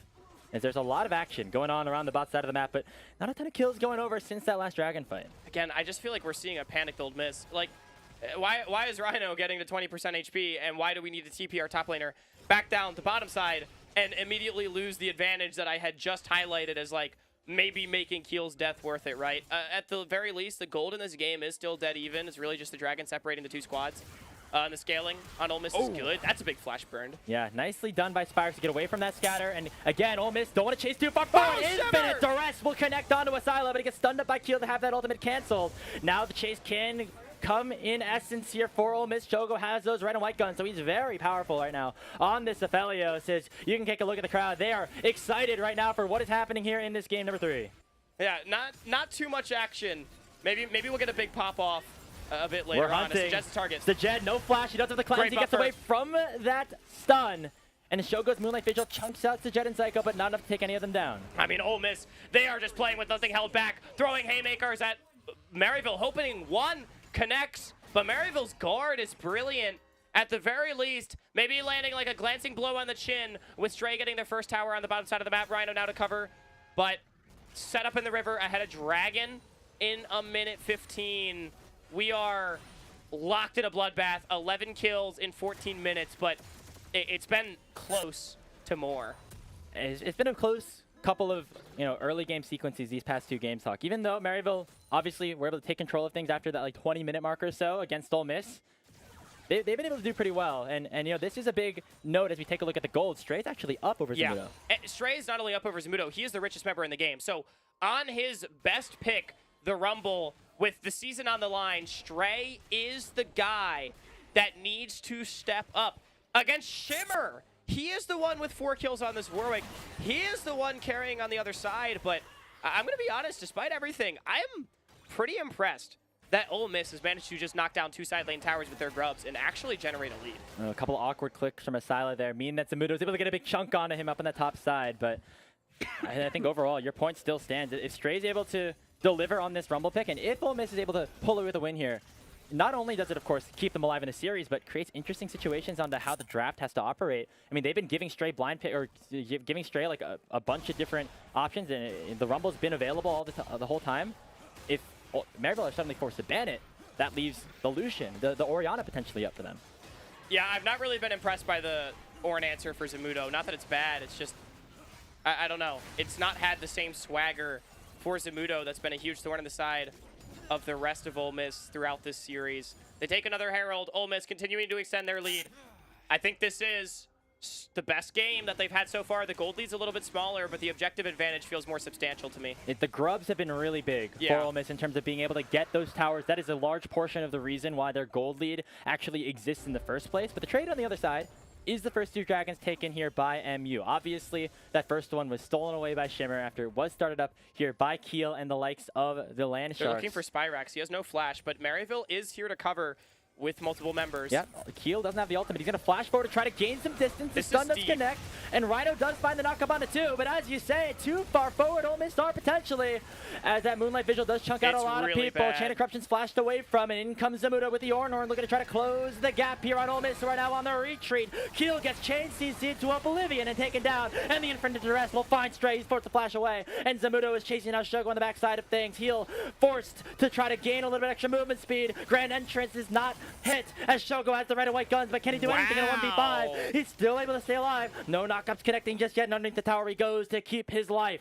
Shogo, really great movement to be able to get himself out of there. Maryville wanted to take down their old Slayer, but Shogo, fantastic ability to get away. And look at this, Asila still trying to play for turrets as Ole Miss, every time they force a fight, I just roll my eyes because it results in this. Maryville just collapsing upon them and winning out on the play, but it does look like Asila gave up his life in mid. It's going to be Zamudo traded. It's a good death. It's a 1-for-1. With the tower also getting taken. Yes, it's 3 towers to 0. The mid lane tier 1 is down. I mean, like, Ole Miss is playing the map, in my opinion, actually better. They just need to stop throwing themselves at Maryville. Should play a little bit more contained, I suppose. However, you talk about the Ornn for Zamudo. This is at the point right now where maybe Maryville are at their most vulnerable state before Spyrax has been able to scale up on the Victor, before Zamudo is able to get these Ornn upgrades in. So it might be a situation where Ole Miss feels forced to go for these plays. Yeah, I mean, the scaling on Victor Ornn is it's a bit problematic, I won't lie. But I think Ole Miss just has so much damage in their composition that they can try to circumvent it. I really do look at Spyrax to be that big carry, though. 2-0, 370 CS. Likely the strongest member on his team after Shimmer with 6 kills. But, I mean, if you are ever able to take down that Victor, I think Ole Miss always knew what they signed up for with this composition, which is one that needs to press the issue, and they've tried to do that. But it's just been ill-fated so many times. and it feels like it's given a lot back. Yeah, and the snowball is kind of stopped by the fact that Maryville have been able to pick up some kills on those crucial carries. I mean, look at Spyrex all of a sudden. 2-0-3 on this Victor, and a 40 CS gap opened up quietly over Asila, who has kind of sacrificed his ability to take waves in favor of trying to find picks, but right now Spyrex is actually beating him on both ends. Yeah, Maryville's going to close up the gold gap because they're starting to take down some of the first towers of their own, right? And so everything basically back to even footing between the kills and the towers on their way here for MU. They might even find themselves marginally ahead. It's really, to me, Grapes, going to be about this dragon in a minute 50 because everybody's going to basically have everything. I think Shogo and Sajed should have their flashes back up by that point, and we should have 2 items across the board on everybody that it matters. And Ole Miss, they just have to find the execution that puts this game in their favor because Maryville has beaten them badly at this stage of the game for the previous 2. I mean, this is where Game 2 fell apart for them as well. Game 1 and 2. I mean, Game 1 was like very MU controlled anyway, but this is an opportunity potentially as Shimmer pops the E just in time, that damage reduction, enough to get away from the final execute of that unleashed power. But that's going to be Shimmer heading back to base, and a small win for for Ole Miss. It comes at the cost, though, of that ultimate down for Asila. It buys Ole Miss purchase into the river, though, and the unleashed power. I mean, yes, it's a very strong ability, but not the most important tool out of ultimates. Now, this could be big. Caught in a base. However, Spyrex able to get underneath the tier 2 turret. They land the Glacial Fissure onto Sajed, actually, so a bit of a misprioritization of targets. The Scout of the Week not going to land, and Spyrex gets out scot-free without even burning his flash, ultimate, or anything, as you say. Dragon spawning in less than a minute, and Ole Miss all of a sudden used a lot of their tools. Yeah, Ole Miss, they tried to find their moment. They really wanted to get Spyrex, or at least force him to flash, but with the Moonlight Vigil and the Glacial Fissure, I think it's too much. It's going to give Maryville this fight. Ole Miss, they can't fight for the sole point. They don't have the ultimates, but I think they're going to try, Grapes, and we just talked about this being the point of the game where Maryville takes over. Now, the Unleashed Power is available once again. Keel's going to pop that Rift Herald to get a little bit of mid lane prio as well.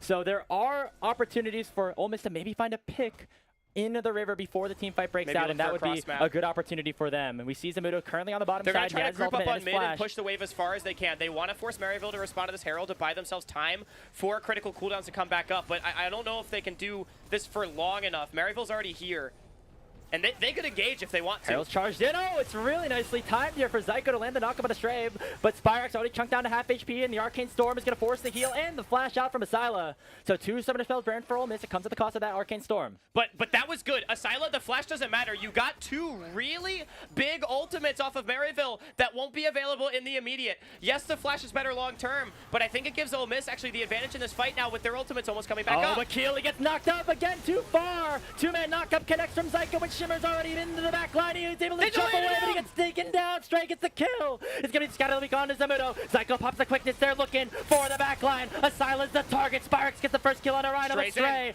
is burning them away. And Shogo is still at half HP and a lot of damage to work with. Stray with the Electro Harpoon gets the kill on Zamudo. Sajed's at half HP, but he gets taken a kill on a kill. Shogo nearly able to take down Spyrex, and everybody's low, but the carries on both sides still live. It's individual outplays around the map. Spyrex tried to flash in and take out the heart of Ole Miss, but Shogo with the red light Moonlight Vigil, he healed up just enough, and it's a Pyrrhic victory. Ole Miss, though, they should be able to regroup with numbers. Maryville University coming off redeploy. No teleport save for Zamudo in 12 seconds. Ole Miss needs to try to burn down this Baron as fast as possible because Maryville will have numbers if they arrive. Shimmer's on the way. He has his smite. However, Keel is respawning in 3 seconds, and they have the ultimate available. Luckily for Shogo, the Shurikens do a lot of damage, and they're able to pick up that dragon and deny the soul point. As Zyko is trying to find a little bit of scouting into the pit, he gets knocked up to half HP and is forced to escape. As Ole Miss, they're still alive in this one. Ole Miss has held on to the game. 22, nearly 23 minutes in, and they have held on to the game, Grapes. It's the best look we've seen so far as they somehow managed to win that previous team fight. It was so touch and go. Oh, they're still mid, though. And that means that Rhino gets knocked up here by the searing charge of Zamudo. I was wondering why they were sticking around so long, looking for a pick, and full redeploy in essence here for Maryville University, as they are still very much alive in this game 3. And everybody going to go back to farming, more than likely. I mean, Maryville's still staying group. They are still looking potentially for an angle. I will say on the last team fight, a big part of it was the power of the Syndra from Asila, completely shutting down Shimmer and not allowing any of the Warwick shenanigans to come through. That was really the difference maker, in my opinion. They've They're been just sitting gonna mid go. forever. They're going to try to send an engage, but everybody for MU is able to get on out. And by the way, Spyrex are still pushing on that bottom side, able to pick up the tier 1 and get a wave underneath the tier 2. So Ole Miss burned a lot of cooldowns and stick around in this mid lane for a little bit longer than we were anticipating, and it results in basically nothing. I mean, I will say they do get a pretty big cooldown off of Sajed that critically won't be up for the next fight. The Dragon was already taken, so that's a summoner spell that's gone for the next major team fight. But I agree with you. It's a lot that Spyrax just kind of got for free. But if we know anything about Ole Miss, is that them and specifically Asila choose not to play side lanes. They will overgroup and permafight. Oh, Keel, he's taking really low. He's going to be able to survive, though, as the poke damage was not enough. So the Pantheon survives. But again, Spyrax is just pushing bottom. It's all 5 members of Ole Miss getting gravitated towards mid by the pool of Sajed and Zamudo and their Moxie here in the mid lane. Finally, Ole Miss takes a reset, but yeah, I mean, Ole Miss came out of that last Dragon play up 1,000 gold grapes. It's gone. Back to that even at 25 minutes. And again, the scaling for Maryville is big. Those ornaments are starting to come through, and that is where Zamudo can start to become a bit of a problem, both in those team fights as well as the ability to upgrade the rest of his team's items and get them to even a situation where the gold lead actually it doesn't even matter and actually maybe favors MU. Yeah, I mean, Spyrax, he is at that point in the game, and Zamudo level 14 ornaments can now come through. Psycho, he's good. Silo does a lot of damage, though. Ooh. Another pick on a kill. He's able to pop the Aegis and keep himself alive for now, but he keeps getting knocked up and taken down. It's going to be the Arcane Storm used as Zamudo will land the final blow. And the Ornhorn has been issued, but it gets canceled by the Unbreakable of Rhino. That's the jungler for Ole Miss down, but Maryville do not feel confident enough to start up that Baron. Yeah, it's too much burned by Maryville. And not only that, I mean, going into the pit against an Aphelios and a Rumble and a Syndra sounds like the way you throw this game. And Maryville, I mean, great recognition. They're going to try to still hammer away at this tower that they've wanted for so long. Nice buffer there for Zamudo to get away from a lot of that big crowd control. Sajed is doing a lot of great poke, by the way. In these siege situations, Maryville feels willing to step forward, knowing that Sajed will be able to trade back with damage on the end of the fight. It's going to be the Otacon started up here by Maryville University. They'll be able to claim this one based off of the pressure that they were given by Keel going down. So it's not the Baron, but it's another nice set of advantages that get you a little bit of extra, damage, as well as that after death effect that can be really big in those 5v5s. Yeah, I mean, Shimmer, it's uncontested. It's going to go over. Ole Miss just going to try to take some space on the top side of the map. But Dragon as well, Soul Point, Mountain Soul Point. Oh, look at this. Oh, we've seen this before from Ole Miss. When they get desperate, they will just rip a Baron. They're only looking for the fight. I mean, there's no way we play for a finish on this Baron. Okay, they burned the TP out of Spyrex. That's all they wanted. They're going to back away from it and make sure that they do not get picked out after lose mid-tier the one Baron for it. chunks out their HP bars. I mean, the mid-turret was under threat for a long time. It will go down most likely. And now the question is, will Ole Miss look for a fight? I mean, they cannot go for one right now, and that maybe even gives MU a timer around that topside river. Yeah, Maryville, I think with that mid-tier one going down, it's going to consolidate their control over the map quite a bit. Ole Miss had done well to hang on to it for this amount of time, but Maryville just investing everything into finally taking it. And they already had river control, they already had map control, but now they can finally secure that highway. And it will be Ole Miss playing on the back foot, probably for the remainder of the game. Again, we're looking at pure 5v5 heroics. Shogo likely to have 3 items. Stray likely to have 3 items. They need to step up for their program if they want to win their first title. It's going to take a lot. Again, this is the closest game that Ole Miss has played so far, as we have kind of gotten to that point where they haven't lost yet. Yeah, this is normally where the game has ended so far in this series. So big win for them, at least in that department. But now we get back into the Dragon fight and another situation where MU are dominating the side lane. Look at Zamudo, currently pushing on that top lane tier 2, and nobody from Ole Miss is there to defend it, and that means that there's going to be a lot of opportunities around the Dragon as Shimmer just goes in with the ultimate and finds a kill onto Asila. Now the fight begins in Earth's Equalizer, not finding a whole lot, and Ole Miss are forced to run away. That's going to be the sole point going over to the Saints. Yeah, that was not good for Ole Miss. I mean, they just lost their mid laner right when they wanted to try to find the engage. We didn't see what happened to Asila. I'm not sure if we can get a replay. But it was just Shimmer finding him. That's just a huge pick. Shimmer again. He is the hero of Maryville in this series for me. 7-3-3 on his signature pick with a CeeLo trophy in his sights. Meanwhile, Zamudo just able to mine down a tier 2 tower because Maryville knows that Ole Miss is desperate. Maryville knows that Ole Miss will stop at nothing to find their 5v5. Yeah, and what a moment for Shimmer. You know, he's been gated to the Vi, to the Zins out, to the Pantheons every once in a while. But you know, when we saw him at first, it wasn't just like things like Warwick, right? But we also saw like Udyr was a big pick for him. He loves those guys that just run up at you and slap you. And I mean, to me, this speaks to the confidence that Maryville has in their guys. Yeah, It's not just up to Shimmer to be useful, but he is at Maryville for a reason. They saw something in him when they picked him up at the start of the year, and he is playing like the player that they wanted him to become. And I mean, a great story for this player as well. He talks about how his family, a family of truck drivers, right? And they wanted him to join the family business, stop playing this video game. But it turns out he gets to do something that hasn't really been done in his family, which is go get an education on a full ride at Maryville University because he's so damn good at something. And an incredible story it is. But now a pick potentially onto the AD carry of That's a nice combo. Oh, they got it! All the way from 2 screens away. It's Shogo getting a big shutdown onto Sajed. And it is Ole Miss who finally get a big break in this one. The AD carry for MU is down for the count. It came at the cost of just that Glacial Fissure and the equalizer. So MU can continue to play. Yeah, but Ole Miss, they have control of the river. They really want to start up this Baron. They have full health bars on everybody save for Rhino. Psycho a little bit chunked. And that is a big time pick. Infinite Thrust is straight in onto Stray. The scout of the week does find 2. Stray goes Disengage. golden, gonna keep himself alive for a little bit. Moonlight Vigil does not find a target. Shogo does not land the ulti. And it's a big chunk of damage that would have otherwise been gone onto the MU health bars. That is now out of the picture. The scout of the week finds onto Zamudo. Shogo's on a killing spree. And despite some of the individual misplays that we saw there for the Landsharks, they get a kill and they are not able to get the Baron though. Yeah, I think Ole Miss, they wanted that to be their moment. They wanted that to be the game-breaking play, but instead it just ends up being 2 kills. Good defense from Maryville. I mean, Spyrax just hits like the broadside of a freight train at this point, and he is so damn strong on this Victor. We get another look, though. It was just a Jed. He got caught in that choke point, and the CC able to land onto him under the red carpet. And then in the long chase, it was that Moonlight Vigil going wide.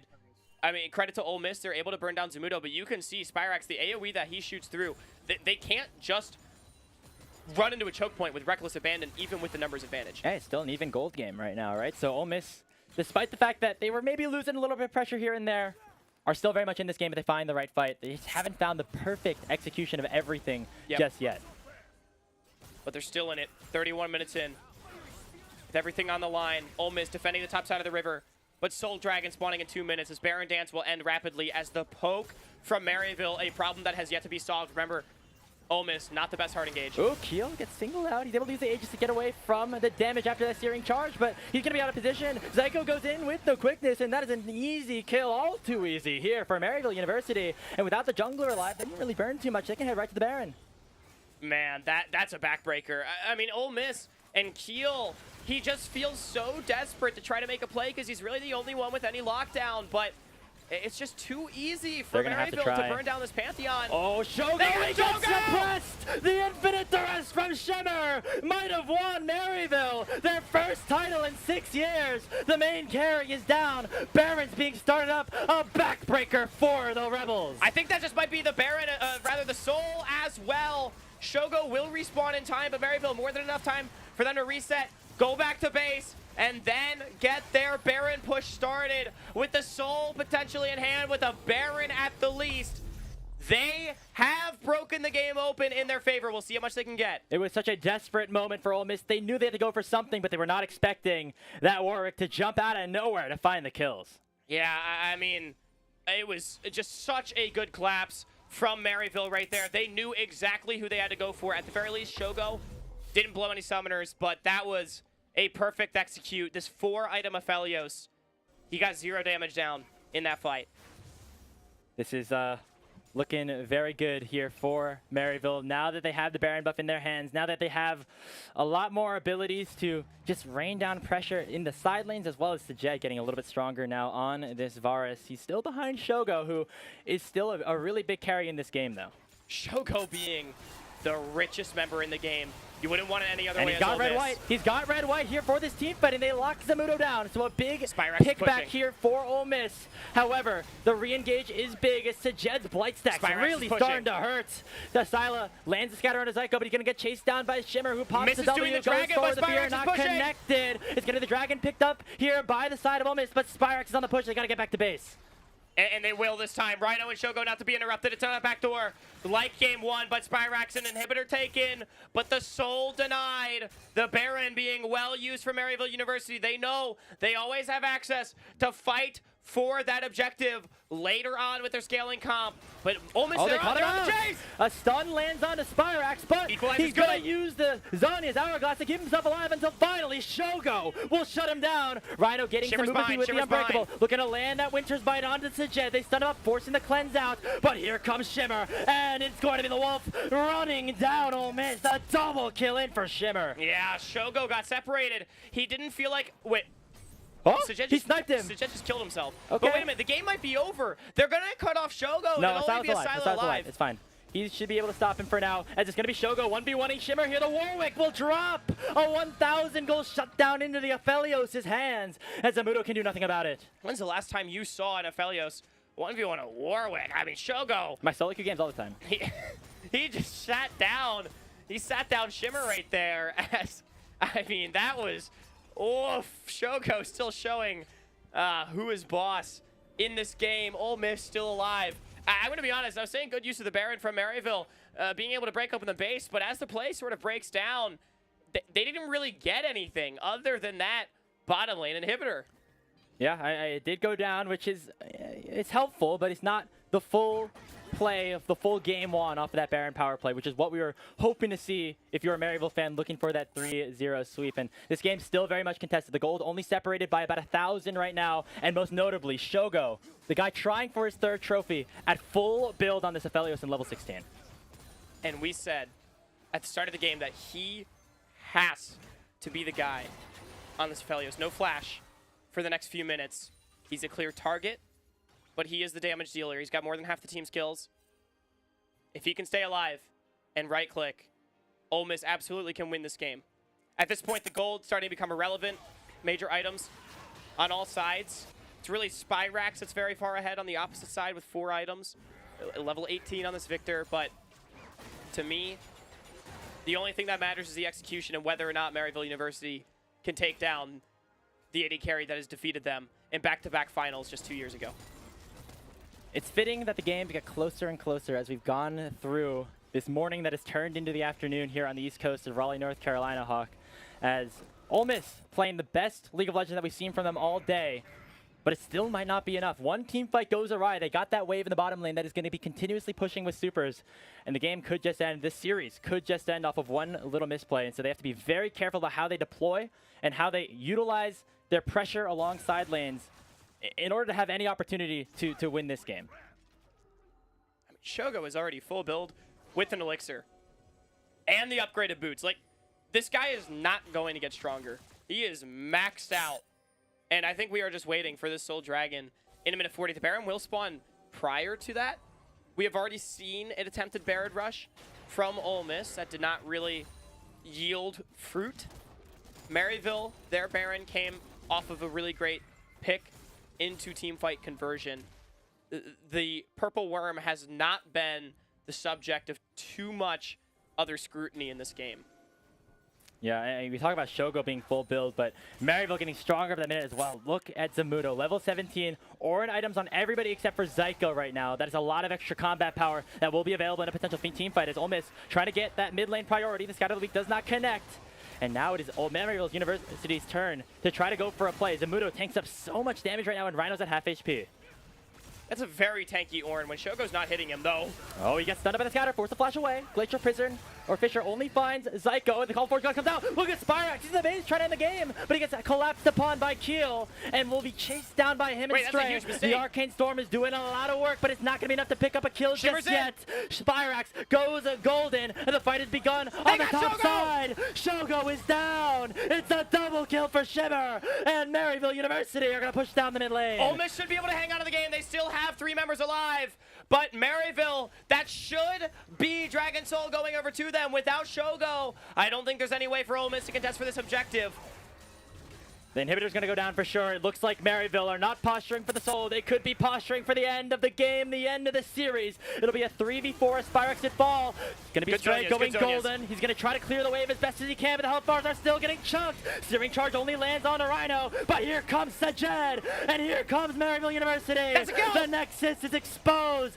MU going for it. It's been a cold, wintry 6 years of exile from the promised land, but here in Raleigh, the Saints wait is finally over. Kings of the North, Kings of Collegiate, Maryville University are your 2025 Collegiate League of Legends champions.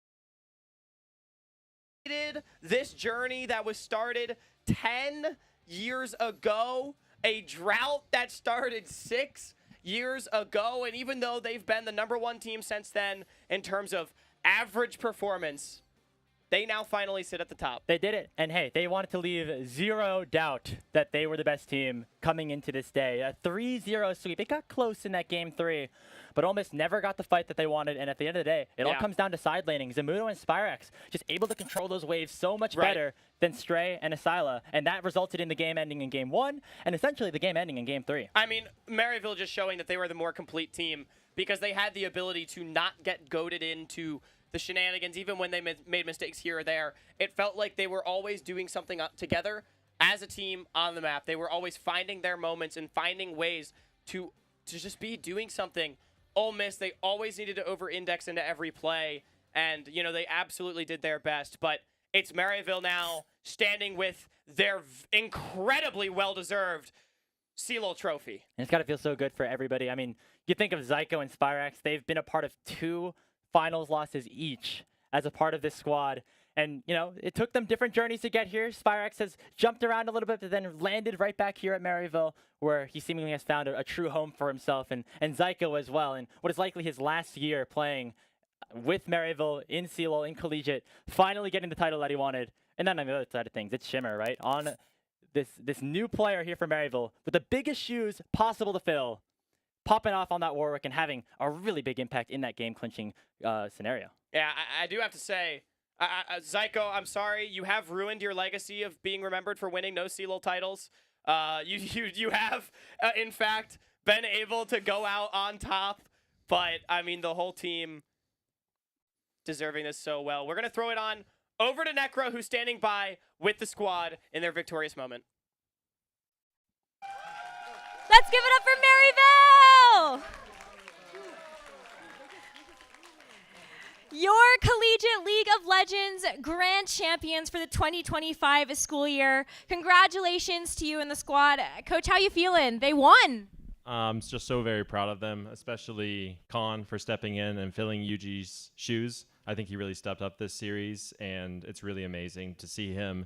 You know, there's a big gap to fill, and he filled it, and he played really well today. And honestly, I'm just so proud of everyone. I could go on and on, but Khan especially, I wanted to give him props for that.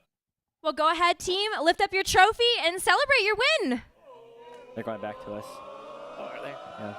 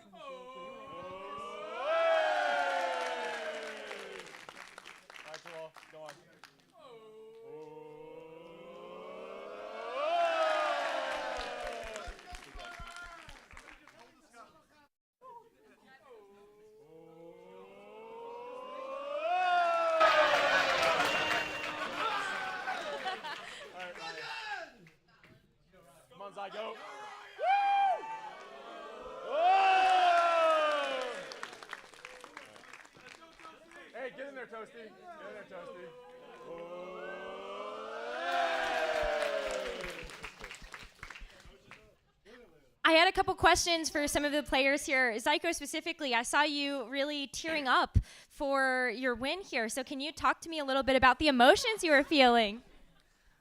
I mean, this really means a lot to me, considering the fact that this is my last Elo and the last time I'll be playing for this university. So I'm just really thankful and really grateful to be a part of this program and get my first ever win. Yeah. I have a question for you too, Shimmer. I know everybody's been talking about these big shoes you have to fill for your squad. So how are you feeling about your performance today and how you could deliver? Honestly, I had some few ins here and there, but I wanted to accomplish something that Yuji couldn't do, and I was able to win the Elo. So honestly, it means a lot to me, but it means a lot to me mostly because I did this one's for Dan, Niles, Zyko, and Spyrax. They haven't won in a while, so I had to get them one.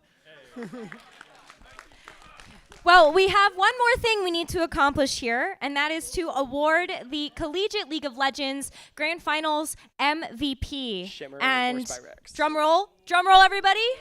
Spyrax might deserve it. Congratulations, Spyrax. That's fair. MVP. That is a very weird looking. That trophy is crazy. MVP. How are you feeling about winning the MVP role? I felt pretty great. It wasn't that hard, to be honest, because no, no offense from like an objective standpoint. Like we're versing like a much weaker team compared to like last year, so there's that. And unfortunately, their mid laner is also one of their weaker players. So all I have to do is like do my job, and I knew we'd win. Well, the Oriana looked really great in that game number 2, and I think from that point on, Maryville, just as a squad, it looked so well put together. So any other props, I guess, you want to give to fans out there watching you or your teammates? Shout out to the viewers, shout out to my team, obviously, shout out to my family, and shout out to the program. All right, everybody, give it up one more time for your Collegiate League of Legends Grand Champions.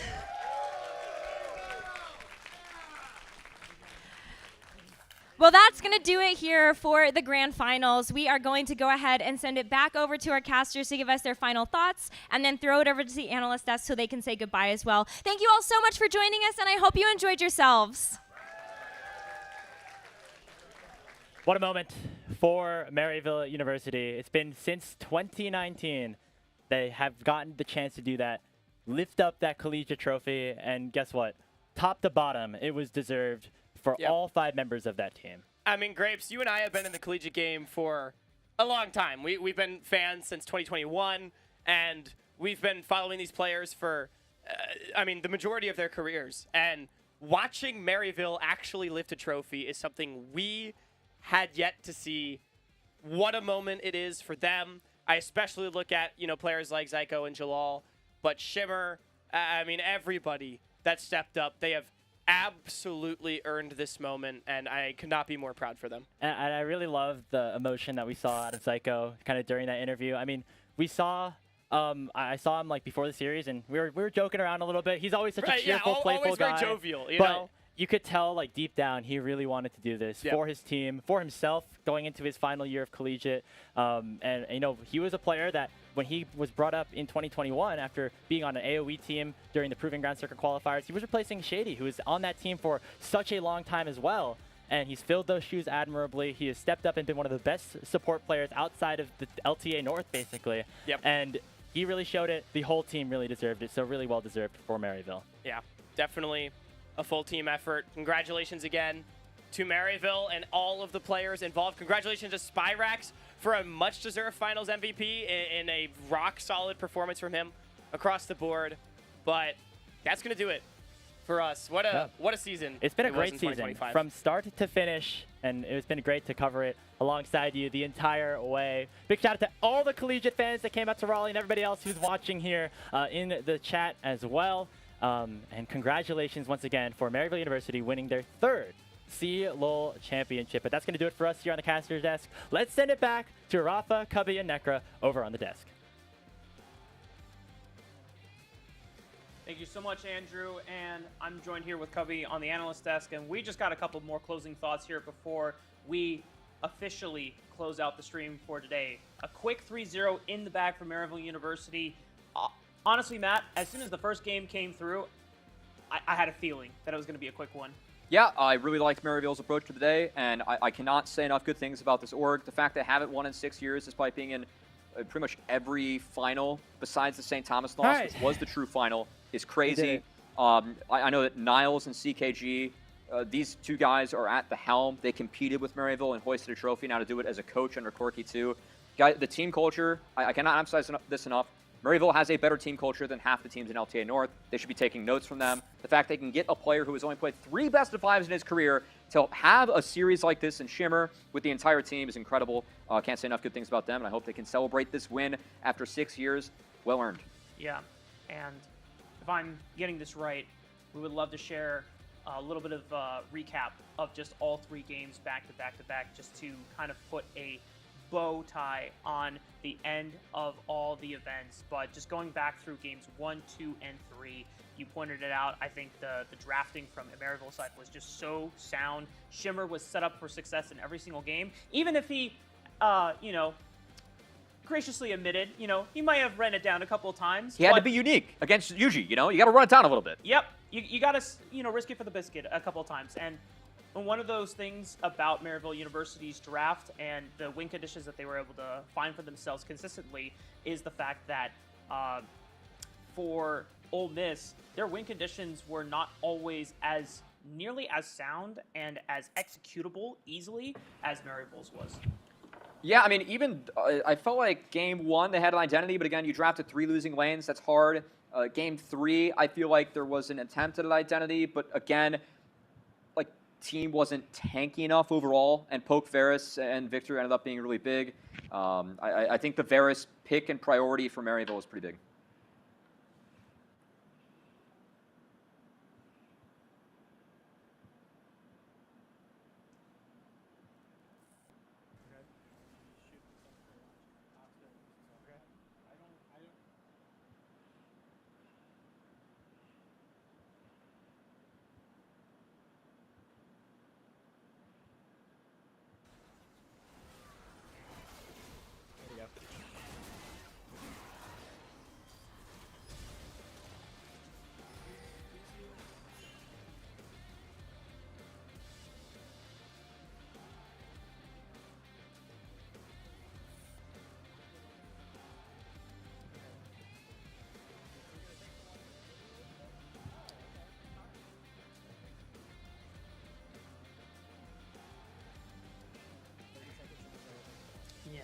Hello. Hello, we got Necro back. Woo! I was looking for updates. Buying some time for me to get my steps in. The 4 stories, it's quite a hike. Yeah. I'm channeling my inner Warwick. We tried to be low HP for you, Yeah. Anyway, this has been such an amazing grand finals. I feel like Maryville just had such a victory lap in that 3rd game, and it's really inspiring to see a program have such an incredible decade over the last 10 years. Yeah. Well, guys, we started out with more than 32 teams nearly 2 months ago. It came down to 2 final teams, 1 team that was featured, in a program that came up and trying to pose the biggest challenge to Maryville University, but the winter is finally over. Maryville University are now the most winningest program in the history of CLOL with 3 trophies added to their total showcase. It is an absolute pinnacle achievement for the program as well as the players. And on behalf of the broadcast staff and crew, we would like to thank you all for joining us here for the CLOL Championship Final here in 2025. And until next time, stay healthy and stay safe.